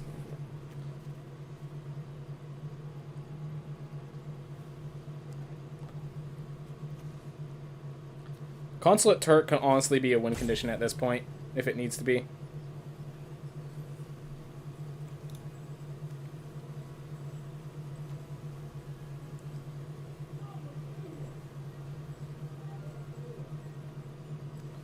So yeah, the only really creature they have is either Poisoner or Foundry Inspector. Neither of which solve this problem they're in.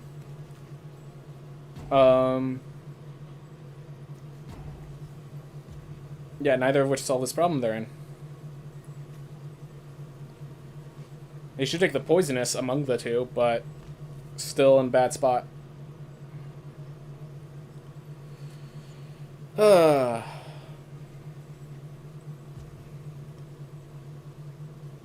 kind of want to good game them, but I kind of want to wait for them to draw their cards and play around.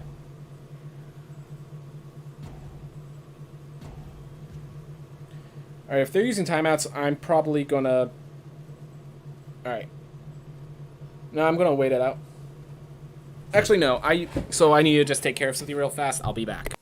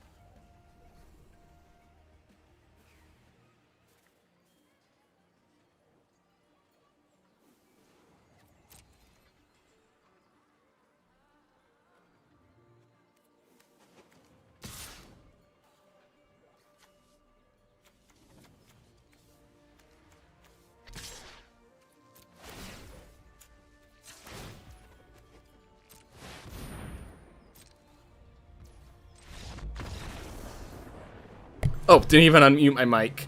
Alright. Well, we did kill them. Just... apologize to them for making them wait, but they also made me wait, so I'm not gonna complain. Alright. 6-2. I'm happy either way, but we have 400 gems and a pack to get. Also, the level of pride. Funnily enough, Dovin Bond wasn't even why this deck is good. This deck is good because it has 7 removal spells. Like, I didn't draw Dovin Bond in too many of the games, and when I did, they were often quickly able to kill it after it just gained me a bunch of life and drew me a card. So, like, Dovin Bond isn't even why this deck's good. It's because I have 7 removal spells and an energy engine with it. Alright, I gotta cycle this one. Like, 3-drop into 4-drop into 6-drop. Like, we have our lands, but if we draw just lands, we're dead. We have no play on turn 2, so if they're aggressive, we're done for. If we don't get a creature to crew the 4-drop. So we're only getting 1 removal, and that's our entire game plan right now. So I think we need to throw this back. Yeah, I think we have to. Sucks that in this final run, we find it necessary to mulligan, but remember, it's not you have to mulligan, it's you get to mulligan. It's a good idea. Alright. So they took 1 mulligan, so we are actually on par. I'll throw away the Windsweeper Angel. We at least have a card draw. We have 2 removals now. Yeah.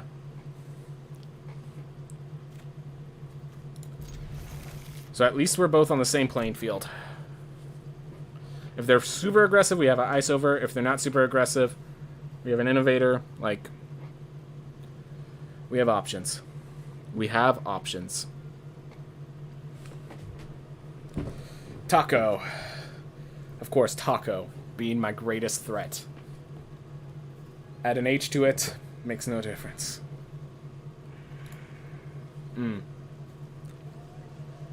This battle will be delicious. Alright.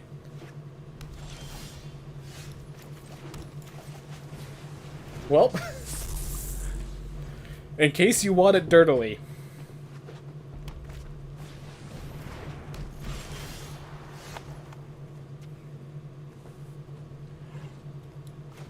I'm gonna either Theorist. I'm not gonna block, I'm just gonna either Theorist now. I'll Ice Over next turn.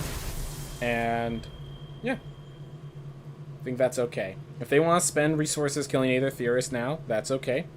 I'm using it as a scry engine.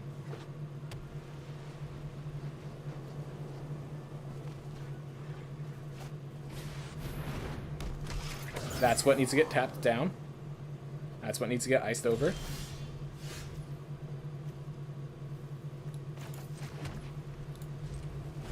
Pacification Ray.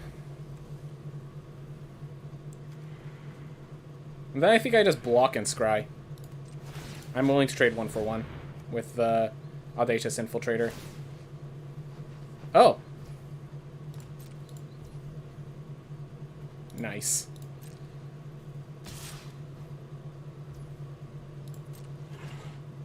I'm gonna wait to see what they do on their turn.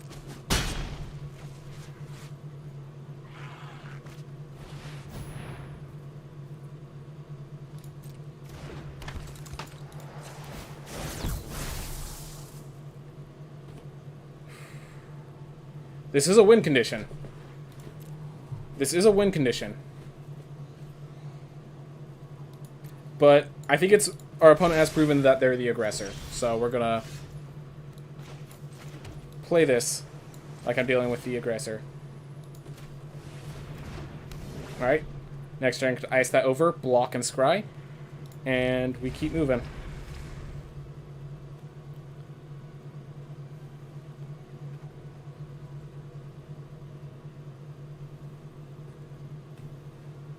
Oof.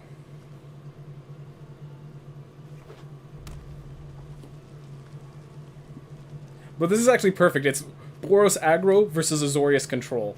It's like, this is the perfect extremist matchup. And yeah, that card was great, assuming we have mana to spend. This guy's not going to give us mana to spend, to put simply.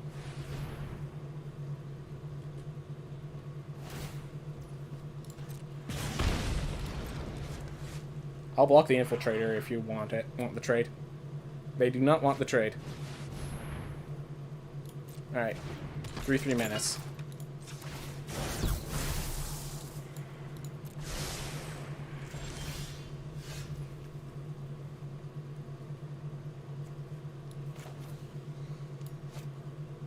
I can malfunction this, or I can ice over this and tap that next turn. I think we just keep this up. Just keep being the most annoying control player that we can be.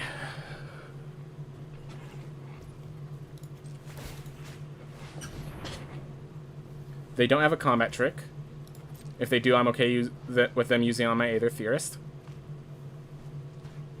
I'm actually more scared if they don't have plays than if they do, because that means that's 3 cards that are gas in their hand.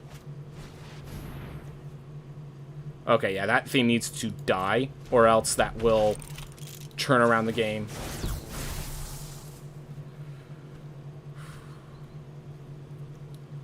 I attack once and it dies. It's not a play I can make. Alright.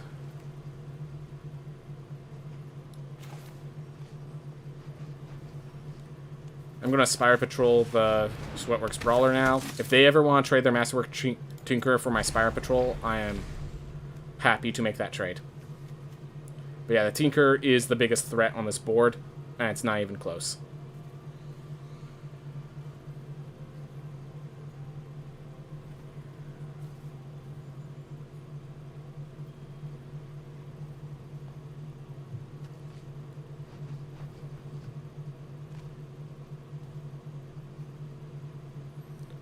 There's a combat trick that gives a creature +1/+2, so if they attack with the Master Tinker, for whatever reason, I'm double blocking.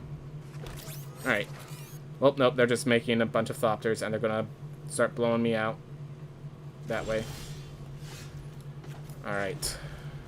Gonna start with the Nimble and Innovator, possibly draw to a better solution. Alright. I'm just gonna ice this over now, I think.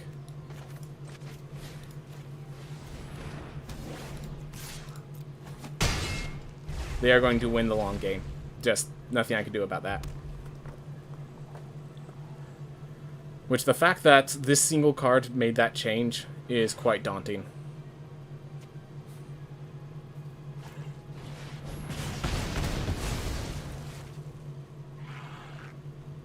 Oh, that's a good card. Well, I'm glad I attacked at least. Alright.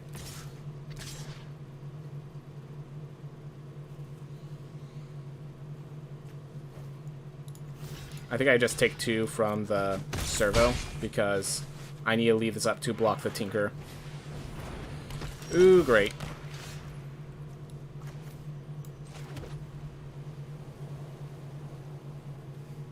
So, Malfunction, Kari Zev, and then I'll tap down the Glint Sieve Artisan and stuff like that, I think.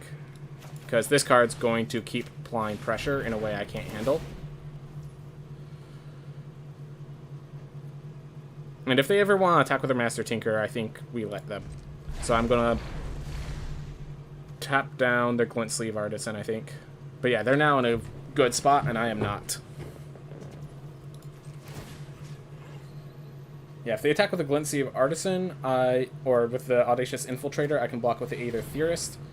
If they block with the Master Tinker, I take that trade 900 times. Alright.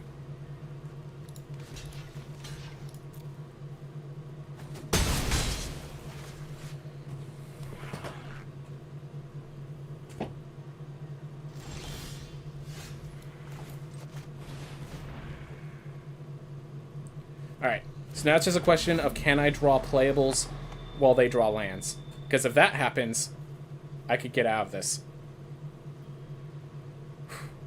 We have drawn 4 of our 7 removal spells, and they have a Master Tinker, which will run away with this game if I don't find a solution to that. And none of my solutions really deal with Master Tinker is the main issue.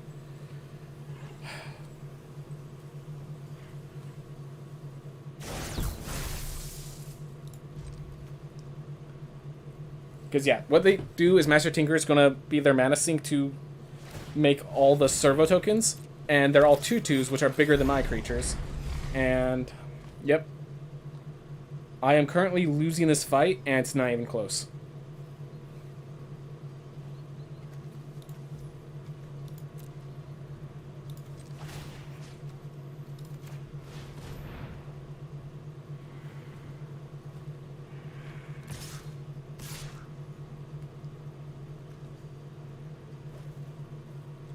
Oh, no, no! I accidentally hit no box.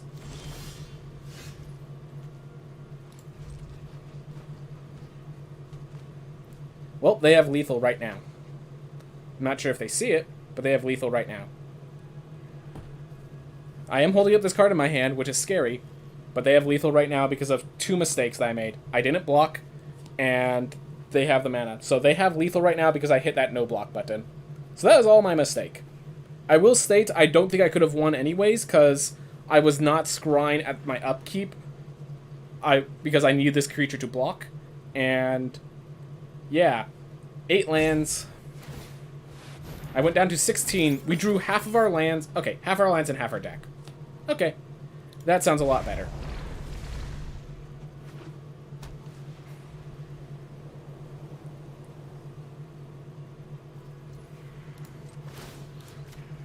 Alright, so they don't have lethal this turn, but they're very close.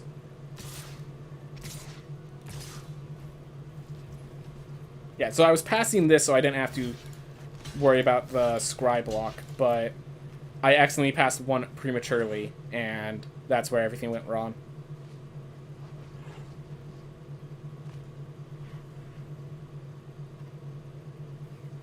So I have to block like this.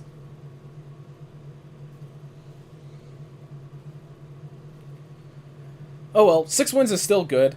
I think even with that mistake, the Master Tinker, I just don't have solutions in this deck, really. Dovin Bond is the closest to a solution, and even then, this is not a situation Dovin can get me out of.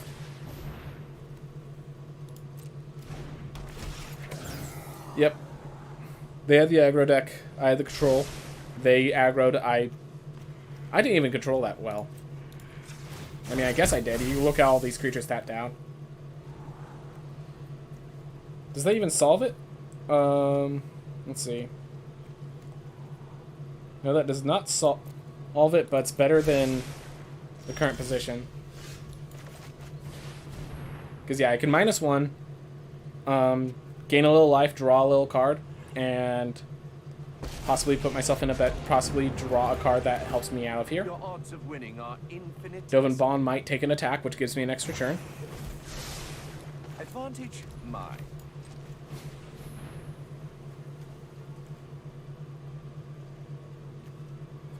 And Dovin's staying, in case you're wondering, Dovin's staying on the field to give them an additional target.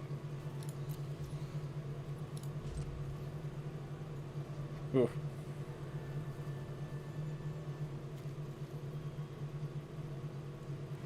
Yep, they just make more Thopters.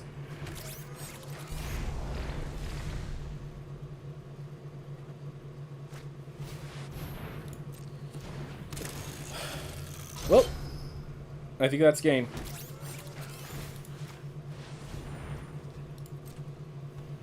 They just attack. If they are smart enough to attack all to my face, they have lethal. They didn't attack with Tinker, which gives me another turn. Now, I'm not sure what I can do with this turn, albeit. Nothing to restore. Alright. But we're not dead yet.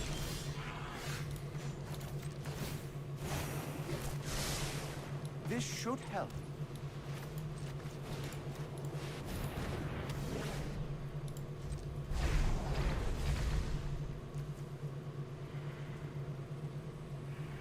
One, two, three, four, 5, 6, 7, 8, 9. Yep.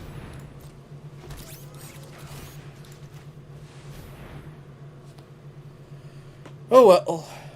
Oh well. We got 6 wins. And we were facing Boros aggro, the counter to Azorius control. Generally, aggro does beat control, so not too surprised. That's okay. That's okay. We got a really good run. We got a really good run. And again, Dovin Bond was actually the worst card in this. The best card in the best cards were the Revoke Privileges that I got 3 of. The Fabrication module did way more than I expected it to. Like, I expected it to be good. I didn't expect that 4-mana ability to actually be used to win a game. Untethered Express just did not work in this deck.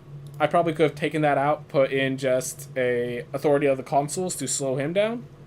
Or an Implement of Examination, or a Paradoxical Outcome for card draw. Thriving Turtle just as another blocker. You know, Workshop Assistant may have been worthwhile. You know. Alright. But yeah, 6 wins. I felt good. That felt good. 7 removal, guys. That was the thing that made this deck good. It had 7 removal. Ooh. Oh, I have Verazol. I could actually make a Verazol commander deck. Or I could make a Verazol Brawl deck. If it wasn't for Brawl, I would like hate getting all these ramp packs. But Brawl makes all of these firsts amazing. Oh, I even have a Volos deck now. Ooh. Blue-green's gonna be great, one way or another. Alright, look at the top 4 cards of target opponent's library. Ah. Impressive. Whew. But yeah. Kaladesh has a... Yeah, as you see a lot of firsts, because this is my first time ever, like... I came in after Kaladesh rotated out, basically, so... Gonna see a lot of firsts for all these cards here. Ooh.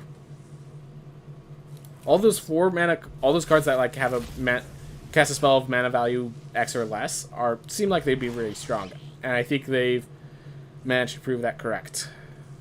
Ice over. I now have a full playset, and I respect the card. I respect the card. Ugh. Not as good as Ray of Frost, but General effect, creature.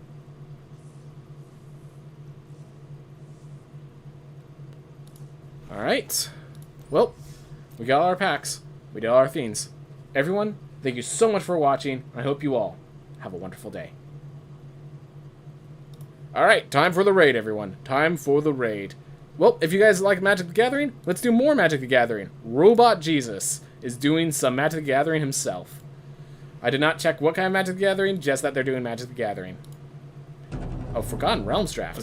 Heck yes, that's what I'm going to be doing tomorrow. Alright, see you guys there. Don't worry.